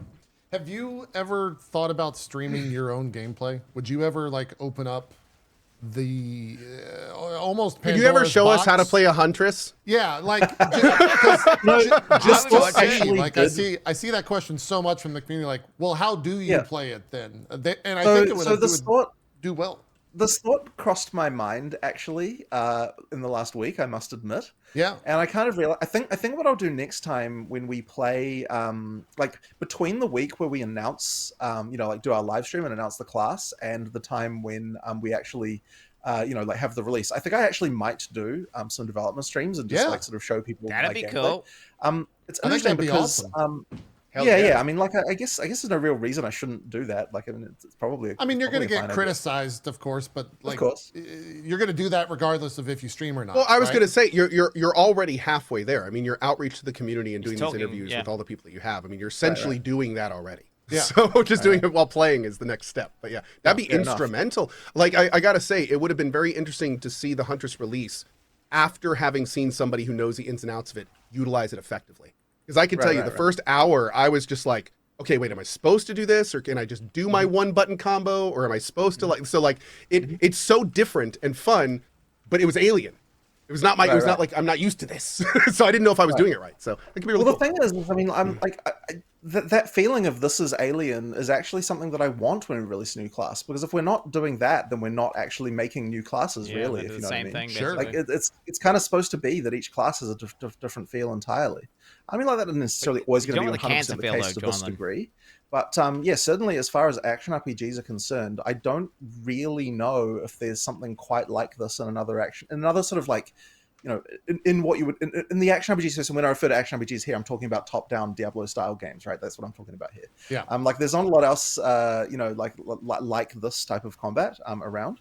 So you know, that is what we want to do. And I guess the thing that's interesting as well is that I sort of also suspect that if the Huntress had been in just the set of characters that we had launched at the start of early access, it would have also been quite a different feeling then as well, because then it would have just been like, okay, here's one of the options for the people who like this kind of like parry and really fast motion type of play style. Does anyone like parry? You know, like they're sort of bounding around and doing, you know, like dexterous melee. That would have been, because I mean, they're like the people who love that. But then obviously there are people who are like, you know, I find parrying awkward. I don't like, you know, this or that or the other thing. Then for those people, you know, like obviously other classes may be better. So if it had been launched in that same pack, I think we might have got quite a different reaction from that class in particular. Of course, there's like many other things that people are unhappy about as well, which we're kind of working on. Sure. But, you know, like that, in terms of that particular like, class reaction, I think that would have changed things quite a lot. Yeah, yeah. You mentioned pairing, and as someone who has about 60-ish hours on the Huntress, currently tier 15 maps, I haven't parried since I was like level 10. Is that a good thing or a bad thing for you to hear that a player just completely disregarded maybe the core element of a core element of the class for you? I mean, it's not necessarily a bad thing, I suppose, but it is something that I think that it was a blind spot for me, because when I was playing, like all the way through, I was using parry all the time, because that sort of parry disengage into using a spear combo is something that I was using right from the beginning till the end. Right. You know, so that, like, I mean, the idea of that was, you know, like you sort of unlocked all the things that you can do with the with the twisters and stuff like that. And so I think that because we added that extra skill like right after launch, that means that no longer is that combo. Like I don't know if you're using that either, that color weak skill, but you might just be using frenzy charges from other source, because that's the other thing as well, is the frenzy charges then become sort of easier using other sources as you go through the game. So I'm curious if are you using frenzy charges at all is the first question. No. I never said I'm a good build. Okay. So, full disclosure, in POE 1, I probably have like 2,400, 2,500 hours. Right. Never done my own build. I've always followed a guide. Jesus Christ. In POE 2, I've never followed a guide just because of how the game's released with its updates. There's not really guides to follow. So I kind of just like picked things that I enjoyed. And so this time around, I'm using like Spearfield with bleed and knockback. Rake and is it Herald of so you're going all Blood? the bleed. Okay, Yeah, more bleed, more explosions, and W-Bill, but look, in that case, like the bleed sort of style of the Huntress doesn't really rely on the sort of parry stuff. But if you're doing the elemental stuff or the whirlwinds, then you definitely want to be getting frenzy charges and doing that whole thing. And yeah, like effectively. We didn't have a way of getting frenzy charges for the first kind of like 50% of the campaign effectively in an easy manner. So that was kind of, and effectively that meant that if you wanted to do, unless you were going bleed, then if you wanted to use all of the elemental spares, you effectively had to do the parry stuff in order to get frenzy charges. Right. And so but what we effectively did to ameliorate that, if people didn't want to parry, there was adding this cull the weak skill that allows you to get frenzy charges anyway. And that means that you've got access to that whole side of the build, and it is powerful, right? Like those enhanced spear throws are, you know. Oh, Call the Weak with Lightning Spear was crazy. Yeah. But I mean, even the other ones as well, especially because what they do is they, for the other ones, they all unlock ground effects like fire and lightning and stuff like that, which then you can infuse with your into your Whirling Slash, which you then use with the twisters. And I like that. Like that kind of stuff is interact with the environment. My primary, like the build that I played all the way to endgame. because I don't actually have time to play literally every build to end game. That'd be completely impossible. Yeah, no, there's no in the way. development time. But the build that I was playing all the way to end game was using the whirling / twisters, and then with barrage as well, which means that you can get like a huge number of twisters. That like using ground effects. So that was effectively the build I was playing, and that involved using the parry to kind of get it started. But then I also was using Fangs of Frost to freeze monsters, and I kind of had two variations of the combo. Like you could either parry into Fangs of Frost if you wanted to have if you wanted a faster combo for more like just Dude, he was clearing, testing the balance of the game with a bug build. or you could use parry disengage for more for longer fights against rares or against like bosses or something like that. So yeah, that was kind of like what I was doing for through to end game. But I mean, obviously there's we try other things, we have a lot of different experiments, but there's actually this phenomenon that's like kind of annoying, which is that unless you actually play a class from the beginning, there's something about it that just doesn't quite work in testing. Like it's you never get the same feeling unless you actually play through on the character. Like if you just make a character and at end game, and then you're like, okay, I'm going to put all these skills on it, and you sort of feel you might think that you have the right idea about what the items should be, but somehow it just never quite feels the same as when you've leveled up yourself. And wow. And so I actually don't tend to do that very often when I'm playing. And I honestly, I don't even know if I can fully explain why that is. But there is something important about that process that kind of gets you to a state of a character. Well, it's because the character is not just a thing. It's the experience you have playing it to where it is. Like it's when you have a POE character, it's like, because we've talked about that frequently, because like one of the reasons of using builds or having a character played for you, which I know is kind of a hot topic with shared accounts and stuff. But it's very. I feel the exact same way. It's like a lot of you got to have the whole experience to understand every ability, every class. Now I know understanding it's not part of you, but still, for it to be yours and your journey and everything, you kind of have to do it yourself. Yeah. Well, no, I mean, there absolutely is an understanding of abilities, because once again, if I even for me, right, if we create an ability and then I just try it at a high level without actually doing a playthrough that earned it, this is actually one of those things, by the way, that actually was okay. So the reason why the Huntress, I mean, this is true of any class we didn't add, but the reason why the Huntress wasn't ready is we had a bunch of abilities that were effectively designed without doing the playthroughs, right? Like we would make an ability, like this is before, right? We'd make an ability, we would put it in the game, we'd try it on a character that we had pre-constructed and be like, oh yeah, this ability, does this, right? But until we realized at some point that when you actually were playing and then you got when you were actually playing and then had the ability to select it for yourself, it completely changed the vibe of how that skill felt like. It's important that you actually test the part where you're actually trying to weave it into a build that you've got going through. And so without that, you actually don't even have really an ability that you've actually tested and know that's good. And there are even some abilities, I would say, still in the game now that didn't get enough attention from that part of the experience. And so it's something that I think we can actually improve even on some existing classes as well, with some abilities that were maybe a little bit rushed or things like that. That experience is actually important. And I actually think that the Huntress's abilities, as far as that experience, is better than some of the other classes for this reason, because I was spending more times because I was specifically this whole time from the time when we launched early access till now kind of doing playing Huntress and and sorting that. It kind of meant that it got even more individualized attention than what I think some of the other classes actually got in that way. Yeah. Would you say that's how you're going to treat the time between every patch moving forward? Did it feel like that was constructive enough and a proper way of spending your time, I guess is how I'll frame the question? Well, I mean, the issue with that, of course, is that I wasn't paying as much attention to other things that that were problems, right? Which is definitely a concern. Yeah. So I mean, it's interesting because I think that one of the issues that we had. Okay, so I'm gonna blame Christmas. This is what I'm gonna blame for all of our problems here. Oh my God, the war on Christmas continues. No, here we go. Santa Claus, we're coming after you.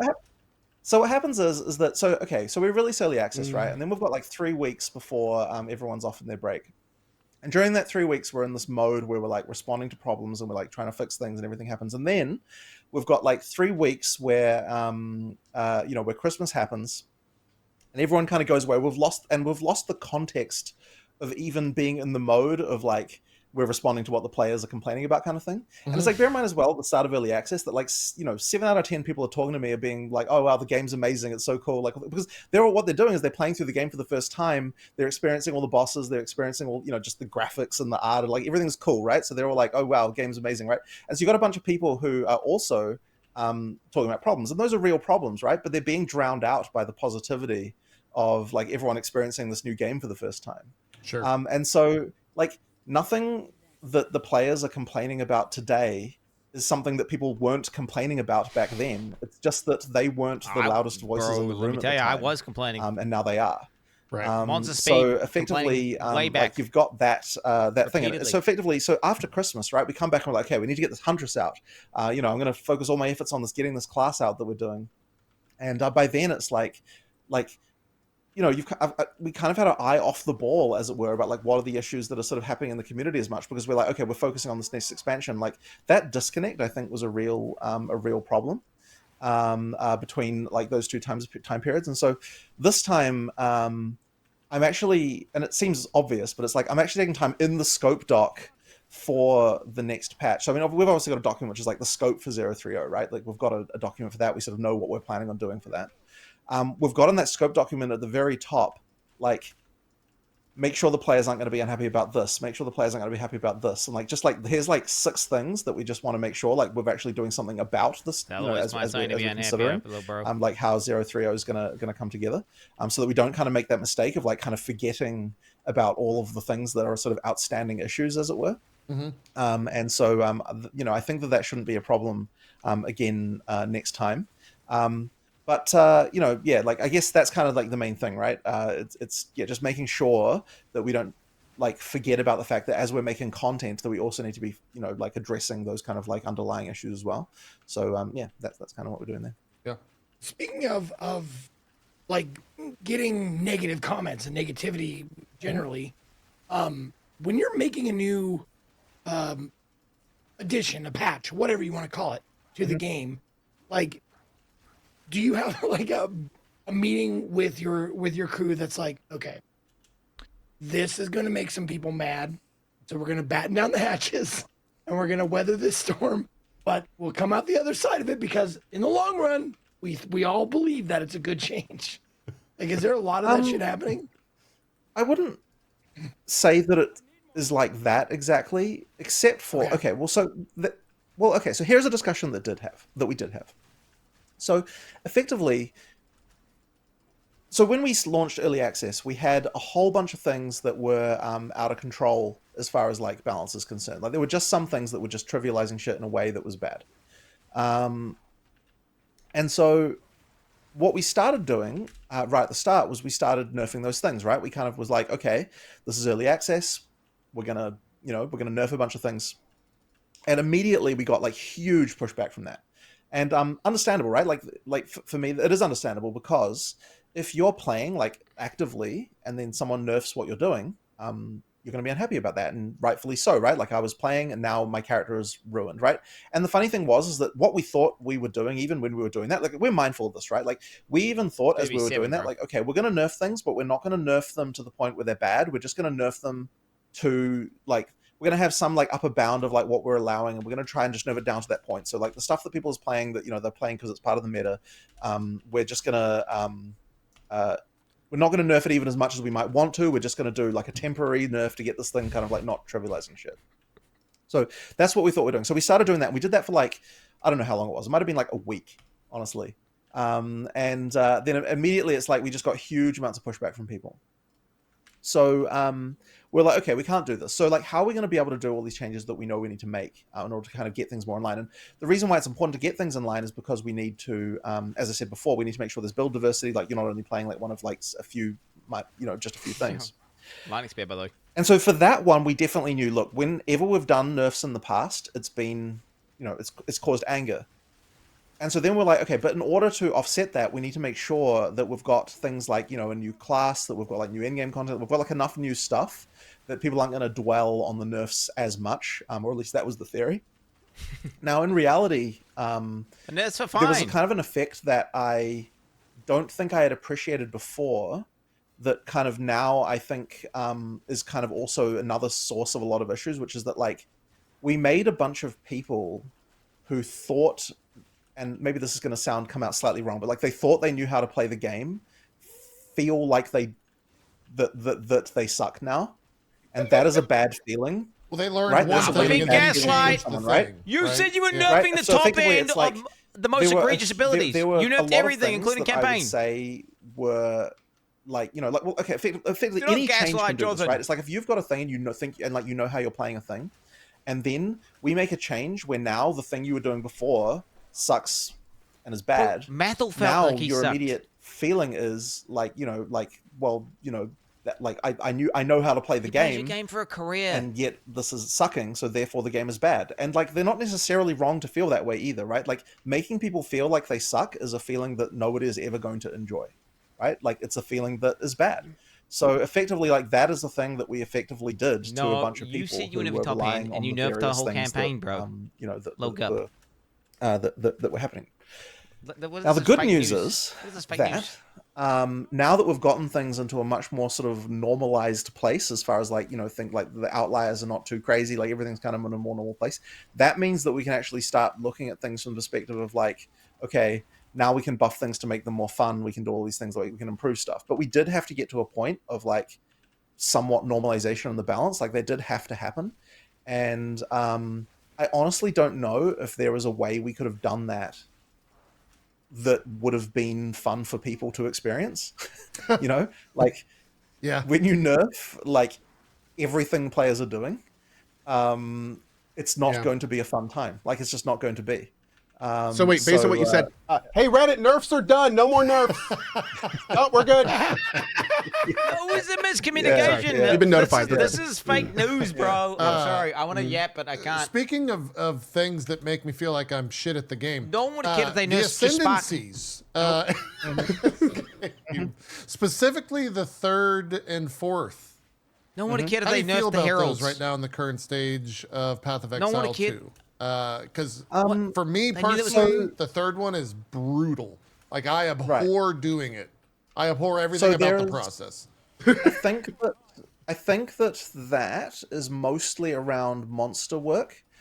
So ascendancy monsters are quite hard. Well, okay, specifically Sanctum, the monsters have got a like you effectively have to design every monster in Sanctum like a boss in terms of telegraphing and all that sort of stuff, and it takes quite a lot of work. Like it's harder than a normal monster to make, and there's more we can do there, because that was also one of the last areas that got the monster work done before early access. I think it's probably got some of the roughest monster work as well. Okay. So there's quite a lot that we have to do there, like to just improve it. And like we're sort of slowly doing some of that work, but I don't think we did enough of that in the last launch that we just did. So there's more to do there, and that's all those like just devil in the details type of work where we just need to sort of just improve monsters to feel better, and we'll get that over time and it'll be done. But you know, effectively, we just need to keep on doing more.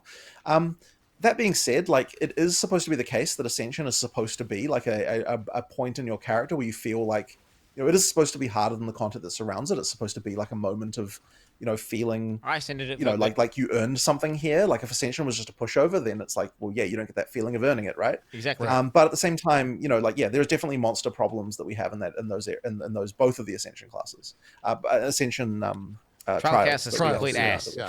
It was for me specifically, it was the Sanctum, and I didn't like Sanctum in POE 1, so there's, you know, that's a problem to begin with for me, like a personal problem. And I know a lot of that can be fixed with like the get good mentality, and for what it's worth, I ended up getting good. JP, if you were playing Huntress, right? I mean, yeah, I ended up getting good, and I ascended, and you know, I got the power that I wanted from that. The process was to just experience that. It wasn't to like go in there on the first try and get the ascendancy point like it was in POE 1 with labs. It was to go in there, get some honor resistance, kind of build up the actual relics and things like that, and really get involved in the process. And then I ascend. Is that always going to be that process to where you, how many runs, have to build up to how many runs did it take is the question I have for you.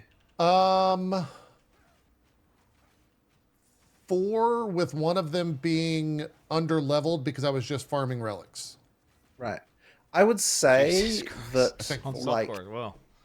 That's intense. I would say 2 or 3 is more than what I would want for the third ascension. Well, to be honest, probably for the first few, like that sort of 2 or 3 kind of zone is kind of more what I would expect. I one-shot everything except my last one. Is No, right. two-shot it. But It's too good.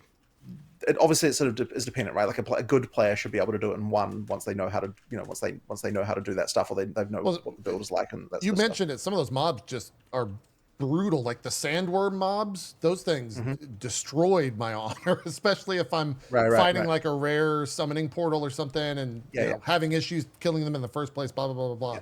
Yeah, some of the monsters are just brutal.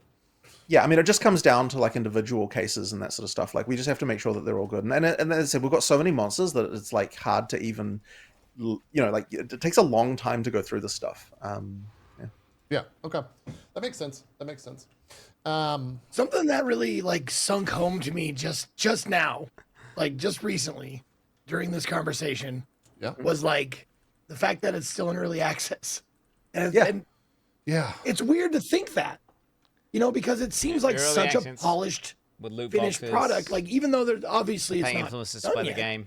but like even my 50 hours in it was like, oh, this feels like it didn't feel like an incomplete game at all. It didn't feel like early access.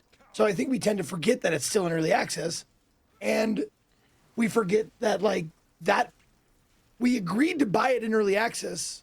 So we should be. I mean, I'm not trying to. It's a hybrid build. It's half early access, half live access. I actually don't fully know if I agree with that, because a player, like, we don't have any right to a player's forgiveness, really. Like, at the end of the day, like, people have the experiences they have, and we just have to live with that. And it's like,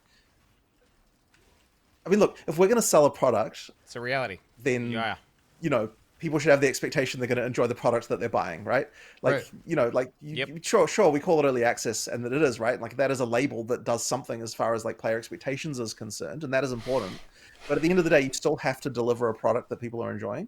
So, I mean, from that perspective, like, I can't be unhappy when people are like, I can't use the excuse of, oh, it's just early access when I'm talking to players, because at the end of the day, like, someone that's said not a constructive thing. But he's actually totally right, and like, he's probably it's saying like that. I need to be like, okay, well, what's the issue? Let's try and find out what you don't like, right?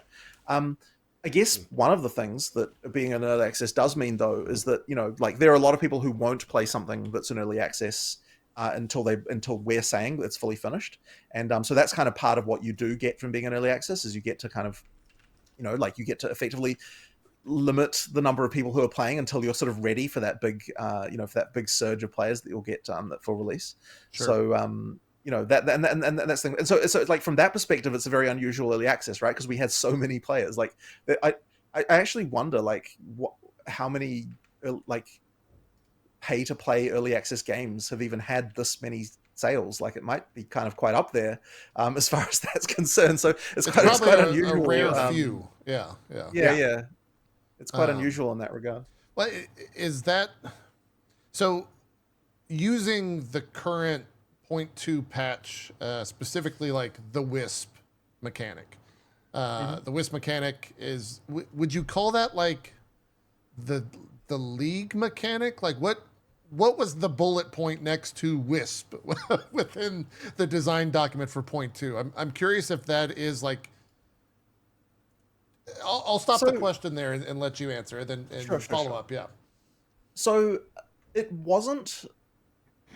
didn't rise to the level of being a league, like what I would call a proper actual league, because we didn't have all the things that a league has, right? Like, leagues have, I mean, it almost kind of got there. Like, they've got crafting systems, they've got meta systems, they've got like, like, there has to be some way, like there has to be an in-game boss, there has to be all these things. Like, some of those things we didn't have. Yeah. So it didn't rise to the level of being a league, and that's the reason why we in the end decided not to make it a league. We were kind of thinking it could be league-like, but we just didn't quite have enough going on with it. But the primary reason why we did the Wisps actually was because we wanted to make sure that there was more content in endgame that overlapped with other content. So one of the big things that was lacking in PoE2's endgame was not enough like overlapping axes of randomness, is the thing we call this, where effectively you've got like different mechanics that overlap, so that like you can get more situations that you've never seen before, where it's like, oh, what if the the Wisp happened to happen to inhabit this boss, and then that's a different thing, or it happened to be near the strongbox, or like this, like effectively like multiple things that can overlap together to cause a new combat situation. And so, yeah, as I said, the reason we picked the Wisps was because we wanted something that could work like that and have more content that worked like that.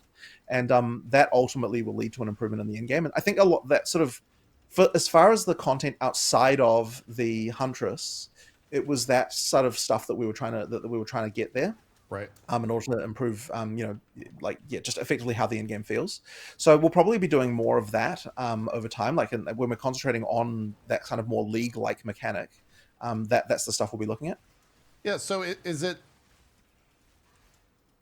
do you find that to be a hurdle, given the history of your POE 1 updates, the leagues, the expansions, all of that being brought into POE 2? While the game is still in early access, to where there's like these two, progress paths of like, we got to make 0.3, we got to introduce another class, we have to set, POE 2 is not a finished game, but also we've set expectations because of people being brought over from POE 1 with these like expansions and these leagues. Is that is that a hurdle? Like, do you kick yourself at night for like, fuck, we set this up and now we've delivered on it before? We got to do it again, however many times until the game's out of early access, until those things align.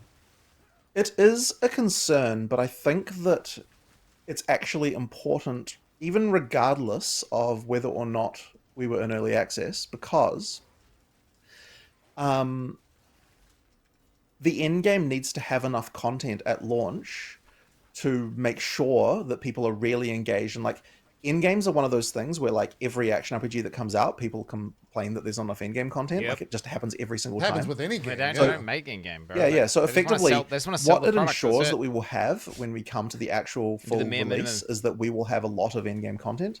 And so I think that when the next release we have, like for 030, we'll probably like turn down the Wisps in the campaign and there'll be some other thing. And like when we get to eventual release, like there might only be a few Wisps in the campaign. And like it's one of the many different random things that you can find that just effectively serve as just like interesting things that you find during the campaign. That's what it will feel like there. But then during the end game, it's like an actual mechanic that you can then engage with and have more stuff going on with. And so effectively it's expanding that universe of stuff that that can exist in end game. And without I think that it would have been very hard if we didn't have early access to have been able to create the amount of content that an in-game needs just kind of off the cuff like that. We need like so many different overlapping systems. I think that's sort of important. Sure. To have a situation like that. To be blunt, how long did like the Wisp mechanic take for development process? I don't. It's hard for me to even quantify because you've kind of got like a whole team, and it's like I don't like. There's no without answering like man hours, I guess. Dude, it reminds me so much of Abyss. I actually wanted to ask if it was related. It's actually a little bit of a. I mean, it's more like the Tormented Spirits in POE 1. But it does work more like Abyss in the way that the spirits track and go along a path. So it fixes some of the issues that the Tormented Spirits have. But I mean, I wouldn't say it took like that long, really. Like we actually like decided to do them like not even really that early in 2.0's development. Like it didn't really take that long. I mean, consider what we needed to actually make that happen, right? And this is one of the things is that I think we are very good at as a company is like being able to leverage what we have. So what does it take to make wisps? So the actual effect for the wisps themselves is obviously like made of particles, so there's no like modeling involved in that. The animals are all animals that we had that we could do like a few animations for to make abilities. Like like we had a bear model, we had a deer model, we had like all these different things. So like those are all things that we sort of had. So we can utilize those in a completely different context that you would never see as being the same. In terms of the actual ability stuff, I mean you've got VFX work, but not necessarily more than like a boss would take. Like it probably took about a similar amount of VFX time as a single boss might take to make that stuff. And then you've got the various mechanics around like the programming time. I mean, it wasn't really that hard. It's kind of I wouldn't say it really took that long. Okay. So yeah, like it's a relatively easy feature to make, and I feel like you get a reasonable amount out of it. And so it's just a question of making more things like that, just having interesting stuff to find. So is it safe to say that alongside, new classes and all the other like early access updates, that's the type of stuff we can expect moving forward for 0.3, 0.4, and so on and so forth? Yeah. We'll definitely be adding more content like that. Absolutely. Yeah. Okay. Cool. That makes a lot of sense. Oh, I want to go big-ass back leaks. to when you said, obviously PoE 2 super successful in sales and player base. I think at launch you guys averaged like almost double at least Steam count players on that. How hard is it for you to like take all of those new players, and I'm going to use Zeke as an example, and I'll give you a backstory there. Zeke bounced off of PoE 1 pretty hard. He even had Ziggy running him through it as kind of a Sherpa and bounced off of it pretty hard. But with PoE 2, and I think he told you this prior to us starting the interview, he put like, 60 hours in it, Zeke, or something like that? Yeah, 55.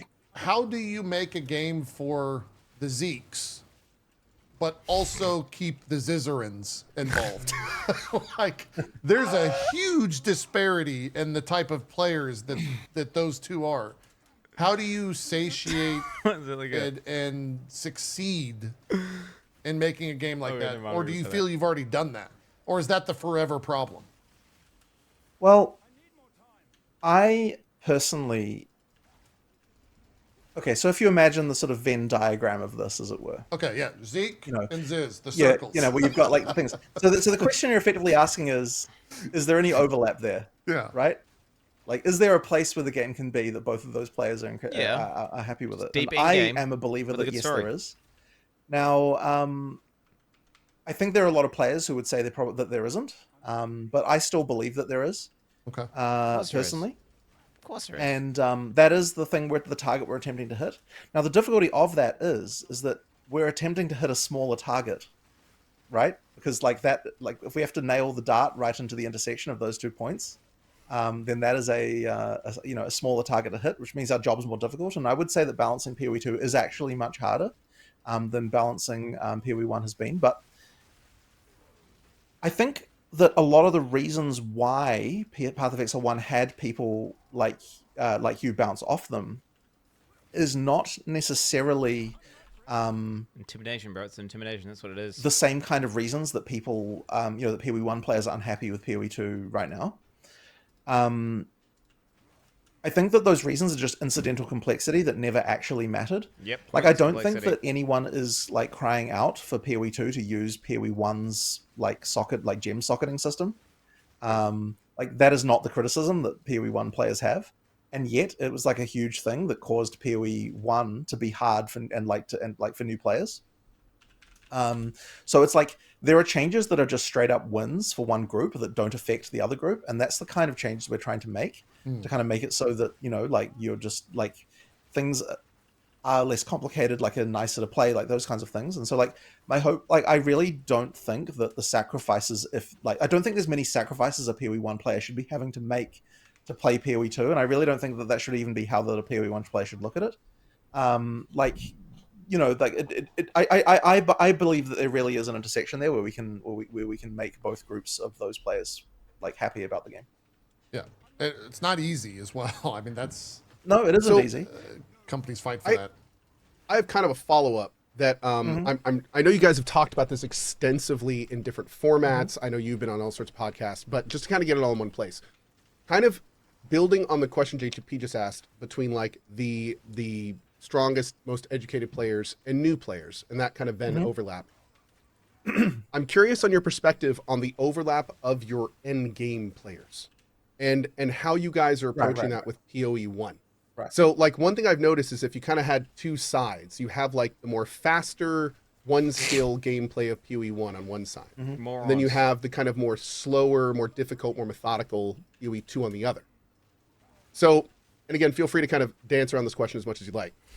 One thing I've noticed a lot in the PoE community is that there's a lot of people that fell in love with PoE for that first style. They see PoE 2 kind of moving a different direction, and then they see PoE 1 like not getting quite as much love as PoE 2 as they see it go into the distance in a direction they're not digging.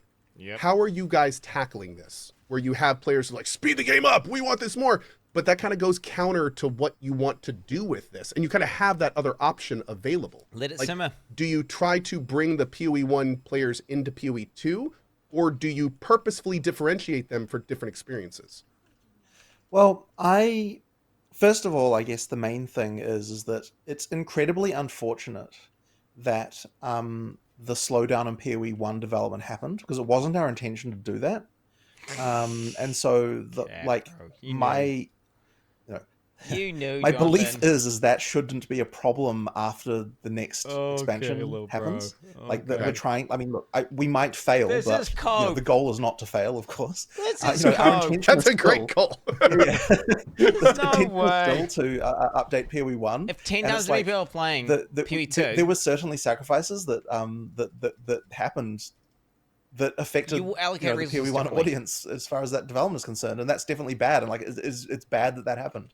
Like, it wasn't our intention to do that, and we did. So if you are a person who likes PoE 1 and you're not interested in PoE 2, we still want to have PoE 1 there and getting support like it always had. For that, that is the thing we want to do.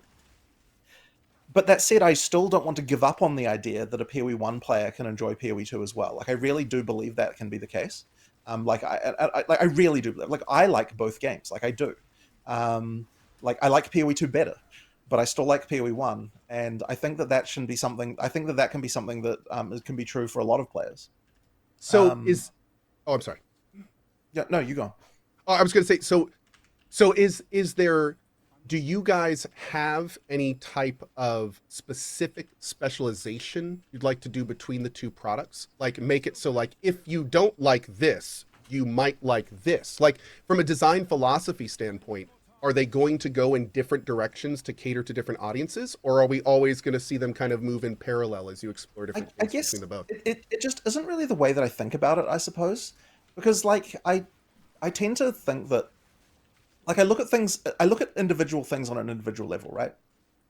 And I think this is the thing that has frustrated a lot of people in the community when I talk about this stuff, is that, because I tend to be like, okay, it's not that I've got some design philosophy where, this is the amount of speed that the game has to have in this many, kilometers an hour or anything like that, right? It's entirely they get hung up on that. I mean, I do it. Right? Is this fun or isn't it fun? And do you feel the power up is progressing, or do I not feel like that, and so on? And it's I guess the only thing I can point to that's completely certain to me is that it shouldn't be that when you watch a stream of a player as someone who's never played the game before, that it looks like something that is completely incomprehensible. Yeah, there is. You have that 100%. Thing where it's like I don't want it to be some fate and If particles. a person looks at someone playing the game, even at a high level, 100%. It should look like, oh, wow, that character is ridiculous. But it shouldn't be like, I can't even visually understand what is entering my eyeballs here. Yep. It's like a head-hunter user. That was my first time ever watching. So bad for the game. Played a clip on this show of him playing PoE. I'm like, PoE 1. It's like trying to fucking figure out what the Tasmanian devil is doing. Dude, I'll never forget the first time. First time I saw it 2 times. First time I saw an endgame mapper in PoE 1 that actually knew what they were doing, and the first time I saw a flicker strike build. Were 2 of the most memorable PE things I've ever seen. But no, that makes perfect sense. To be honest, you still kind of understand what's going on with the flicker strike build. At least you kind of have an understand. Sometimes depends on how many mobs are on the screen. I mean, that speed exists here. Let me pull up Fubgun's stream. The PoE 2 or PoE 1 speed. But immediately, right? You understand what is happening on the screen right now. Yes, right? You see the lightning bolts going out. You see the mob. Yeah. It's not quite like just a Picasso of fast images. Exactly, right? So it's and this is the reason why I'm always hesitant. People are like, are you wanting to slow the game down? And then it's like, well, I mean, I want to be honest, this is not even as fast as it can go, right? As I said, sounds like what people are saying is they want the game sped up at the beginning. Sure, some people do say that, right? And that is I think a bit of a difference. That might be. So this is an interesting concern, right? Because the other thing as well is even the term beginning means something entirely different to some players than others. Some people will tell me, oh yeah, the monsters have too much life in the early game, and then I find out they're talking about Act 5, effectively crawl Act 2, and it's kind of from their perspective, that's the beginning of the game, right? So it's I think that we did have a problem with the with issues like in the sort of mid campaign. The other thing as well that we have an issue with is right now we still have cruel difficulty, right?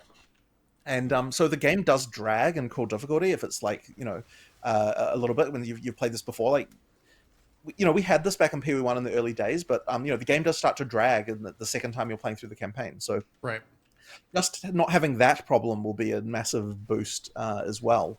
You know, once we get all the acts and everything like that. So I've got to. I'll tell you this, like as a first time player, first time going through, I played all of my 55 hours with the same character and stuff like that. I was like, I was totally like, I don't think the beginning acts need to be sped up at all. However,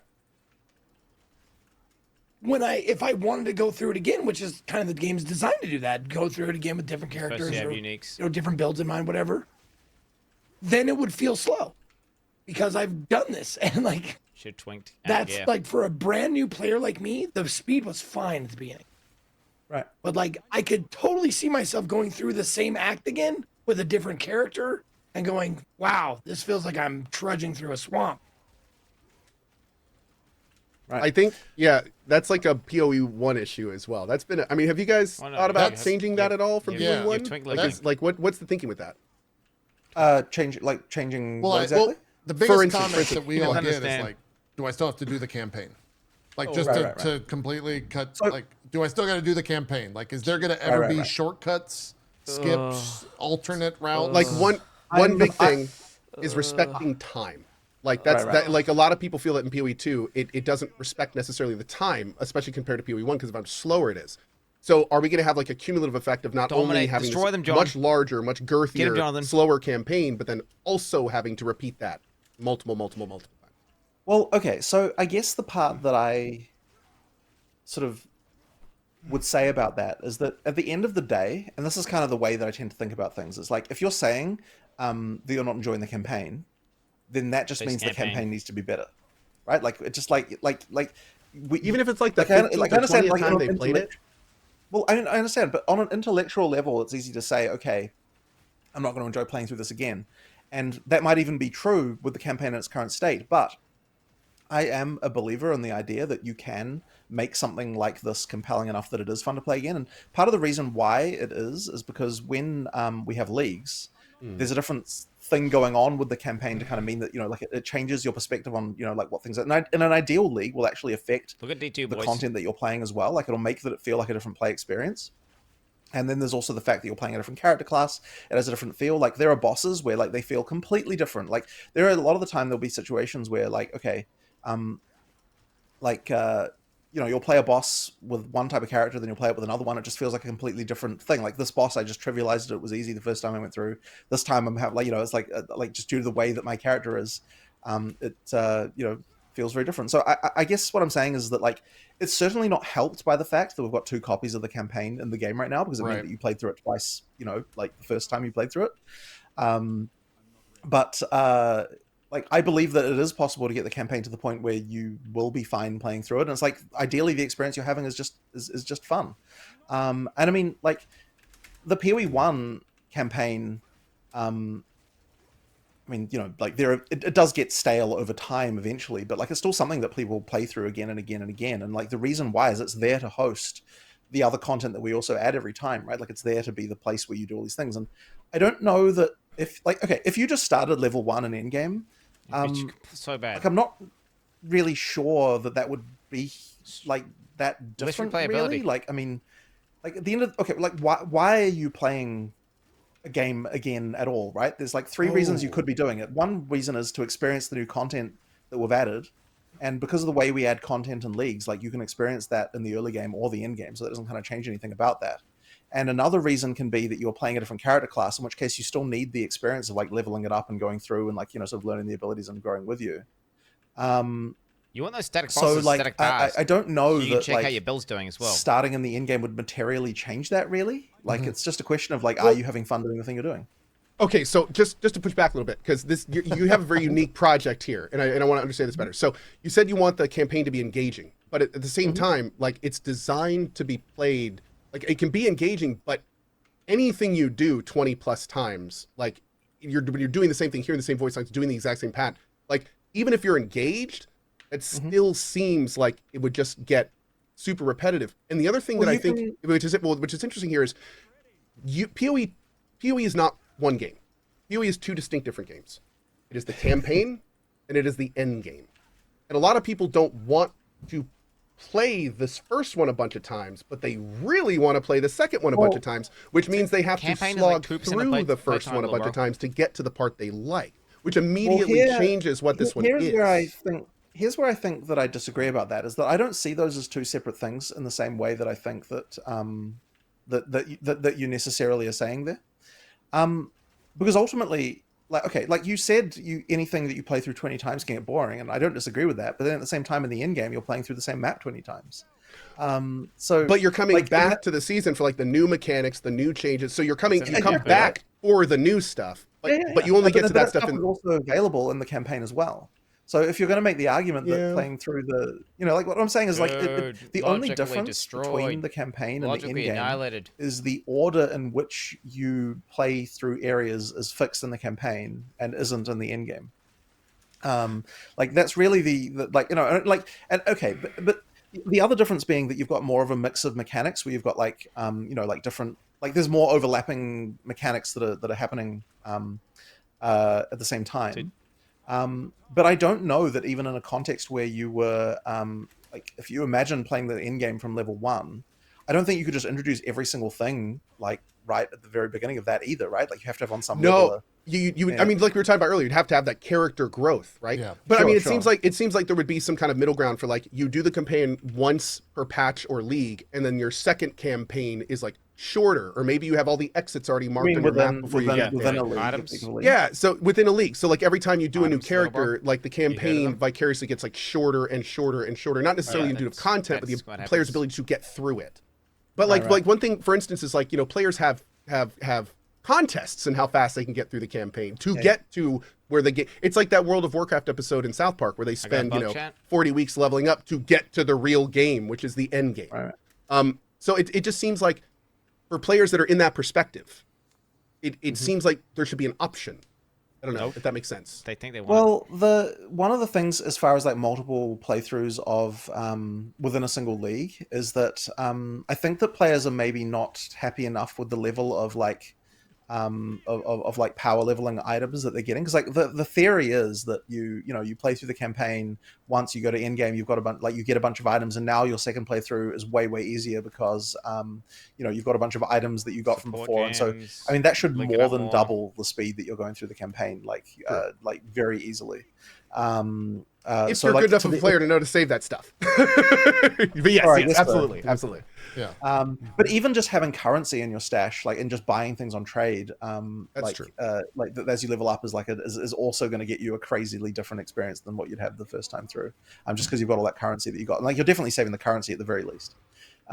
So it's like that should theoretically make that work. And so if that's like, to the extent that that's not the case, like we might need to improve things there. Like I know a lot of people are saying that like some of the level, like there's like various reasons why like leveling uniques aren't good enough and that kind of stuff, or like a lot of unique options and that kind of thing. Like that's the kind of stuff that can help a lot there, I think. So and that also can be another type of experience that's also fun to have, like, because that is your experience of just completely obliterating everything as you go through, like using these ultra powerful items. And so that is also an experience we want players to have too. Like that's the kind of thing that ideally is the solution to that. Cool. Okay, appreciate it. All right. Thank you for answering these questions so just transparently and candidly. I really appreciate it. Problem. Yeah, I both this and he's done that a million times. Not necessarily a question I have, but last week's interview that you did with Zizarin, if you guys haven't watched that in the audience, definitely go check it out. It was a bit heated at times, and I think and I feel bad about that, to that, but I still think it was a fantastic conversation, and the changes that came from that, whether they were directly responsible, whether the podcast was directly responsible for that, for the patch. I'm glad that whole conversation happened. That was great. Yeah, it was certainly responsible for some of them, because at the end of the day, like, we do need people to bring specific things to our attention. So basically, like, that was just useful because, and it's also always easier when you're talking one-on-one with someone, because then you can ask questions about like, okay, well, what's actually happening specifically here and that kind of stuff. Like, that's always important. And it's similar to that example earlier that I had where, like with the specific monsters, they had specific problems where it's like, okay, people are like, monsters are too fast. And it's like, okay, but what monsters is the question, right? We have to find out what like what the specific issues are. So, it's all of them, like, -20 across the board. That's the thing, right? That's what a player will say. That's what a player will say. And it's like, it's not an answer. That's very good logic. Yeah. Honestly, the issue that I had Speed mods. when Speed mods. When I was doing that interview, and like part of the thing that, you know, obviously I was like low on sleep, and there was like a few other various compelling. It was things a as well, week. but Like you know, it was an interesting week. It was a week. Yeah. But one of the things that was happening that I really need to take care of when I'm discussing this stuff is like, you don't like, if someone says like you should make all the monsters slower. Oh no, I think the specific thing there, like as an example, was like, okay, like I don't remember the exact wording of the question, but it was something like, you know, there shouldn't be any monsters faster than the player, effectively. Like that was the thing. And like what I did was I launched into defending that, rather than just talking about the fact that, okay, we are actually looking into a bunch of monster speed issues, and we are actually like, you know, going through all this stuff, and it's like, that's the answer that would have actually been much more like what the players wanted to hear, if you know what I mean, rather than like, let's have a philosophical discussion about why it's important that some monsters can be faster than the player sometimes. So like, that's the kind of thing that different answers for different audiences. Exactly, for sure. It's like a very different situation. I mean, you mentioned, I think that goes both ways, right? Because you mentioned like players screaming X needs to be fixed, but not the specifics of what X is. I think is someone who's talked to a lot of developers over a myriad of different games. It's one thing that we have to get better at is just like actually honing in on what the problem is, or what we think the problem is, to be able to identify that. I don't know. I mean, your job is not to be a game developer, right? That's our right. job. That's very true. But we could, we could try to be better at it, because I suck. It's our job to yell at you for your poor decisions. I suck. That's what our job is. The thing is, but what I will say is that like, but on the other hand, if you're in our QA department, now it is your job to actually get specific about individual things, right? Yeah. So like that's one of those things that I think it goes both ways. Also, one of those things that when people enter QA, they have to learn about like that kind of stuff. It's like, it's not enough to just say like monsters are too fast. You actually have to say, well, like, what monster were you fighting? Like, what was the exact situation? You know what I mean? Yeah. Basically, everyone just needs to stream, and then when anyone dies, you need to take the last 10 seconds, and we can just submit that. Just have a little submit button next to. Instead of a death recap, we'll submit a video. There you go. So you guys have all the information. Closing in on 15 minutes left, I kind of have some sort of rapid fire stuff. I joked about death recap there. Is there ever going to be any sort of death recap system in PoE 2? I mean, I'm not against the idea fundamentally, but every time we've ever talked about this, you start to get into a bajillion corner cases that I mean, make it it's a loaded kind question. of hard. I get it. Yeah, and so it's not really a question of want. It's a question of like, you know, there's always been something more important, unfortunately. Yeah. Okay. I guess these are the tough questions, and so I apologize beforehand. Community loves to speculate, and I guess so do I. With that said, can you talk about Chris Wilson and kind of where he's been? There's not really been any official statement anywhere from GGG about that. I think we've had a couple things like third party, a fourth party, but is there anything official you could say where Chris has been? I mean, he hasn't been working like day to day at our company for quite a long time. Yeah, and then recently he also retired from the board. But okay, there's nothing really much else to say about it. Gotcha. Really. Yeah, like, I didn't think there was any drama, but it just people. I still talk to him every day, just online, like Yeah. Co kind of mentioned it earlier. Account sharing's been in the spotlight recently. You guys have had like a pretty strict rule regarding that, as well as RMT in the past. Is there ever going to be any action on that front? Is that a special case? Are you waiting for 1.0? Do you have anything to say? It's just nothing. I don't think I've got anything to say about this particular issue. I figured as much. I figured I would ask, but yeah. What? Yeah. That's good luck with that. Will you personally be banning No, just kidding. Dude, why is he so spoilers about that? In an age where people like to pit companies against each other, do Why is he you consider capitulating to yourself Elon? competitors to Blizzard, Diablo 4, Last Epoch? Like, how do you view these other companies? Are they? No.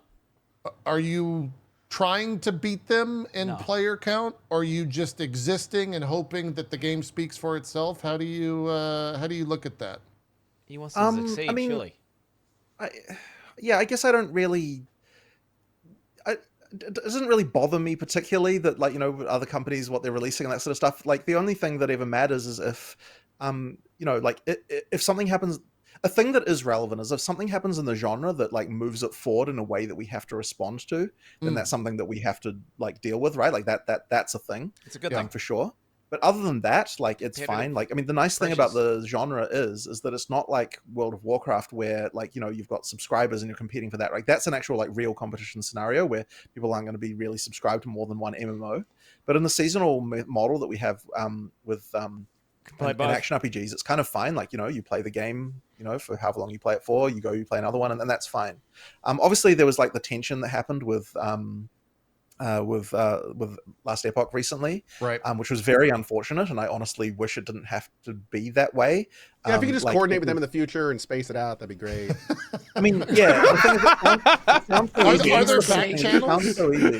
Like, are there back channels between Last Epoch's job. companies? So with they releases? they messaged us about.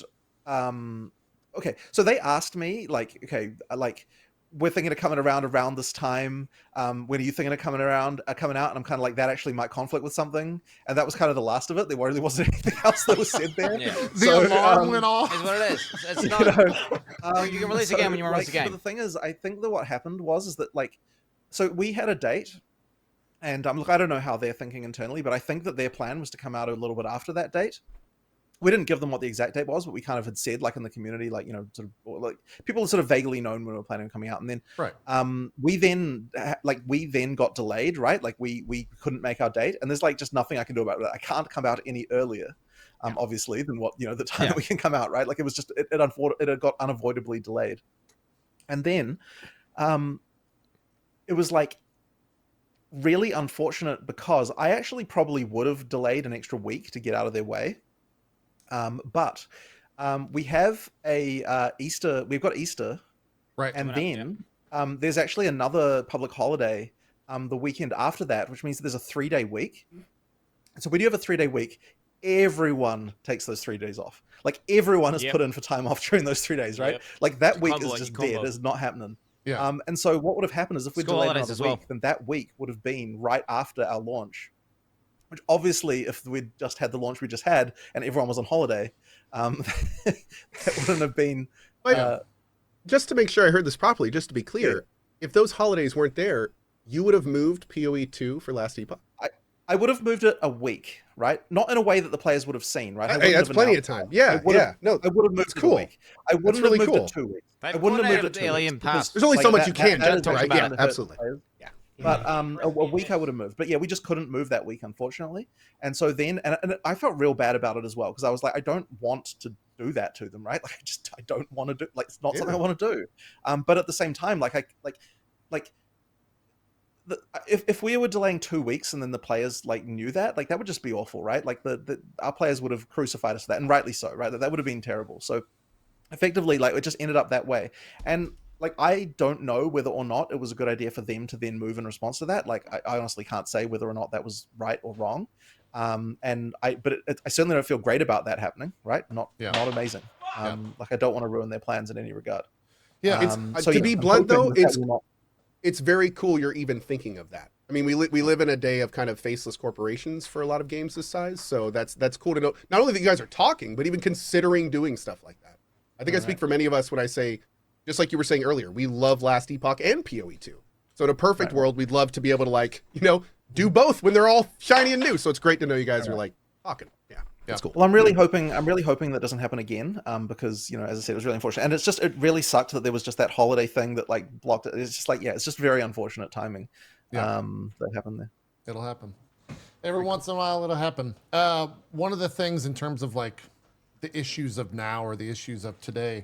A lot of people have been asking about the EU server issues. I don't know if there's a specific. Yeah, so that's just DDoSs, unfortunately, that are very hard to deal with. Yeah.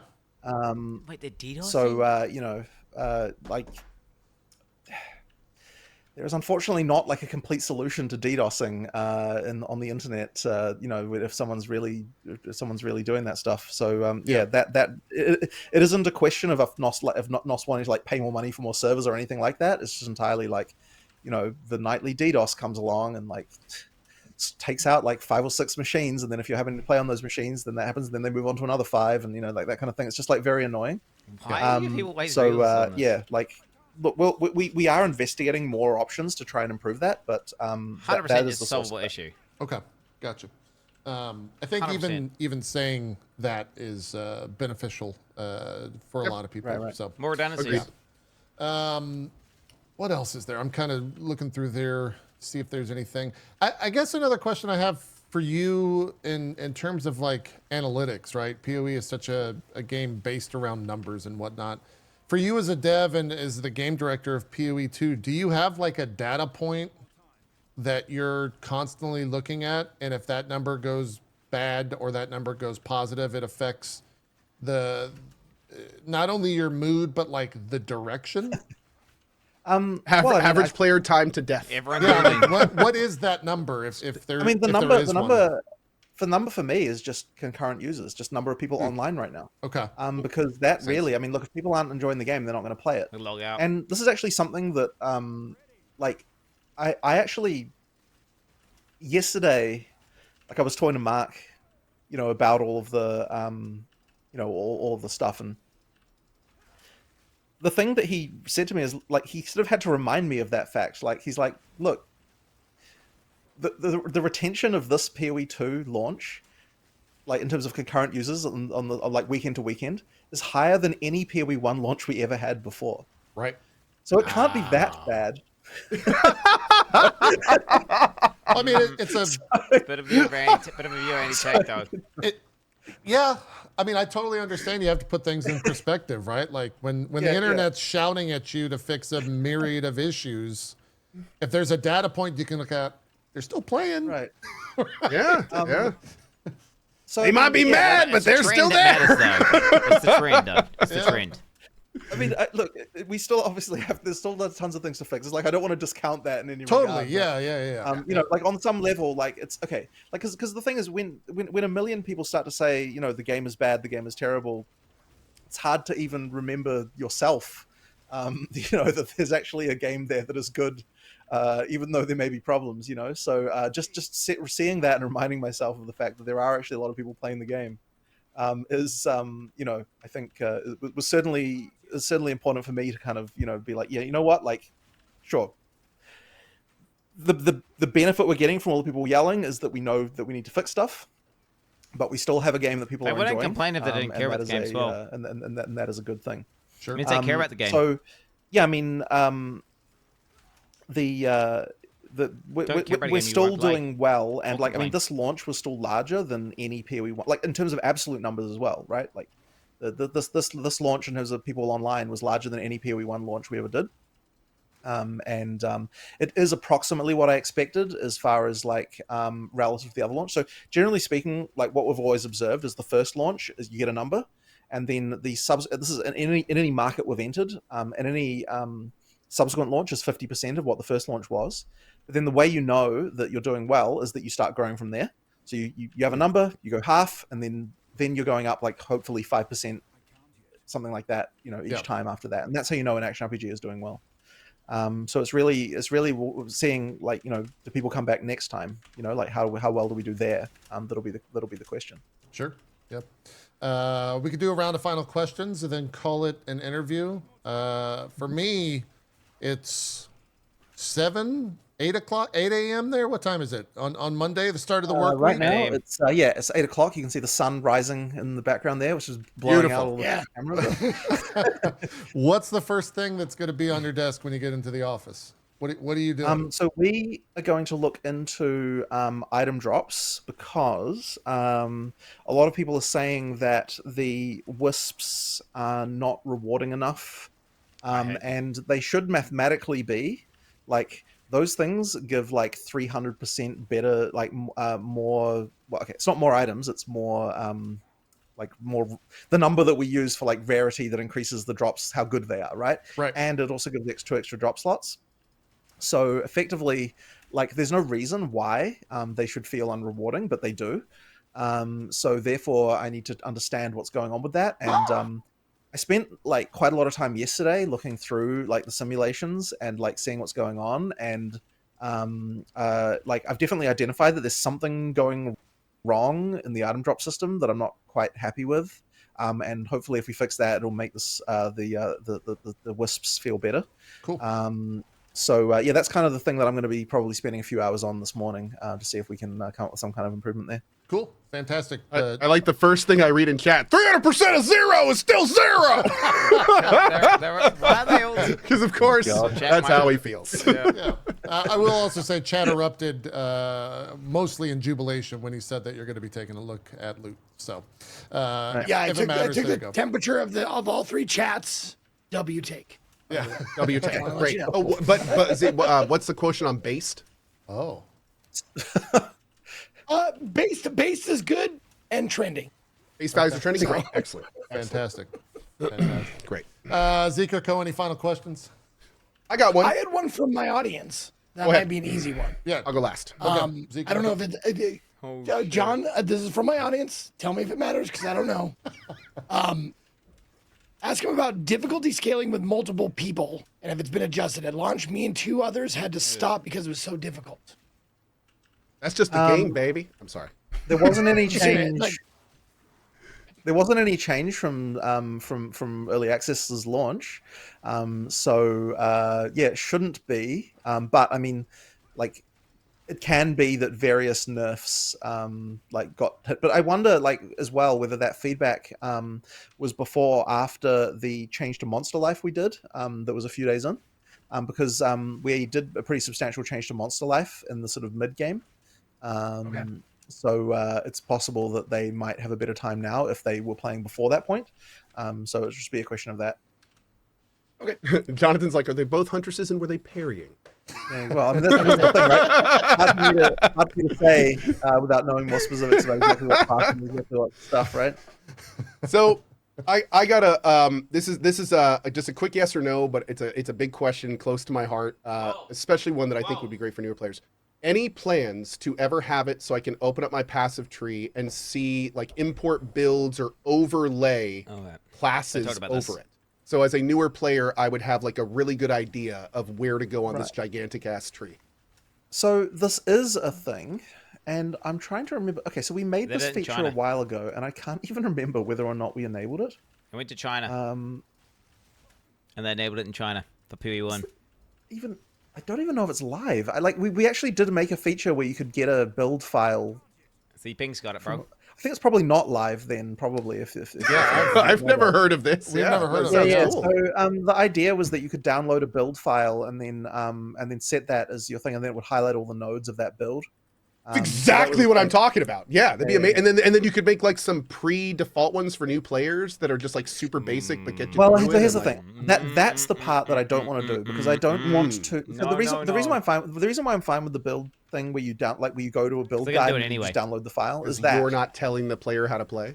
Yeah, exactly, right? So effectively, like, at that point, they've already decided they want to follow someone's guide. They can do it anyway. So, like, therefore, it's fine, right? But at the point where, but if you're just, like, into the game and then the game's immediately like, why don't you pick from one of these build guides? Like, I'm kind of like, I'm not a fan of that, you know? Like, I don't want to, like, I feel like if you want to follow a build guide, that's great, but you have to much better to make your own builds. Yeah. You get so much more invested in your character, and it feels so much more rewarding to win. I wanted to mention this before. One of the things that I really enjoyed about POE 2 is that I got through the entire thing before it, restarts or whatever.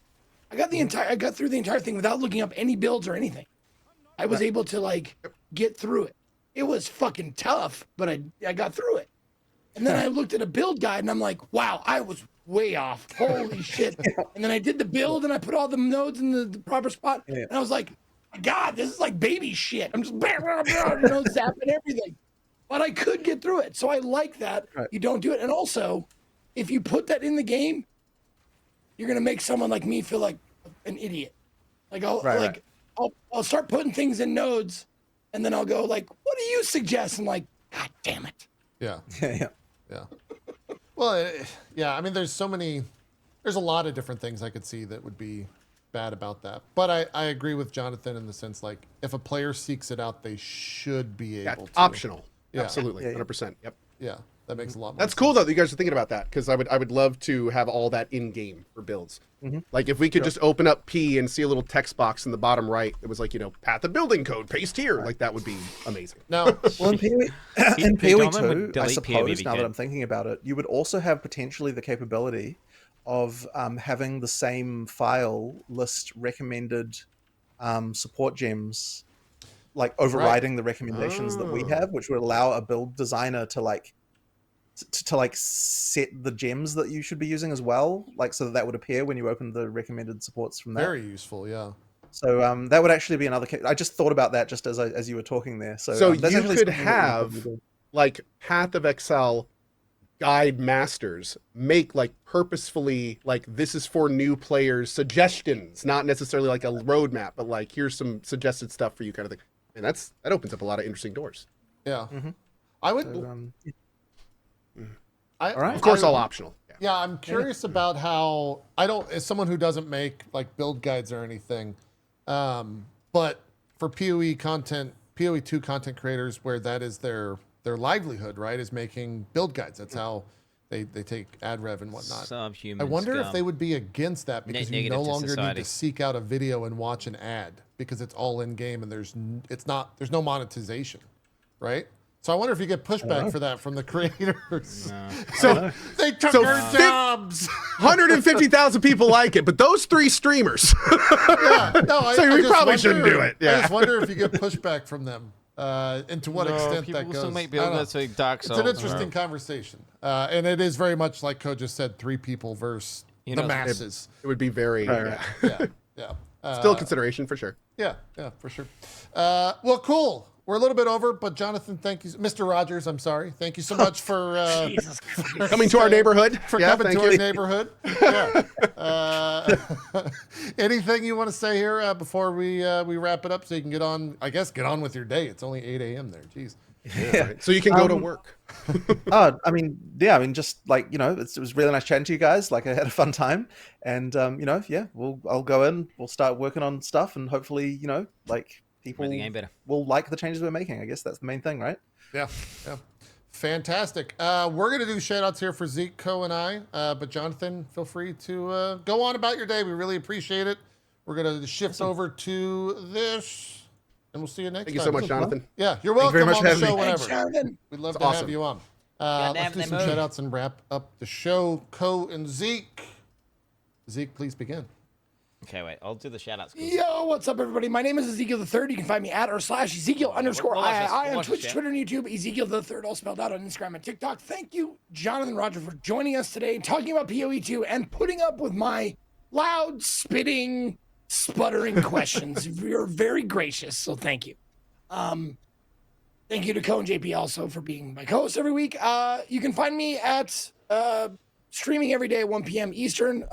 10 a.m. We've got Pacific. ads here, but we've got the I'm going to be top playing ratings ads. this. I take Mondays off, so I'm not here tomorrow. But I will be playing Into the Dead and Blueprints for the next couple of days. Nice. And that's what I got coming up. So if you want to come join me checking those out, please do. Pretty sure Thanks for Abby used to watch this game. Fantastic. Abby used to be Co, Ezekiel the Third shout watcher. outs, please. Absolutely. As always, a big thanks to JP and Zeke, and a special And shout man out to versus Zeke and game. Jonathan. That was awesome. I can tell you, I can count the amount of devs of that size that I feel are that kind of like transparent and in the trenches. That is Definitely. awesome. So big Yeah, thanks but to the GGG Elon and question, Jonathan though, for pretty all of cringe. that. Not gonna On that lie. note, my name is Co. Hi, going to be doing a lot of Blueprints this week. Also, we've got Last Epoch this week. Going to be rolling new characters for that. Probably some more POE Is that 2 in the hashtag ad, though? as we do more of our hardcore run. Maybe some First Berserker Kazan if I can rip myself away from Blueprints, and then some other fun games too, maybe some Yakuza in the evening. Regardless, thank you guys so much for watching this week. Hope you enjoyed the interview, and we will see you next week or sooner. Fantastic. We also have a sponsored stream. We'll be playing together on Friday, I believe Cool. at 1 p.m. Eastern. We'll wait. I don't know if the game's announced, so I'm not going to say anything. But we'll see you all there on Friday. I think that's at 1 p.m. Eastern with the 3 of us. Oh yeah, I see 12 p.m., but that works. Okay, all right. Hey, wait. Whatever. Doesn't We'll matter figure it to out. me. I'll We'll be figure live. it out. Yeah. We'll figure it out, and we'll let you guys know. But yeah, that's it. Yeah, Jonathan's got inner peace. Sorry, I didn't mean to cut back to the screen. That was just Look at him. He's so happy. He's ready to go fix the loot. He's zenning out before Zen, man. work. I love it. Yeah. All right, that's it. The VOD will be up over at youtube.com/JP a little bit later, probably in the next 30 or 40 minutes. We're out for now. Next week, we got Rami. Rami Ismail's coming back.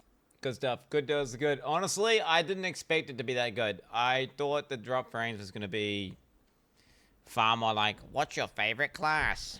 I really like the Amazon. What's your... It was actually a lot better than expecting. Pleasantly surprised with the depth of the questions. I mean, don't get me wrong, it was some D4 ass shit. I mean, he's steel manning though, right? I'm not ready. They're steel manning for the normies, which fair enough. Bro, dude, the big E question.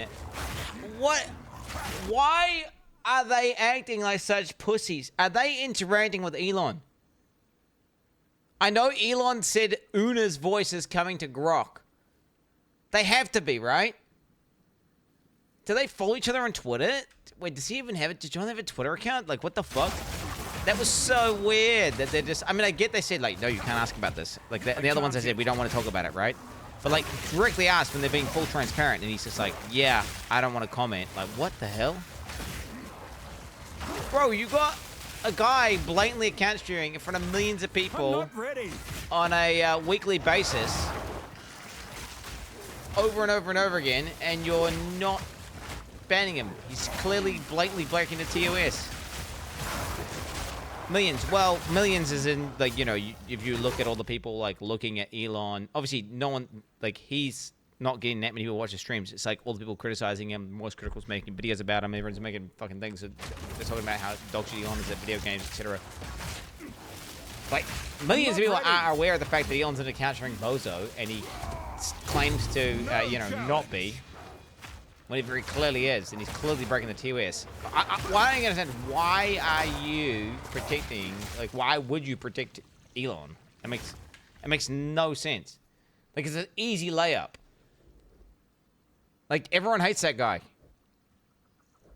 because he's fucking lying about being good at video games. He's stolen video game Vela, right? Stolen video game Vela. And then my question is, does that mean Elon's got his finger in the pie somehow? Which is scary, bro.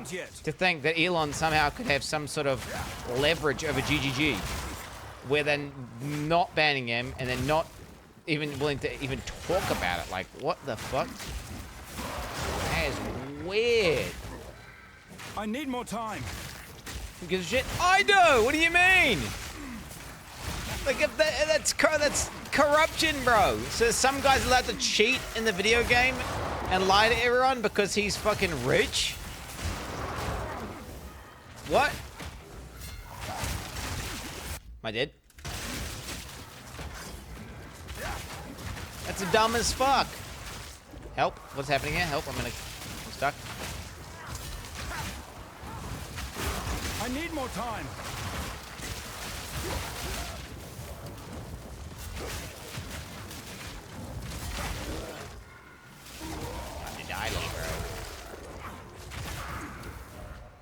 Ooh, it was icky. Like, that was icky, right? When everyone knew what we were talking about, and he's, like, just not saying, like, yeah. That was icky, bro. That my ick meter went off the charts there, actually. Oh, that's so icky. That's yuck. I'm sorry, that's yuck. Are you a child? Okay, I'm using it's Zoomer terminology. I like to say that, dead ass. Okay, icky, like, that gives you, when someone gives you the ick, bro, it means that it's a weird behavior you don't like that they're exhibiting, and in a way that makes you even slightly disturbed. It was disturbing.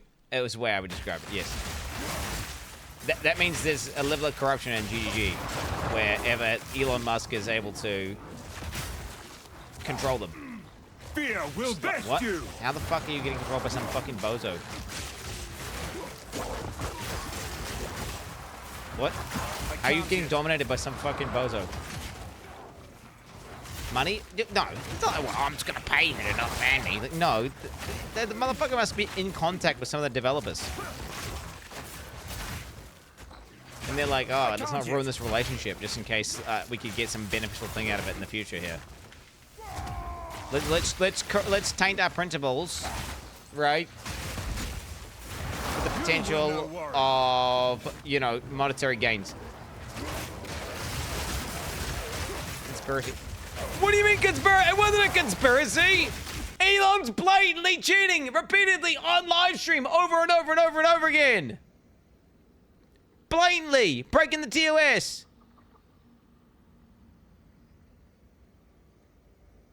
And then you ask the what fucking main game dev, and he knows exactly what you're talking about. Code literally says it out loud, and he's like, "Yeah, no, I'm not gonna comment on that."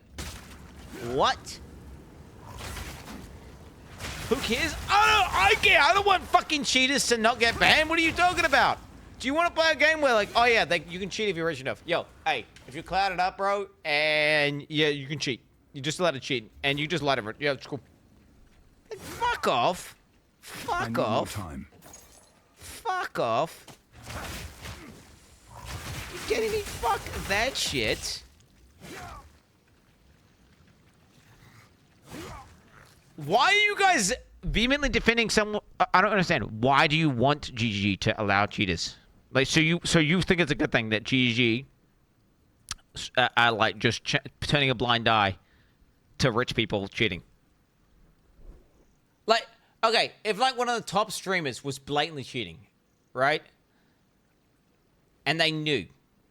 But like, hey, it's good for the company because people play the game and more people play the game. Would you want them to like just not ban that guy? Because look, hey, look, it makes overall more people play the game and it's good for us. It's good for GG because they make money.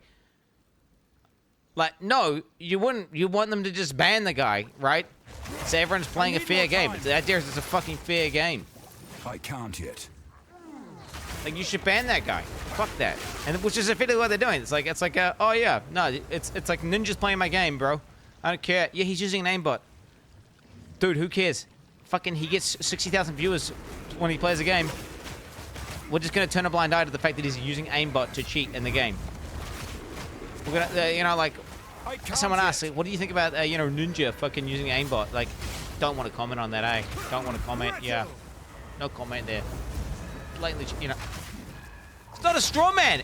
It's reality, bro. Steel yourself. What? I'm not ready. Elon is blatantly account sharing on live stream repeatedly over and over again. And they know that's happening. Everyone knows it's happening. I'm not and ready. They ain't banning him. They're breaking the TOS. What? It's super cringe. It is fucking disgusting, actually.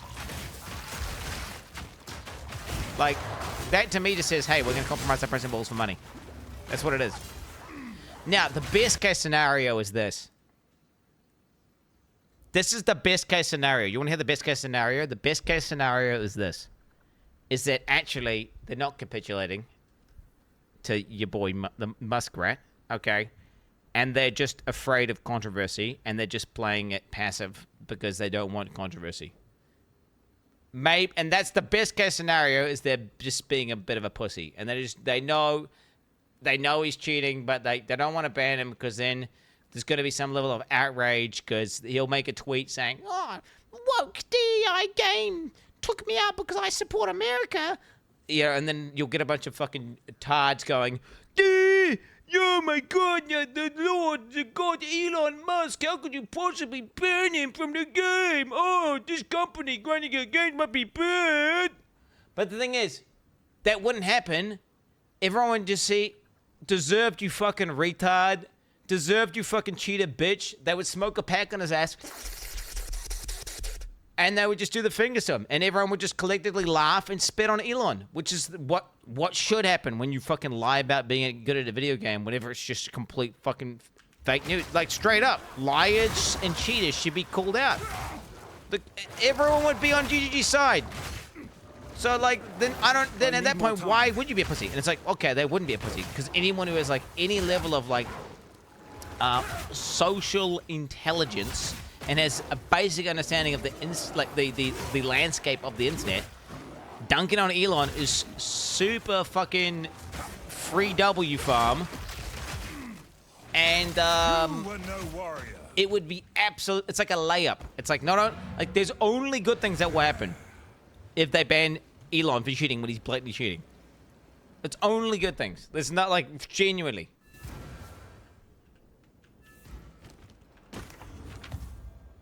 So then it's like, okay, well, so you assume they have some level of understanding as to what that landscape looks like. Okay, well then therefore they must be capitulating, and they must be like, fucking Elon's DMing one of the fucking lead devs, and he's like, yeah, maybe we could do a collab with X and Grok here.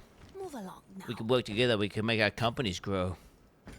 I could have millions and millions of people looking at Path of Exile 2.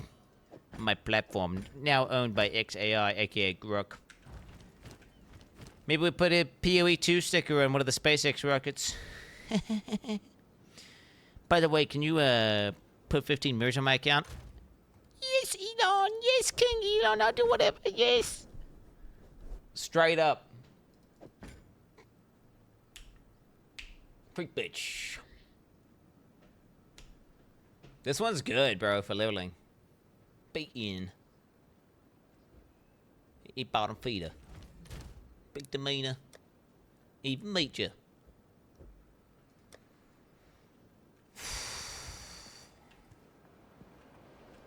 Yeah. Would Pidge ban couldn't use the N-word too? No, I did use the N-word on stream when talking about a song, and it was not, because contextually it's not breaking TOS. You can contextually use the N-word and it's fine. The only thing that Twitch will ban you for is if you're being racist. Or not just racist. Oh, well, there's a bunch of things. There's a bunch of this, like nudity, there's protected groups. Any of the protected groups you can get got for doing. Bodily fluids. I mean, there's a million things you can get banned for. But, no. Actually, saying the N-word in a vacuum is fine. No challenge. Now, I wouldn't want to do it because people would just think I'm racist.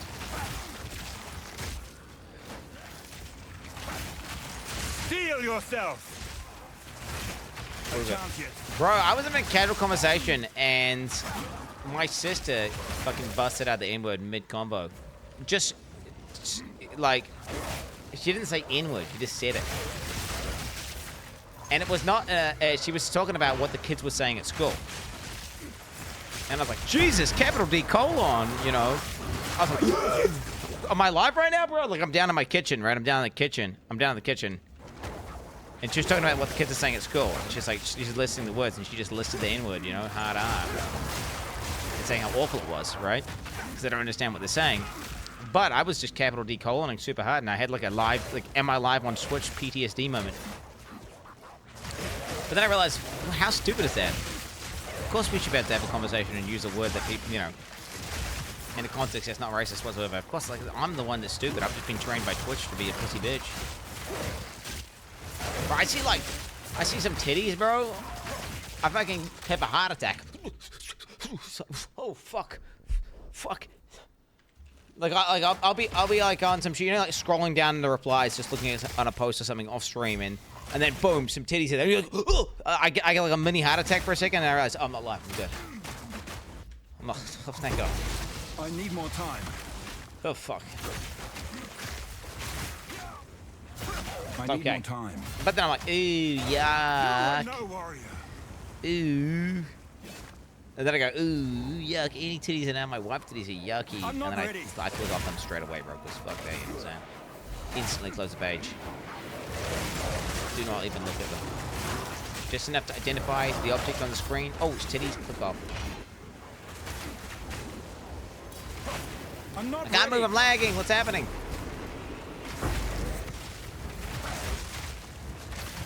Help.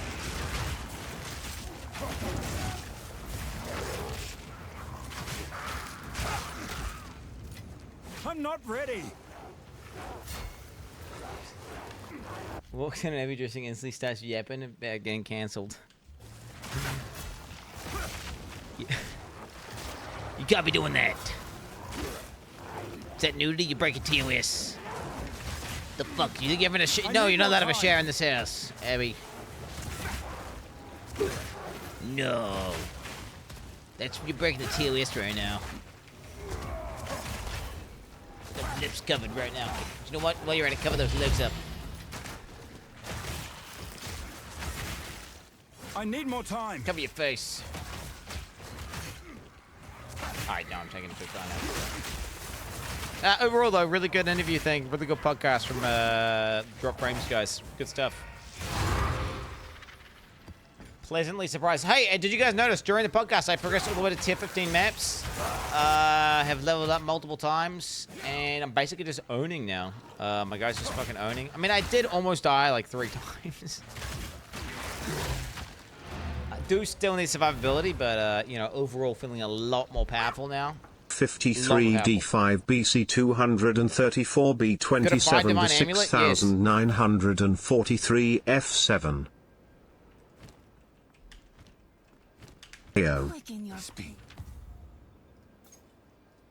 Now you know why capitalism is bad, Quin. A retarded man-child is the richest person on the planet, and a small indie company doesn't even want to risk banning him because he could buy your little peasant island and burn Triple G to the ground. W socialism. I don't think it would. They wouldn't do that. They're not, they can't be that scared. They can't, bro. Do you really want a guy that has spent $100 billion to destroy a bunch of tech brothers that laughed at him take an interest in your favorite company? He 100%. Elon would lose. What does Elon care about more than money? Being accepted and trying to be popular and cool with the kids. It's all he desperately wants is validation. That's why he lies about being good at video games. That's why he lies. This is literally what he's doing. He's seeking validation. Okay?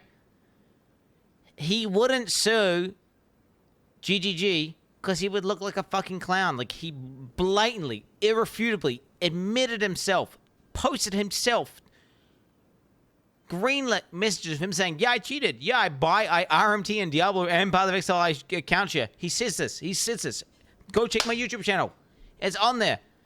There's no court case he could possibly win. There's nothing he can do. Tencent ain't gonna sell shit. You think Tencent are gonna sell their company that's super profitable to Elon? Well, actually, you know what? Maybe they would, if the money was right. But he wouldn't do that because it would look pathetic.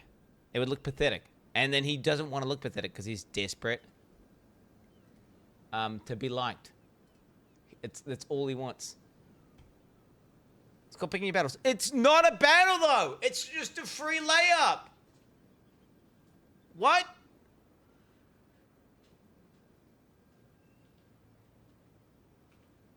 It's not a battle. It's like an easy W on a retard.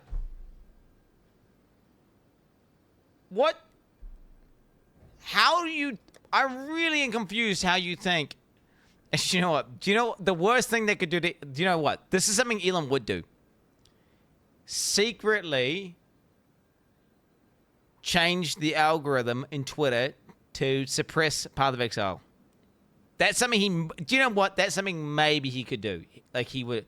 Like a shadow ban on Path of Exile. But... Why wouldn't he have shadow banned like a bunch of people who just all they do is dunk on him? Like, why wouldn't they shadow ban fucking like Hassan or something? Because Hassan's not shadow banned. He doesn't. What are you talking about? Hassan's got like 500 tweets being like, "Fuck Elon Musk, fuck that guy," with like millions and millions of views. What are you talking about? No, I do think yes. That's what I'm saying. I'm saying that's something he might do because we saw that whole thing with Asmongold, right? 100%. He maybe would go that low, but it's unlikely because well, then why does he do it to a bunch of these other guys who just really, you know?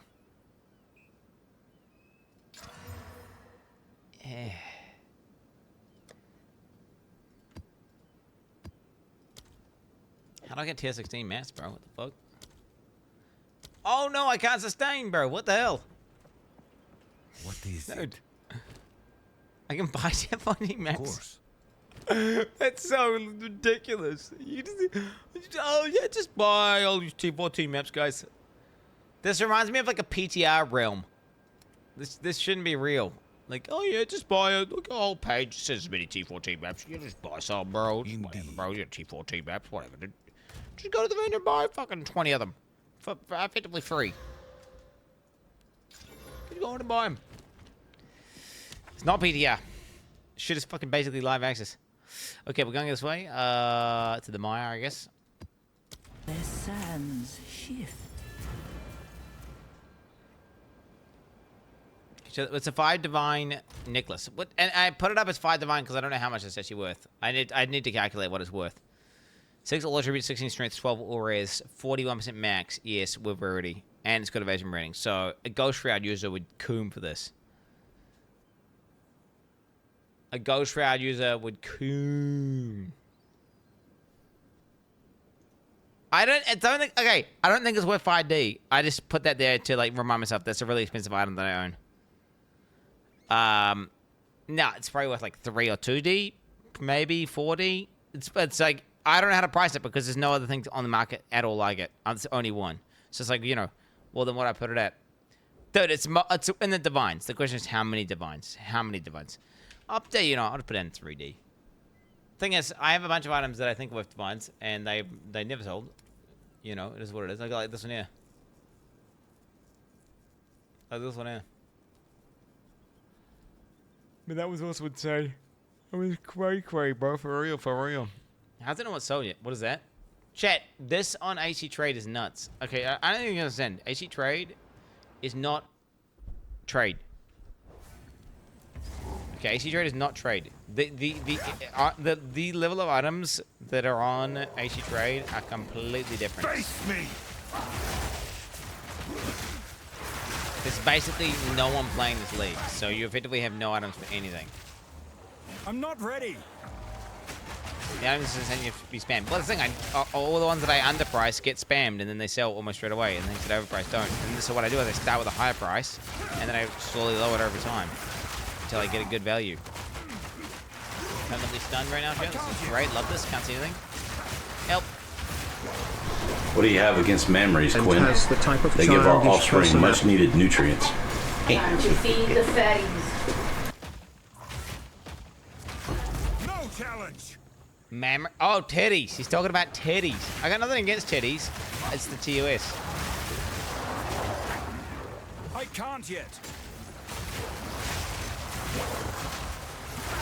There was absolutely no TOS, and I was able to show titties on screen if I wanted to at any point in time. There was no downside to it. But you know what? I still wouldn't do it. In the right But I hands, just wouldn't this freak could out whenever I saw them by be mistake. truly exceptional. I'm not ready. You know? I just wouldn't want a bunch of dudes getting bonus and just, it would just be all around this shit, a bit weird. Unpaused TTS pussy. Why I paused? Because it was fucking dono clipping, little bro. To buy Triple G and shut them down out of spite. Wouldn't do it. Fat lol. Buddy, welcome to life. Money lets you cheat. Have to pay a fine? Who gives a fuck? Have to wait in line? Nope, you are fucking rich. Think a social media platform is being mean to you? Buy it and block the meanies. Grow up, lil gup. He actually got bullied into buying it. Elon And said took a they mad were L. using a Path of Exile character's voice for the Grokkai voice. Yep. They probably have Luna. some deal they don't want to fuck up, lol. That's what I'm thinking. I think that They won't ban Elon because I think they're talking. I think there's like someone's talking to Elon and they're like have some level of relationship, which is why they're like he's effectively immune, which I think is stupid. I think you should ban your own family member. If your own family member, if like John's son is cheating in Path of Exile, he should ban him. Right? Just, he can make a new account. Just that account that he's cheating on gets deleted. Straight up. If your own kid's cheating, just fucking ban him. But, like, are you kidding me? Just take him out. Take him out. Take him the fuck out. I need more time. Straight up. loss of monetary gain, man. That cunt could destroy Triple G if he wants. He meddles with a whole country. Okay, you are severely It has nothing to do with like, Elon being rich. It has to do with him being the first lady of the US government and being a studio primarily funded by China. I don't think Elon has that much power, honestly. Pussy in my ass. Play Valheim. I think maybe if you work Prime with the US subs are government, free. maybe he's got a little bit of power. Maybe he could like have a good. He could basically get you Chat. taken to some court where they can At get the you end of fired. the day, don't even get it twisted. Chat saying the N-word in a vacuum is fine. Anyway, hey, Gugu, what's the biggest vacuum known to man? The largest vacuum chamber in the world, known as the Space Power Facility at NASA's Glenn Research Center in Cleveland, Ohio. It is 30.5 meters. Hey, Gugu, stop. I got enough. Anyway, chat, but boys, I'm on my way to Ohio. Yo, I'm going on holiday. Yeah. Yo, I'm going on holiday. I'm going on holiday tomorrow, just to let it be known. Holiday tomorrow. Actually, I am. So I'm letting you guys know. I will stream tomorrow morning, but I'll be ending the stream early as fuck. It'll be a very short one. It'll be like what? It'll be like 3 or 4 hour stream or something. And then I won't stream the next day. So yeah, you'll be missing the first. I can't yet. You'll be missing 1 day and a half a stream. So pretty half a stream, 1.5 streams is gonna get deleted. It's because it's school holidays, and you know, I felt bad because we're just not taking our kids out on holidays enough. So we're gonna go to a place. I'm not gonna dox where we're going just in case there's some weirdos. We're going to a place. It should be Poggies. I need more time. Gonna refund says, "Fuck you, bitch." I can't yet. It's Force and Quin. I mean, I'm going for 1 day, bro, and a half. I'm not ready. Boys, multiple bosses tomorrow. Yeah. Ohio.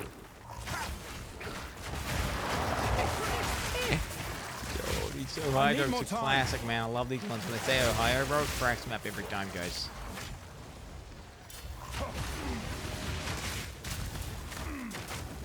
God damn. You guys are comedic geniuses, you know that? Do you think I'm powerful enough to fight a Citadel boss, by the way? I can't yet. Wait, what is this blue thing? What am I looking at?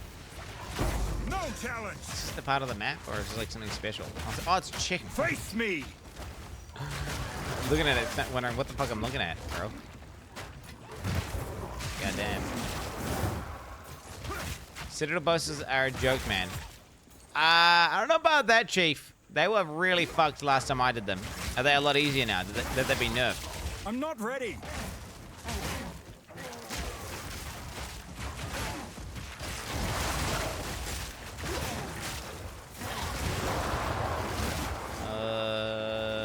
Not nerfed.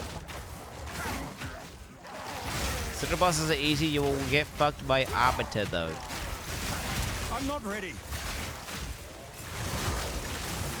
Okay, well, how do I prepare for Arbiter?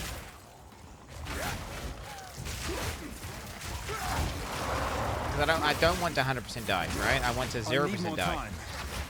I want to 100% win. That we could go with that option. Do I have to do softcore practice? Actually, no, I'll do it if that's what you think I need to do. Like I don't want to just suicide this character. Like if I'm just gonna die instantly, what's the point? I'm gonna just, you know, like what the hell's the point? Hey, you just invested a bunch of time and it just get instantly killed. Congrats. I got turbo head, bitch. I know where I'm going, pussy.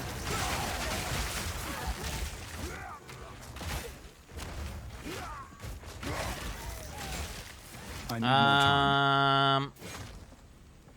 I mean, I haven't decided 100% I'm going to practice, but it depends. I need to talk to some people who actually know what they're talking about. If it's like, the thing is, if it's like a 50% chance I'll win, okay, I'll take that chance. But if it's a 100% chance I'll die, well then I don't want to do that because it's just a waste of my time. Either A, I don't fight the boss, or B, I practice. Right? Because I'm not gonna like this. Why would I do that? Like that's just killing myself. If there's a 100% chance I die, that's just suicide. There's no opportunity. It's just cost. I need more time. It's just like, oh yeah, you just lose. well, I don't want to lose, so then why would I just pick the option that makes me lose? Well, that doesn't make any sense. Ow, ow, ow, ow, what the fuck? I'm not ready. This motherfucker just teleported over, what the hell? Save my time.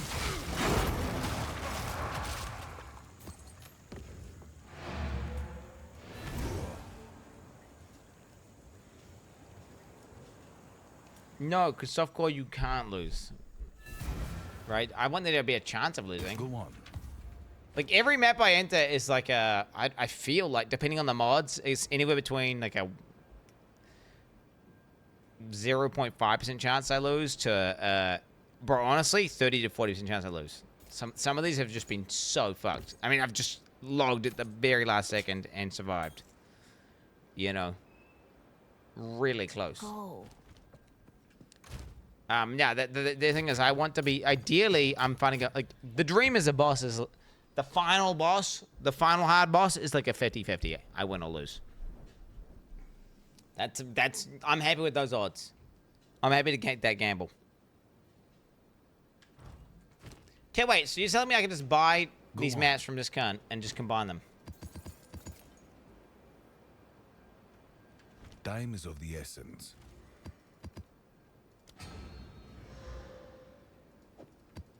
You can just print tier 15 maps. What? Should you alchemy up these, chat? Nah, it makes it more likely to brick. And I don't want to brick them. I just want to get sustain here. I just hit monster damage twice, bro. Seriously? Nice. Nice! Oh my god, I got really good really good ones there. Well, it just changed it to positive only. I mean, I'll allow this. Oh yeah, I have fucking points in my thingy. I killed like some boss and it gave me points. What did I get points in? I got map boss stuff. 25% rarity divided by map bosses. Goes quantity. Hell yeah.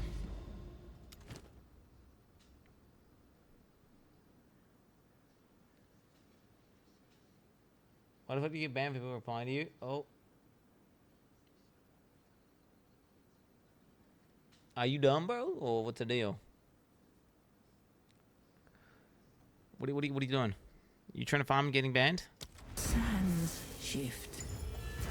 It's because you're attention seeking. If you talk about the fact that, like, you're wasting ZU's time. If it's a message that's talking about, like, oh, why did you get banned for just talking about people replying to you or something, it's because the bot sees it as like, oh, this is a message that's wasting my time. If you're just typing normal messages that aren't like self-aware about the fact that you're gonna get banned, then you'll never get banned. Crawl. Like it's super hard to get banned by ZU unless you say, at ZU, fuck you, bitch. Oh, why do you get banned for people replying to you? Like I just fucking deliberately baited a ban. But why do you get banned? Well, it's like you sticking your foot into a vat of acid, and you're asking yourself why your foot got, you know, corrosively burnt. Okay. I mean, you put the foot in the acid, bro. I ain't, you know, what are you doing? Why is this game so slow? I'm not ready. Is it that slow though? My damage is getting kind of sick, chat. Dude, can you believe I'm level 85, chat, with no divines? I'm in tier 15 maps, farming the end game, and I have no divines drop. I'm not ready. Owie, owie, owie, owie. Am I gonna die? Help, help, help, help, help. Where are my divines dropping? I'm divineless, bro, straight up. I can't yet. 4-6 kills, mate. Doesn't matter. I'm in tier 15, tier 6. I'm in tier 15 mass, brother. Should have divine at this point. I'll do kills though. Leech creature. Kills. 57k monsters.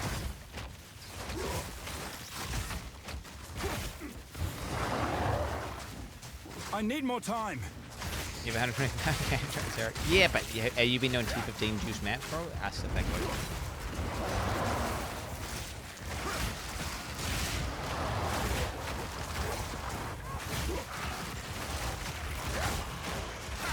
These are juiced. What's my playtime, chat? 2 days, 9 hours. That's 48 plus 9. Oh, it's actually 10. That's 58. I played for 58 hours. Bro, I played less POE than Ezekiel from Drop Range. What the hell?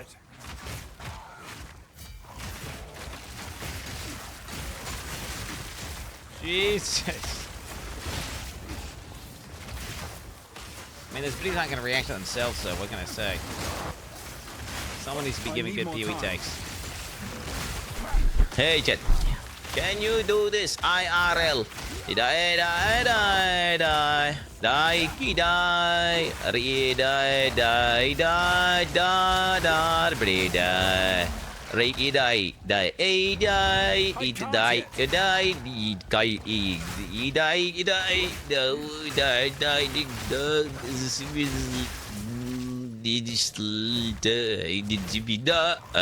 die, tree, die, die, die, bas, die, Adelaide, Isles, Anyone want to skip this, guys? Anyone else want me to skip?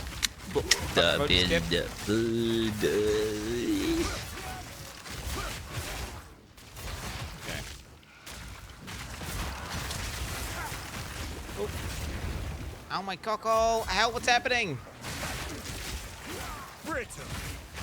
Fucked up, man. Jesus. I need more time. Getting fucked up. You guys are messing me up big time.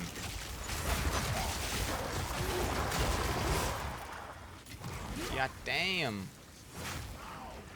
I'm not a channel Benny Vader. I'm a site-wide Benny Vader. We are not the same. Basic. It's not even basic, bro. It just means you're canceled somewhere else. Ready. Right?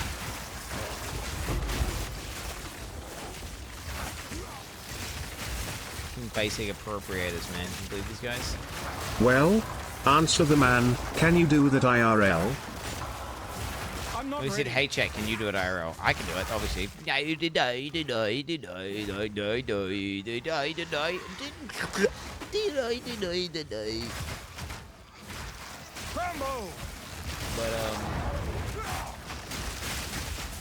I'm not ready.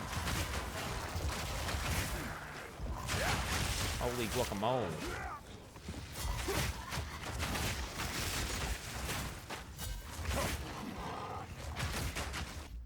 Oh no, I'm canceling every social sitting. Internet IRL. Need to put down the most. Wait. Need to put down most likely. What is this guy? Listen, I don't know what you're on about, little bro. You're just annoying. Okay, I can see why everyone bans you. You're like that guy from the fucking clip that we watched of Mizkiff stream. I need more time. It's likely you. What boss is this? It's gonna be the Medusa lady or who? Oh shit, this guy? Oh dude, is he gonna do cast damage or what? Dude, My Chemical Romance, guys. We got emo music playing. I used to think this was like the most pussy beta cuck music possible back in the day. Like I used to pity and like they were like subhumans. If you listen to My Chemical Romance or Fall Out Boy, those two specifically.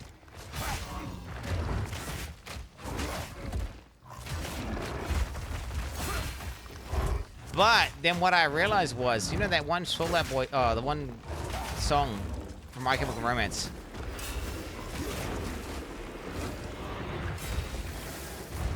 Which, 65 the Black months, Parade is actually pretty bitch. catchy. And I realized I'm just predicting. I need And it more was time. me who was the pussy. If people want to listen to that emo music, they can.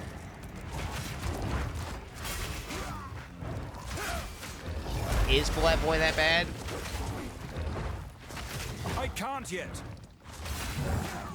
Yeah, let's see, probably. I can't yet. I think that's pretty fucking bad. Whoa! Boom! Yo, wait, I feel like I got a good thing associated with these boots. Something about these boots tells me that they're good. I don't know if it's just the asymmetry going on there, or are they actually good boots? I need more time. My brain is saying those boots. Wait, they're not relocation. They don't look like at all like relocation. Are they the pinning boots? Is that what they are? The turbo pin? Like all damage is pinning or something? Ready.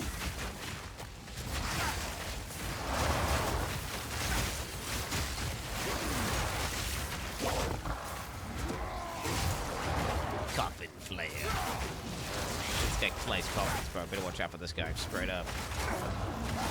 I'm not ready. Okay, wait. I get a double map, right? If I kill a boss, I get a map, and then also if I kill all the rares, I get a map. So I should get 2 maps. I'm not ready.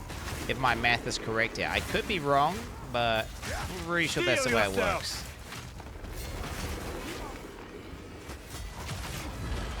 No challenge. Boom, another one. Yeah, this map sustained is bitch, bro. This is why we don't like determinism. It's the chance of something dropping that gets the dopamine proccing. If you know it's happening every time, it's not even you don't get dopamine hit. It needs to maybe happen, not to happen every time. Straight up. Better dimension bleed build. Do you know what I need to do? Is I need to get rid of.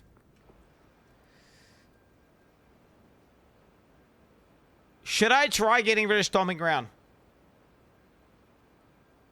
For 5 years watching Quin grow up, or at least grow old and whine. For 10 more years of Poggy's streams cheers. Have you tried killing more mobs for the drops? Denial of reward. Yeah, this is mate, what are you doing? Zero mirror, Andy, bro. Zero mirrors, man. Zero mirrors. Wait, what do I have one of those? Go.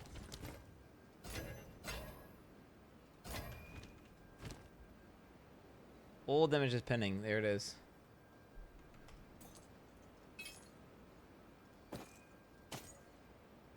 Guess we keep one of these. Fuck it. Quicken your Type kills. I already typed kills before. We were just discussing my kills, little bitch.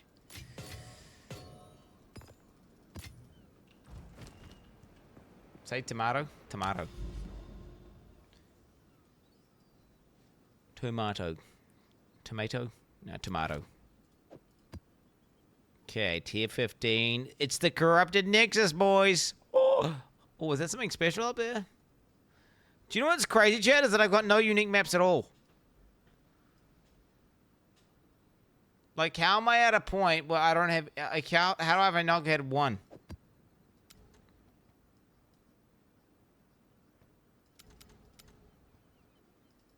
You cannot access this map. Requires at least 4 mods. Oh, frick. Dude, I've done tons of mapping. What the hell? Problem for you. Okay, we're gonna have to regal this fucker. I'm gonna have to slam it. Don't fucking break. Tier 15, yellow map. Big dick Nexus, baby. Big, huge dick Nexus. Let's fucking go. Big dick. Big old dicks. I did. I slammed the fuck out of it there, boy.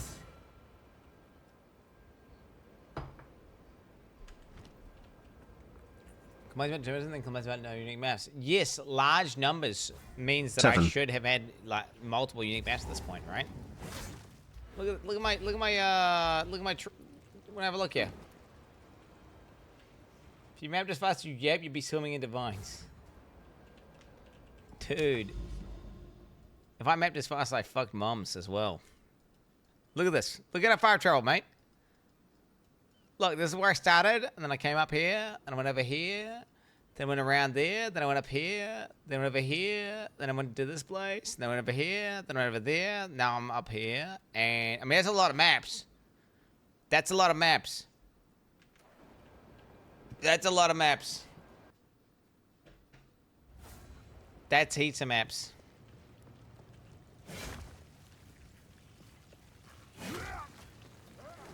Sure, way less than you've had 3 unique maps. Yeah, I think I'm just unlucky. Either A, I'm unlucky, or B, I'm blind and there are unique maps in there and I didn't notice. But, you know, I'm sure Chow would have noticed though, right? And told me, like, oh shit, unique map.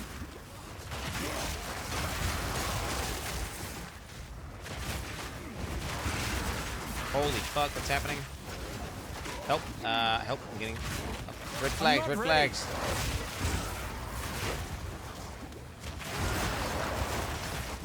Nothing bad's happening yet.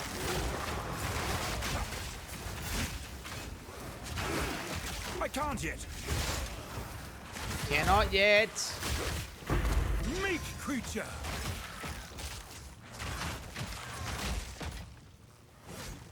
When is the new Wilson League? The new last EPOG League? It's on the 17th. It's the 14th currently. Although, wait, it's 18th my time, so 4 days. Am I going to play it?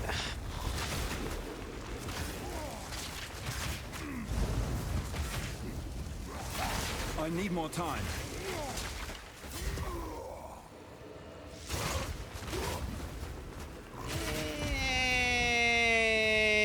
We'll see. We'll see. It depends on the day. You know, I'll just wake up that day and be like, yeah, maybe. Maybe. I can't yet. You doing this well? What do you mean? I literally, whenever there's the last Epoch League, it's like a 50% chance I'll do it. I need more time. Fear will best Nah, let's be real. I'll probably at least guarantee just try that. You know, just try it, right? It can't hurt to just log in and give it a try. I'm not ready.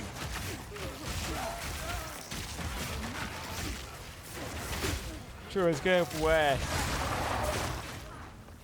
Yeah, we're gonna have dash, right? The flames hunger. Oh my god, I got a fucking Exile! Pog is in the chat! Let's kill these mobs off first, beforehand. Oh, what is that? She's getting wrecked, bro. Owning it. Blaze of glory. Yeah, shooting out little fire. What's she doing? 0 damage per second? Shit build. Shit build right there. Damn, she's some shit gear. I can't yet. That's it. Did I get the thorns on him? Am I going thorns now, boys? Is that what's happening? I need more time. I need more time. Oh, fuck. I mean, which way do I want to go? A map hack is telling me. Huh? I guess I have to go around the long way. I can't yet. I can't yet. Has anyone been one-shot by some bullshit Exile yet? Where it's like, the Exile has some combo of items which is just completely broken. You know, like, I was thinking like maybe a Thorns build, right? You just go on and attack him, you just kill yourself or something stupid like that. Whoa.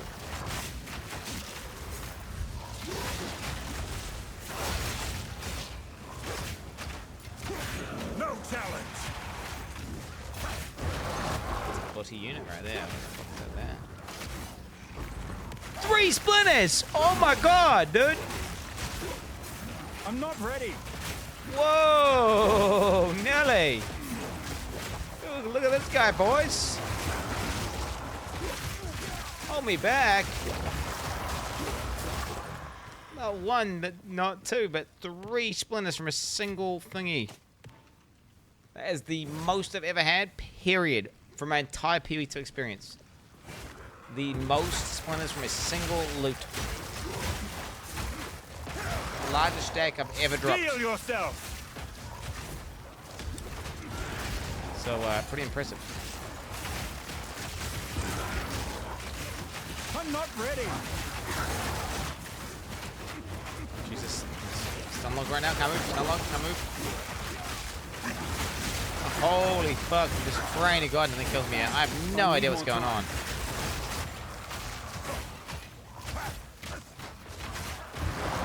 Damn, bro. I can't yet. So you know what I need to do is I need to fix my build. I actually have like 1, 2, 3, 4, 5 dead points. Yeah, I can get a whole wheel right now. I need more time. I've just been too lazy to spec them, so just kind of let them sit there. Huh? Oh yeah. I need more time. Rage with dead points. Well, I already have rage. I don't need those rage points do really nothing. It just means my rage is up faster. Is all. Oh my god. I don't know anything. I can't yet. Even if a sound issue with the King of the Mist, we Here, just get stuck go in the buy retail. yourself something nice. Yo, Lawless, chair, bro. I'm not ready. I'm considering getting the Mac, bro. Considering getting the 20k Mac Studio. Some shit, but I can't really justify it, you know? Before. So if anyone can just give me 20k to buy it, let me know. I can't yet. That'd be great. How do I take my sub back? Oh, yeah. Yo, am I gonna dog shit AI, Lawless?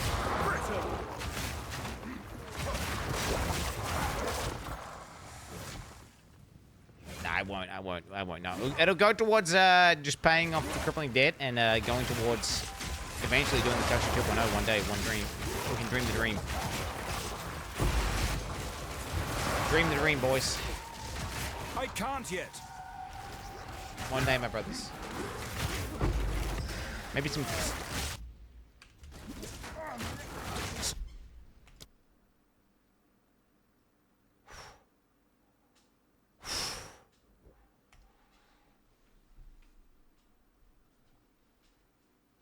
God dang, I just stunned. I can't move at all. Just perma. I need to get stunned. Dude, I'm just gonna get stun reaction.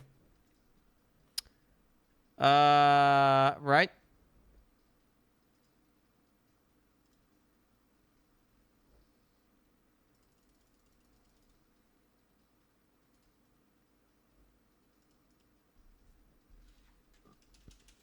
Okay, to do. All right. Start up a timer for 14 minutes and 30 seconds.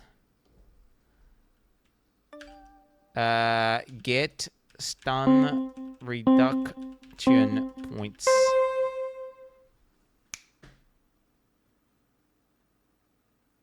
There it is, bro. There's a really nice one. You can play last epoch in your 15 minutes, log out window. Yeah, I think I'm good, bro. Log out core mega pussy.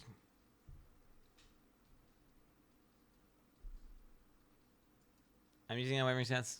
Yeah, I think there's a wheel that says something like strength, stun threshold, and then your strength adds to your stun threshold. I'll get that and see what happens. Level another character while 15 minutes passes. Well, how about I just interact with Twitch chat for 15 minutes and be considered that? You know what I'm saying? Sounds like I got some IRL dog shit, trash, complete ass I got to deal with that I'm just not looking forward to, chat.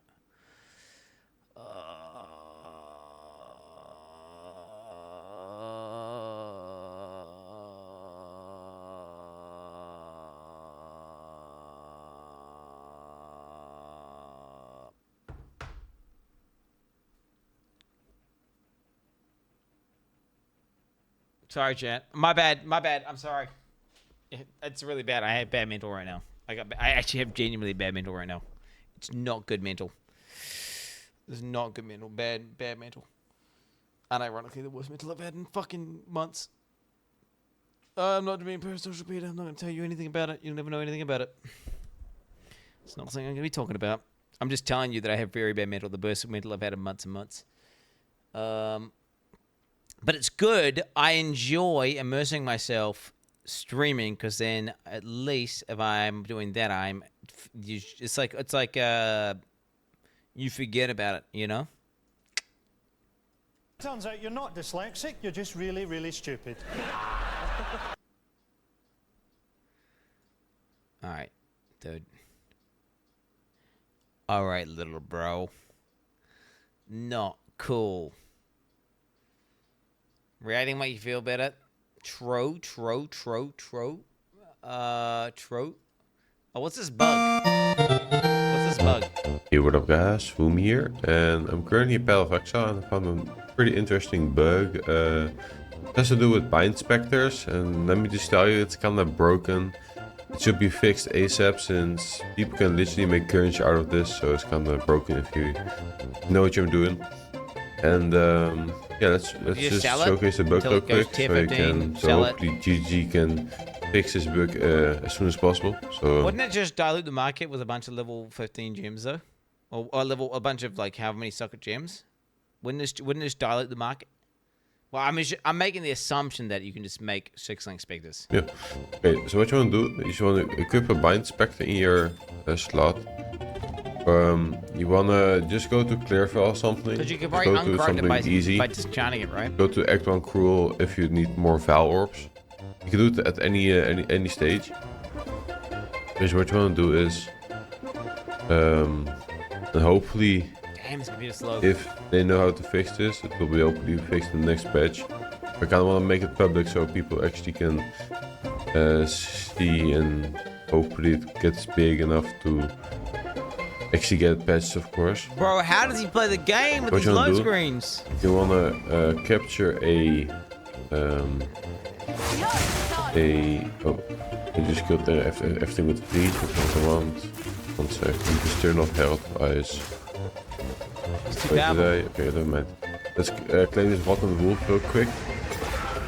Now it's in my inventory. What you want to do? Put a Val Orb on it. Now I have 3 sockets, right? I'm gonna go back to the portal, to town. And once you're in town, you want to disenchant the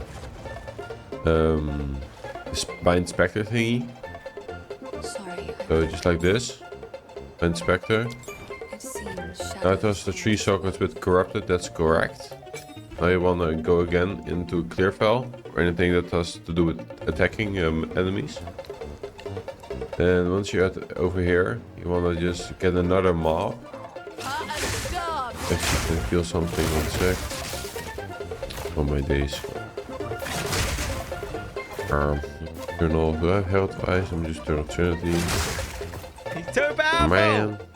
He's too powerful! What is it asking me to do? Okay, let me just... GGG, nerf him now! Why can't I actually... Normal. Okay, just like that. I'm gonna claim the rotten wolf real quick. And now as you guys can see, the corruption is completely gone. Yeah. You can do it again. Then you gotta run the corruption again. So all it does though, right, is just make a bunch of 6-link free specter gems. Which at least it doesn't destroy the economy. It just destroys the economy of 6-linked specter gems. See the whole bug. So hopefully GGG can fix this. So yeah, if you guys enjoyed this short little bug report thingy, I hope you don't enjoy it because it's kind of, I don't know if it's bannable, but yeah, this is how you do it, and hopefully GGG can fix it, and yeah, that's kind of it. Thank you for watching. Well, no, it's not account bound, right? Because you can unaccount ban it, right? But wasn't it not account bound a second ago? After he just sold it, after he just done the DE, because it turns back into a normal gem, right? Or does it not? Is that, or are they all just account bound? So you can't even sell it at all.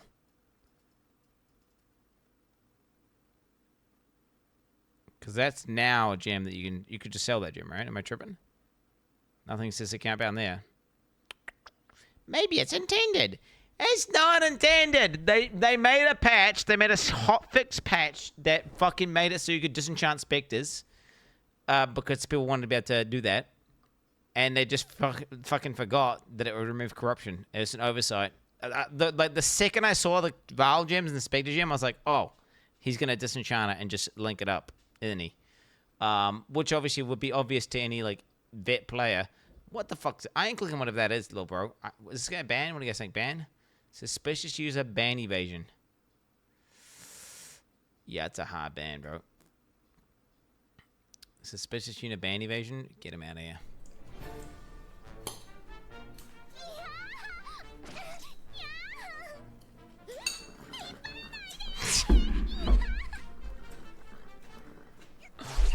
Yo, what the fuck are we watching, dude?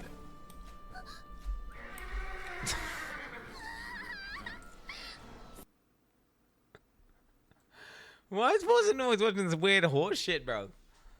What? Can someone explain why Forza's always watching some weird ass horse shit? Like, he's always watching some weird horse stuff.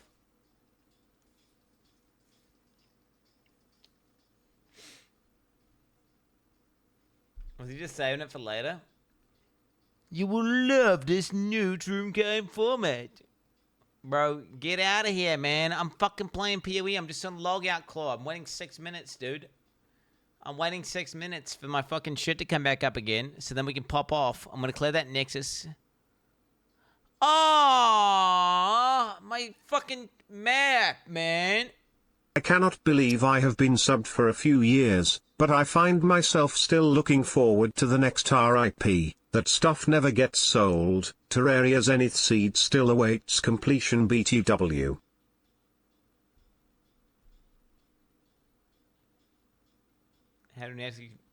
How I started making water kefir? Nah, bro. No. I mean, yeah, you just put kefir grains in there, right? Top up again for you tomorrow. Batista games to use. I saw this video getting advertised to me, but then I saw it was 60 minutes, and I was like, fuck that. I'm good. Why am I logged out? Because I have to wait for the server to expire. Okay, guys, I'm getting depressed. This is depressing. I hate this. I fucking hate this. I'm left alone with my thoughts right now, guys. Have you seen this? Oh shit! There's a new Mission Impossible trailer. This can't all be true.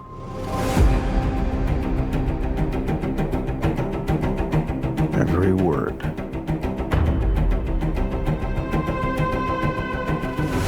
CIA Black Vault break-in. Am I reading this correctly? The Kremlin bombing? In fairness, the bomb was actually meant to kill him. He gassed a security briefing. That was just 2 months ago. This explains the handcuffs. It's still not clear why he's here. If we want to bring the world back from the brink, we have to deal with him. Should he choose to accept? Smart people on every side are close to panicking. What exactly is your plan?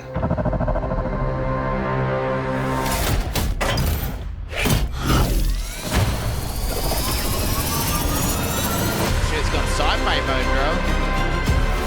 Do you know what's crazy, You've been betrayed, Ethan. All your secrets compromised. I never watched Mission Impossible movie. Everything you are. Everything you've done. I've never watched it. Has come to this. You gave him an aircraft carrier? Our lives are the sum of our choices. This was your calling, your destiny. I have no regrets. Neither should you.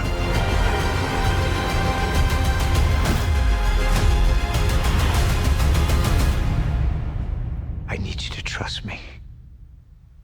One last time. What's better? I watched Edge of Tomorrow, and I thought that was okay. Is it better? Is Mission Impossible better than Edge of Tomorrow?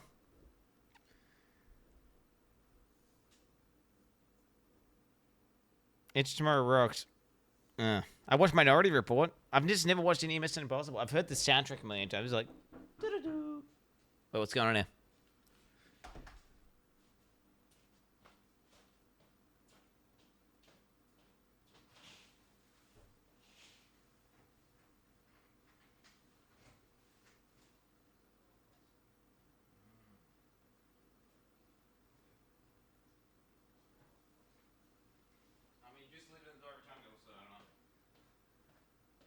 If you want to, you can. Yo. Oh shit, replacement mouse, boys. Replacement mouse. Replacement mouse. Yeah, baby. Is it gonna fix it? It's gonna feel amazing, right? Just not having the constant bugs. Damn, I'm just ruining this box because I can't get it open. Can I, chat? Question is, can I just... Guess I just replace it with a fucking thing?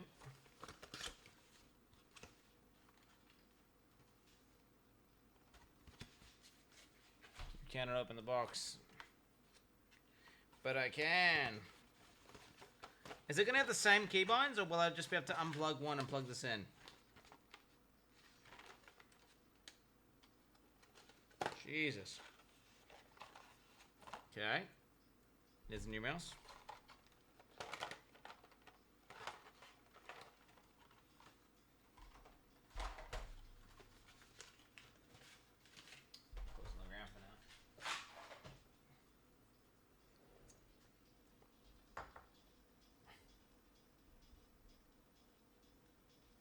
Okay. Wait, this little thing here, is this little thing here going to be synchronized to this mouse? It probably will be, right? Oh, shit. Ooh, ooh, oh my god, guys. Wait, what the hell? The hell's this? The hell is this? The fuck? They look... The fuck?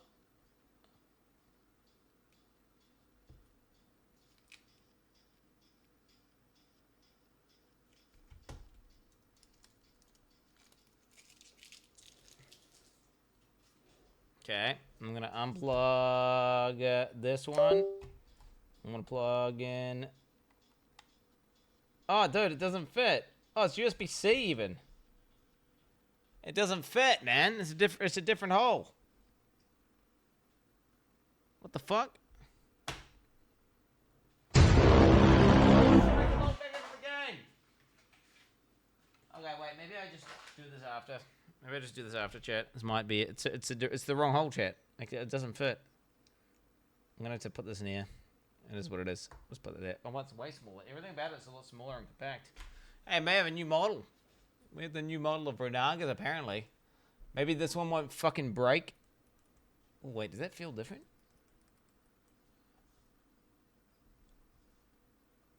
Or do you think it's gonna be better, or you're gonna just use cheaper components?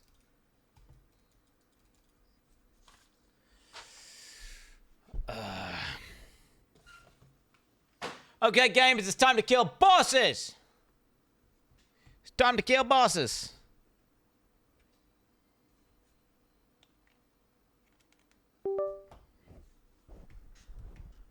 Yeah, baby. No, seriously, I'm about to kill. I'm about to go in and I'm killing the fucking boss right now, boys.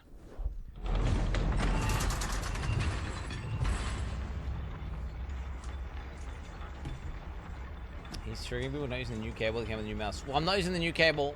The new cable doesn't fit. Well, the old cable doesn't fit to the new mouse. So then it's not, the new cable also doesn't fit to the device that would make it wireless. Basically, I cannot use a new mouse unless I go under my desk, unplug some shit, plug this in, and then it's going to probably be different keybinds. And then I figured, do you know what? There's so much of a hassle that I can't be fucked, and I'm just going to do it off stream. Bro.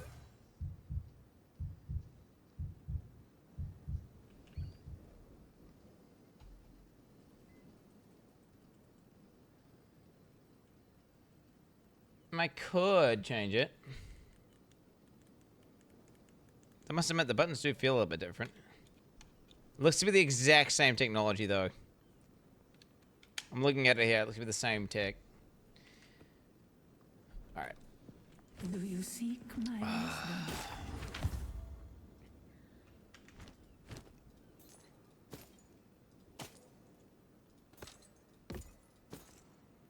Pain attunement, 3 to 10 4-inch damage. That is not very useful, is it? Move along now. What the fuck is this? The fuck is this? Okay, boys.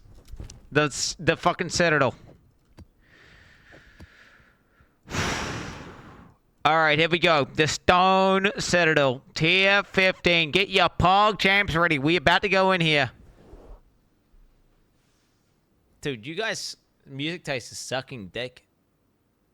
Like, your music taste is sucking dick right now. I need to take a piss. Get your Pog champs ready. We're going into Stone Citadel. It's gonna be crazy. It's gonna be the... No, it's not the first time I fought this. I think I must have fought this before. It's gonna be the second time I've ever battled this. Am I gonna die or am I gonna live? We'll have to see. One sec.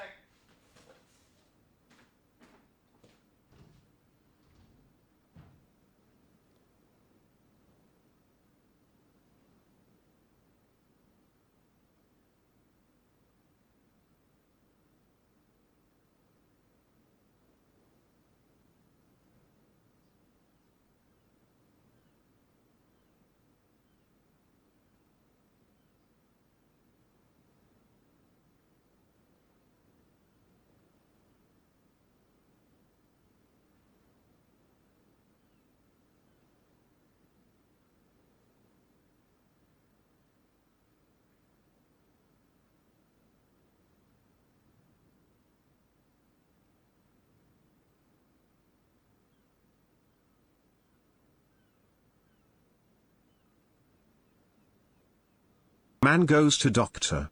Says he's depressed. Says life is harsh and cruel. Says he feels all alone in a threatening world. Doctor says, treatment is simple. The great clown Quin69 is in town tonight. Go see him. That should pick you up. Man bursts into tears. Says, but doctor, I am Quin69.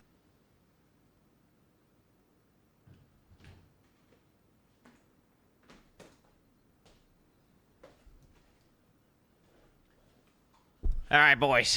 I'm logging in. When's have I failed this, by the way? When's have I failed this? Like, do I just lose the Citadel? Can I just keep attempting? I need more time. Like, what if you go in and don't kill the boss?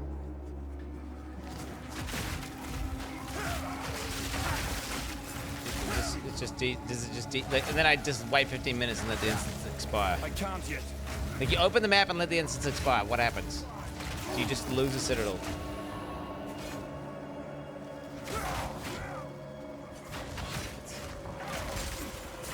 I'm ready for rip. I ain't ripping here, little bro. No, not this guy. Oh shit, should I get the stun immunity before I should get the stun immunity?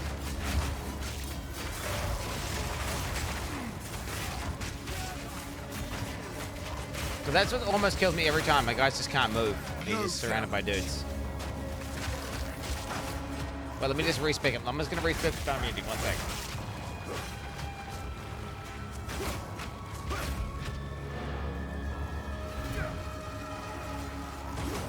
Fuck, you're playing a different game. Laughing while crying emoji. Laughing while crying emoji. Laughing while crying emoji. Hey, I'm playing the most meta overpowered build, by the way, on Softcore Trade League.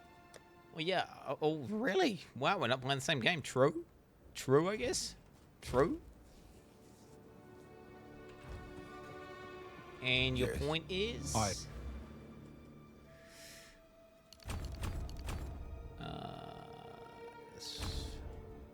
Okay, stun threshold. Strength, stun threshold, strength, stun threshold. 3 stun threshold per strength. So there's strength. I mean, that can't. That must be stun immune at that point, right? Like, if I'm not stun immune at that point there, my mind. then there ain't no way. There ain't no way. I can't yet. Right? Like, if you do a whole wheel of stun threshold, you should basically be immune to stuns. Changed my mind. Because back in my day, you could get stun immunity for 1 point. Okay, I just got stunned, so not a good sign. Not a good sign. Maybe the key to getting immune to stuns is just getting tons and tons and tons and tons of life. I'm not ready. Think you do, but you don't. Well, there was a trade-off with it being stun immune, right? You would have to have a build that had no evasion in it, right? So I would love that node back. So I would totally take that trade. I would take no evasion, immune to stun. The fact is, the Ghost Routes evasion guys, those motherfuckers never get stunned because they have an energy shield, so that natural chance to avoid or whatever. Plus, they have the evasion, so they never actually get hit. So what are as strength users supposed to be doing? You know? Time. Holy fuck! I'm getting stunned.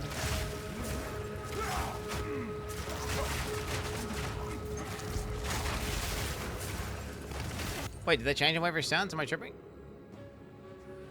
No. You cannot dodge roll, bro.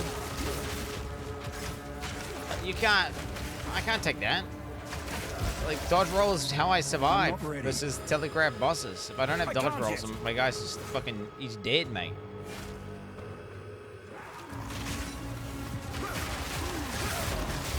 He's turbo dead.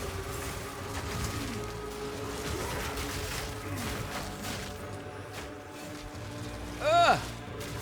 The only way you're taking that note is if you're, I mean, playing click to move and playing a build that's invulnerable.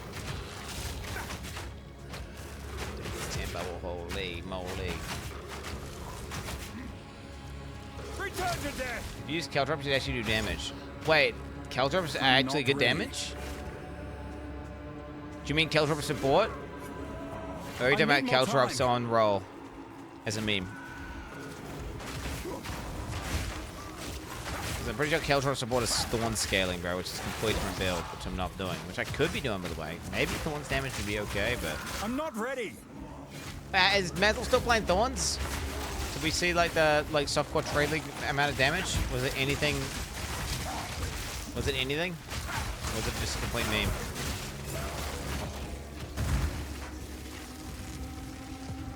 I need more time.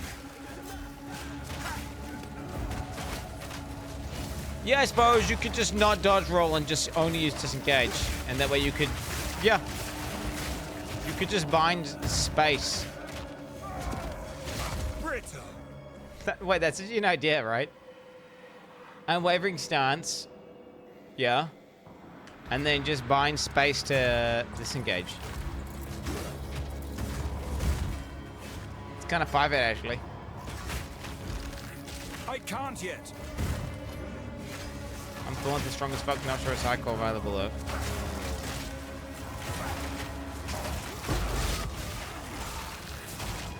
I need more time. Yeah, you can't really exactly spam it, right? Because we need to. And it's a shorter window of immunity, I feel like. I'm not ready. Maybe not, though. I don't know, actually. How am I still getting stunned?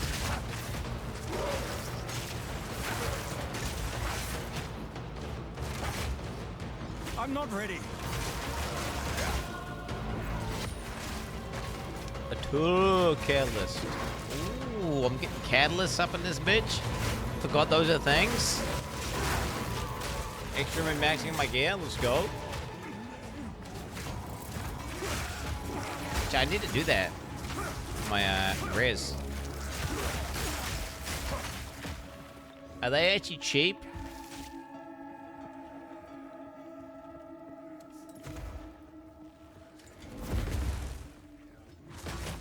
I need more time. Because you think everyone's going to be doing Breach, right? Because there's not many game mechanics in the game, so people are just doing Breach. And naturally, maybe it's actually quite cheap to get catalysts. Whereas I know catalysts in POE 1 are super, super expensive. I can't yet. Like getting a fertile catalyst in POE 1 is... Ugh. Feeling damage? Mate, this is what the game is balanced with. This is what a normal build looks like. That's not, I can't yet. You know, I've not got insane gear. It's not meta or anything. It's just this is just a normal. I've got an ability that does bleed, and I'm sitting there, I'm bleeding the monsters. I can't yet. It's got some little techniques here, like this whole jump back strat where I do insane bleed ramp here. But you know, this is what it looks like, mate. Boom.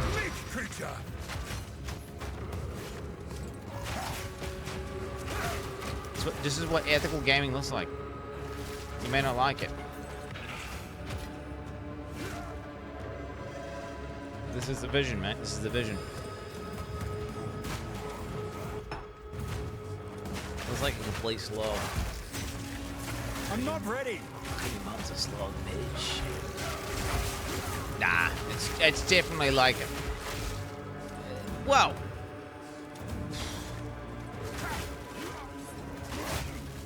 I need more time. Let me think, yeah. Let me just think about here. What do I like?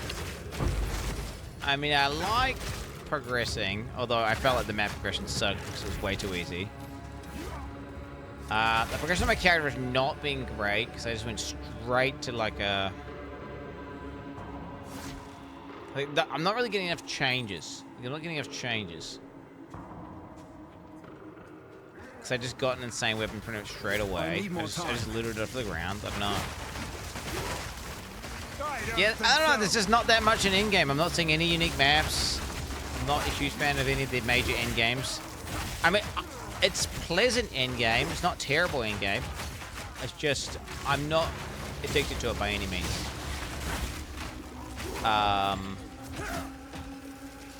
It's not like what I would do in like a normal POE league where I'm so excited to get to the next thing of the new league mechanic, right? And try out some other bullshit and do some, you know,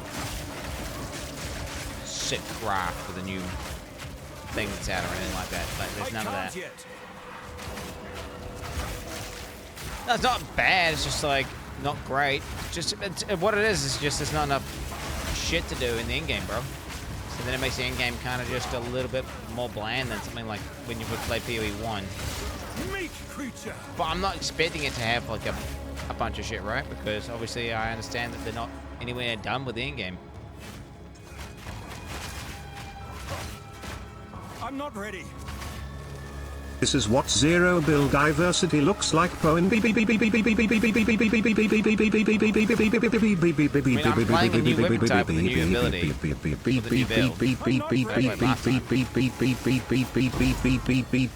Yeah, whenever I was playing Racetrack for the second time, that was pain champ. Doing Racetrack again. I need more time. Like that whole like just doing whenever I leveled maces, it just felt exactly the same. Like, to the T. It just felt like a bone shatter simulator. Let's be real. I can't yet. Well, yeah, people playing Lightning Strike has no effect on my gameplay whatsoever. I don't care that people are playing Lightning Strike. That doesn't...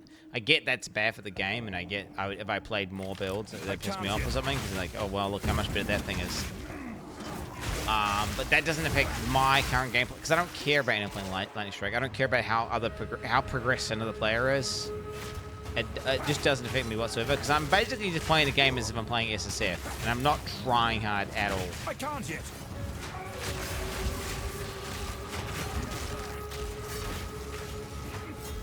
I feel like the talent tree as well just feels a bit, I don't know. Like, there's not enough fun shit to try. Looking good, Quin. Let's be real. What's your diet and exercise regimen? I'm not ready. Kefir yogurt, mate. Kefir yogurt. Let me tell you, I'm smash max kefir.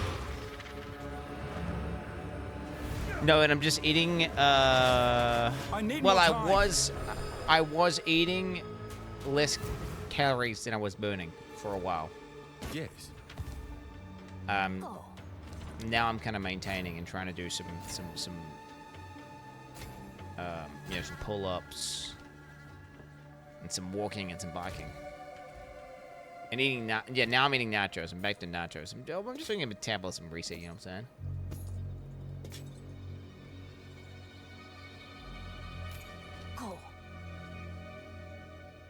I'm gonna literally make a living at it for running the game. It's got nothing to do with... What is fuck going to do with anything? No. No. People are always going to... There's always going to be a meta build. Even if it's not been discovered. There's probably... I mean, there could be even better build. It's unlikely because POE 2 is, like, a lot more basic. But there's always going to be a strongest build. And people are always going to gravitate to the strongest build. Now, if something is, like, just 10% stronger than everything else, it's going to be less... consolidation of players. But if something is like 2 or 3 times as good as everything else, people are going to gravitate towards that massively because they just want to play whatever's the bestest. They don't care. Like, what's this most powerful thing to kill the most stealth the fastest? They're just going to play that. It's got nothing to do with Bub Gun or fucking whoever, like Cute Dog or whatever fucking map blasting guy you want to, you know.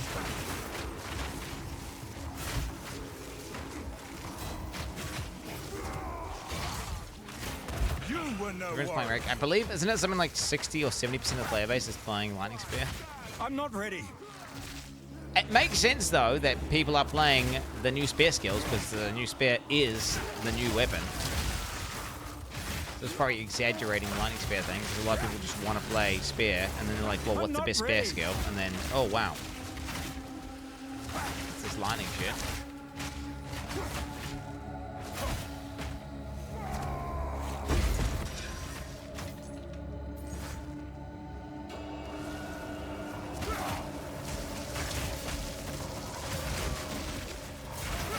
Yeah, speaking of playing an ethical build, though, these maps definitely are too big.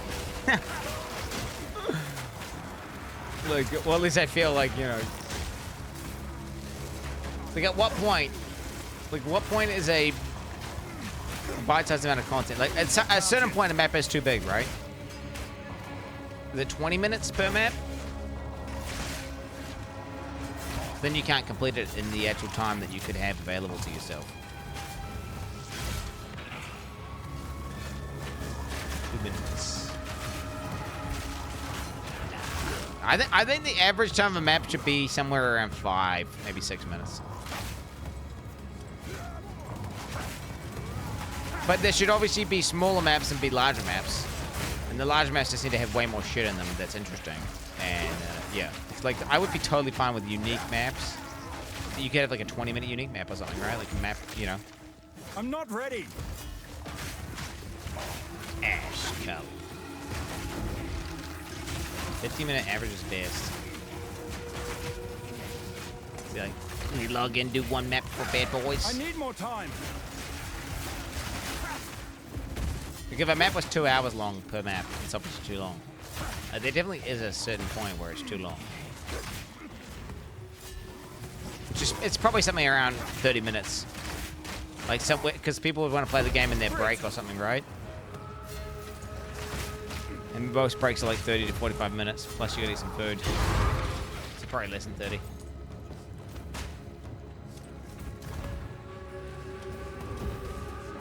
Wait, where the fuck is Doriani? Huh?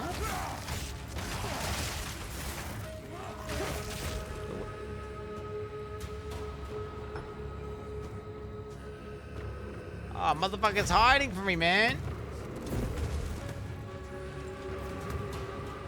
Nah, GGG, what the fuck? I'm so, like, this just shows you the problem of the game. This is an issue. Okay, my best teleport is... So I'm here, we've got here.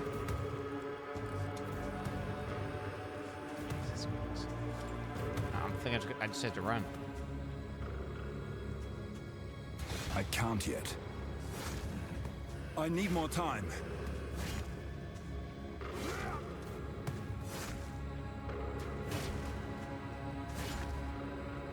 I need more time. I can't yet. I was looking for the boss icon the whole time. I just missed it. Like I walked past it. I didn't see it. I don't know. I don't know if it was too far out or what. I was actively looking for it. I mean, it must have been there. I just didn't see it. Yeah. Ah, then again, maybe I knew. Maybe I. I'm not ready. I've only done this map layout 2 times in my life. Maybe if I knew the layout. If I knew that it was just no Doriani layout, then I would know that the boss is always to the left. That could just be like a skill issue of like, well, a mastery issue of not knowing, like a knowledge check that I failed. Because if he's always to the left, well then I shouldn't have missed him. I'd like to buy your amulet. That's Baosu, bro. Nah. I'm not selling to you, Baosu. I'm not selling to you, Baosu. This isn't World of Warcraft, little bro. At the eve of the end, the demon of Atwell has finally come for me. Okay, here we go, boys. Get your potions ready! Nothing can stand against us.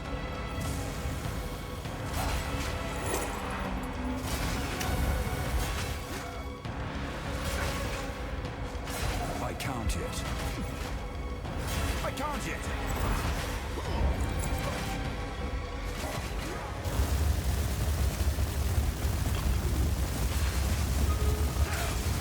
Oh shit, that's the damage.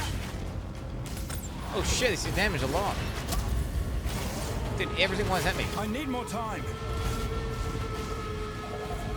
Give in.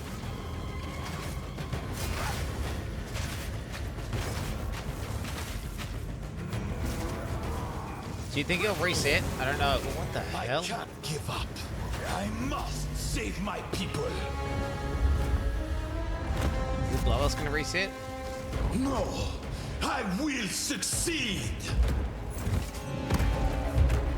Burn to ash, demon of Atwell. With your true might. There is no escape. I'm not ready.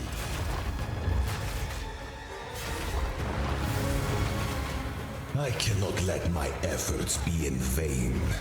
So you sure they've definitely fixed that mod, right? I'm not ready. I will crush you. Face the might of the Val.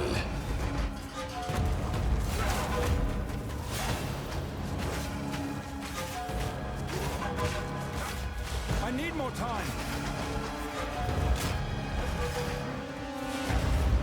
Let's see you survive this. This motherfucker had a lot of armor. Face the might of the Val. You think you can run? Let me show you what true intellect looks like. I will burn you alive. Nothing will stand in my way! I can't yet.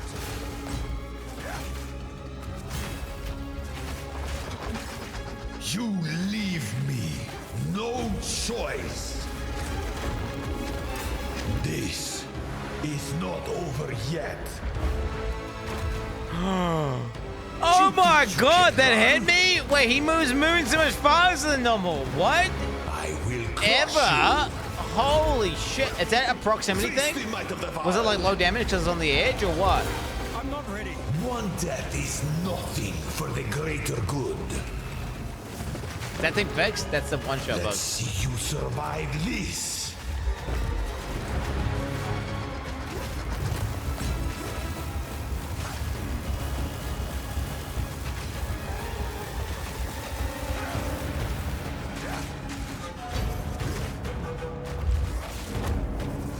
Okay, we got huge damage. I need more time. Boom! You like that shit? Yeah. Big deck, baby, big deck. Reverse the polarity. Bro, does that do less damage in the middle? I hope that...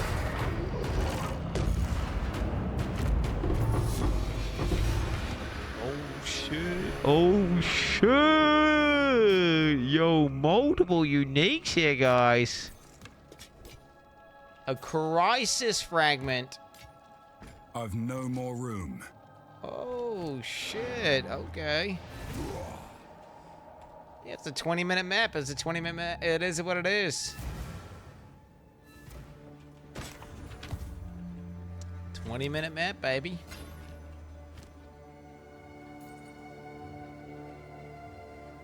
Oh, T5 hybrid. 0 out of 4 breach bosses. 0 out of 4 simulacrums completed. How much Doom was 0 worth? out of 4 King of the Mists done. Nobody cares, bro. Thorns can retaliate against all hits.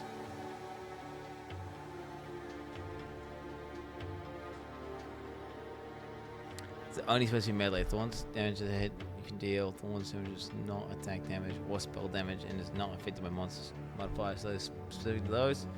If you have Thorns damage, you inherently retaliate against melee attack hits, dealing Thorns damage to the enemy that hits you. Electric Thorns will retaliate against any kind of hit rather than just melee attacks, except that you can never retaliate against the enemy's Thorns. Otherwise you can create an infinite loop, couldn't you? Interesting. Go. We'll keep that. As Doomfletch worth anything, chat? Attacks them gain 50% physical damage, extra damage of each element.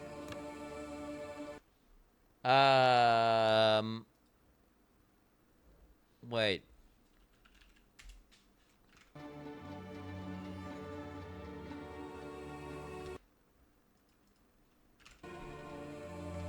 Doomfletch. Come on, be worth tons of money. We tons of money. Oh, yo, it's worth money. Do you reckon that guy be price fixing? What do you reckon? Oh, we got a perfect roll. We got the perfect roll. Look at that. 50 out of 50. Oh, he got the perfect roll as well. What the hell? 7 to 12. What are we talking now?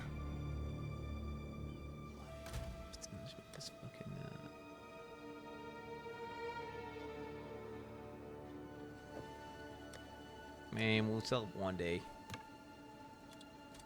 Divine Orb. Hey. W. Get that shit up there, baby. Yo! What? Holy, look at that helmet, bro. Look at that helmet. Dude, Casris.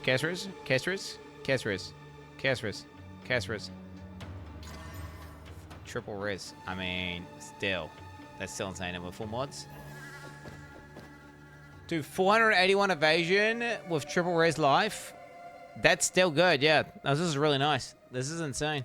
This is still insane. That's worth heaps. I mean, I legit want... I bet you I meant to find anything with this. Like, there won't be anything. Yeah, even with just... Like, that amount of evasion rating is insane. Even if we get triple Rizz life, it's still worth... But the evasion... Dude, the evasion rating I got is crazy. Which is good for an evasion build.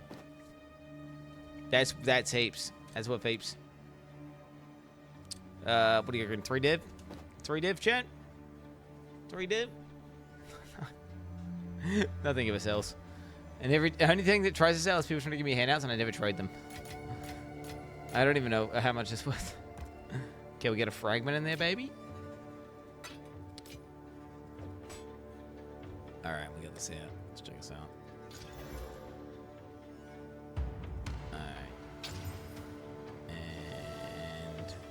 I'm gonna slam this anyway. Come on. Continuing the slams. Still open prefixes. Hit 5 damage. Okay, it worked. I could... Let's actually cast off this dude. Fuck it.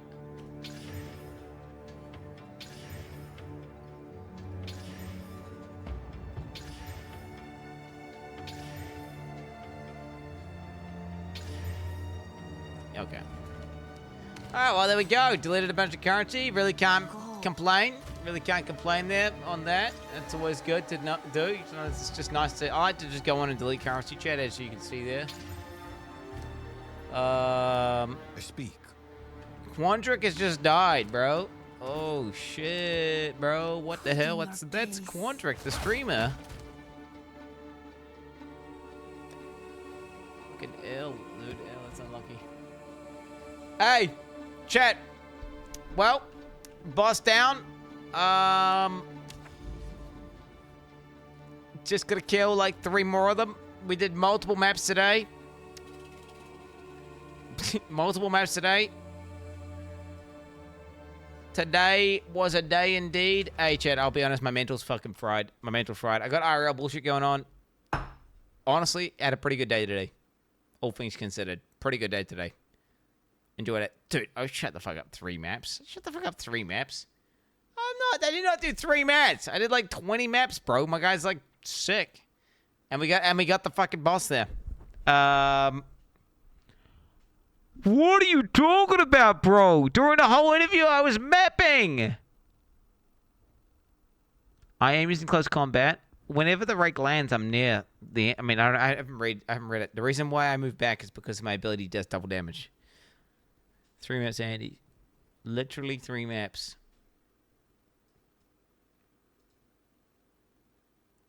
Oh my god. Okay, can we get some positive vibes here, please? Hey, tomorrow, chat, it's going to be a shorter stream. Again, I said this, I'm going on holiday tomorrow. When I say holiday, I'm just taking my kids out on holiday. Hopefully I can enjoy and just relax. So I'll be doing a shorter stream, and then I'll be leaving the second episode ready to go. So it'll be ending at like 7 a.m. NZT, maybe 8 a.m. NZT. So, and then I'll be taking a day off. Chat, that's right. I'm going to take my first day off in many years. Not because I'm banned. An actual just, you know. And I'm not going to work. Just going to fucking chill. All right, should be good. But yeah. Till next time, boys.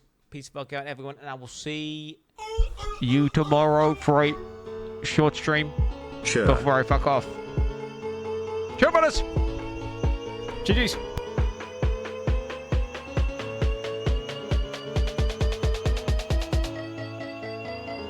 Just as I can.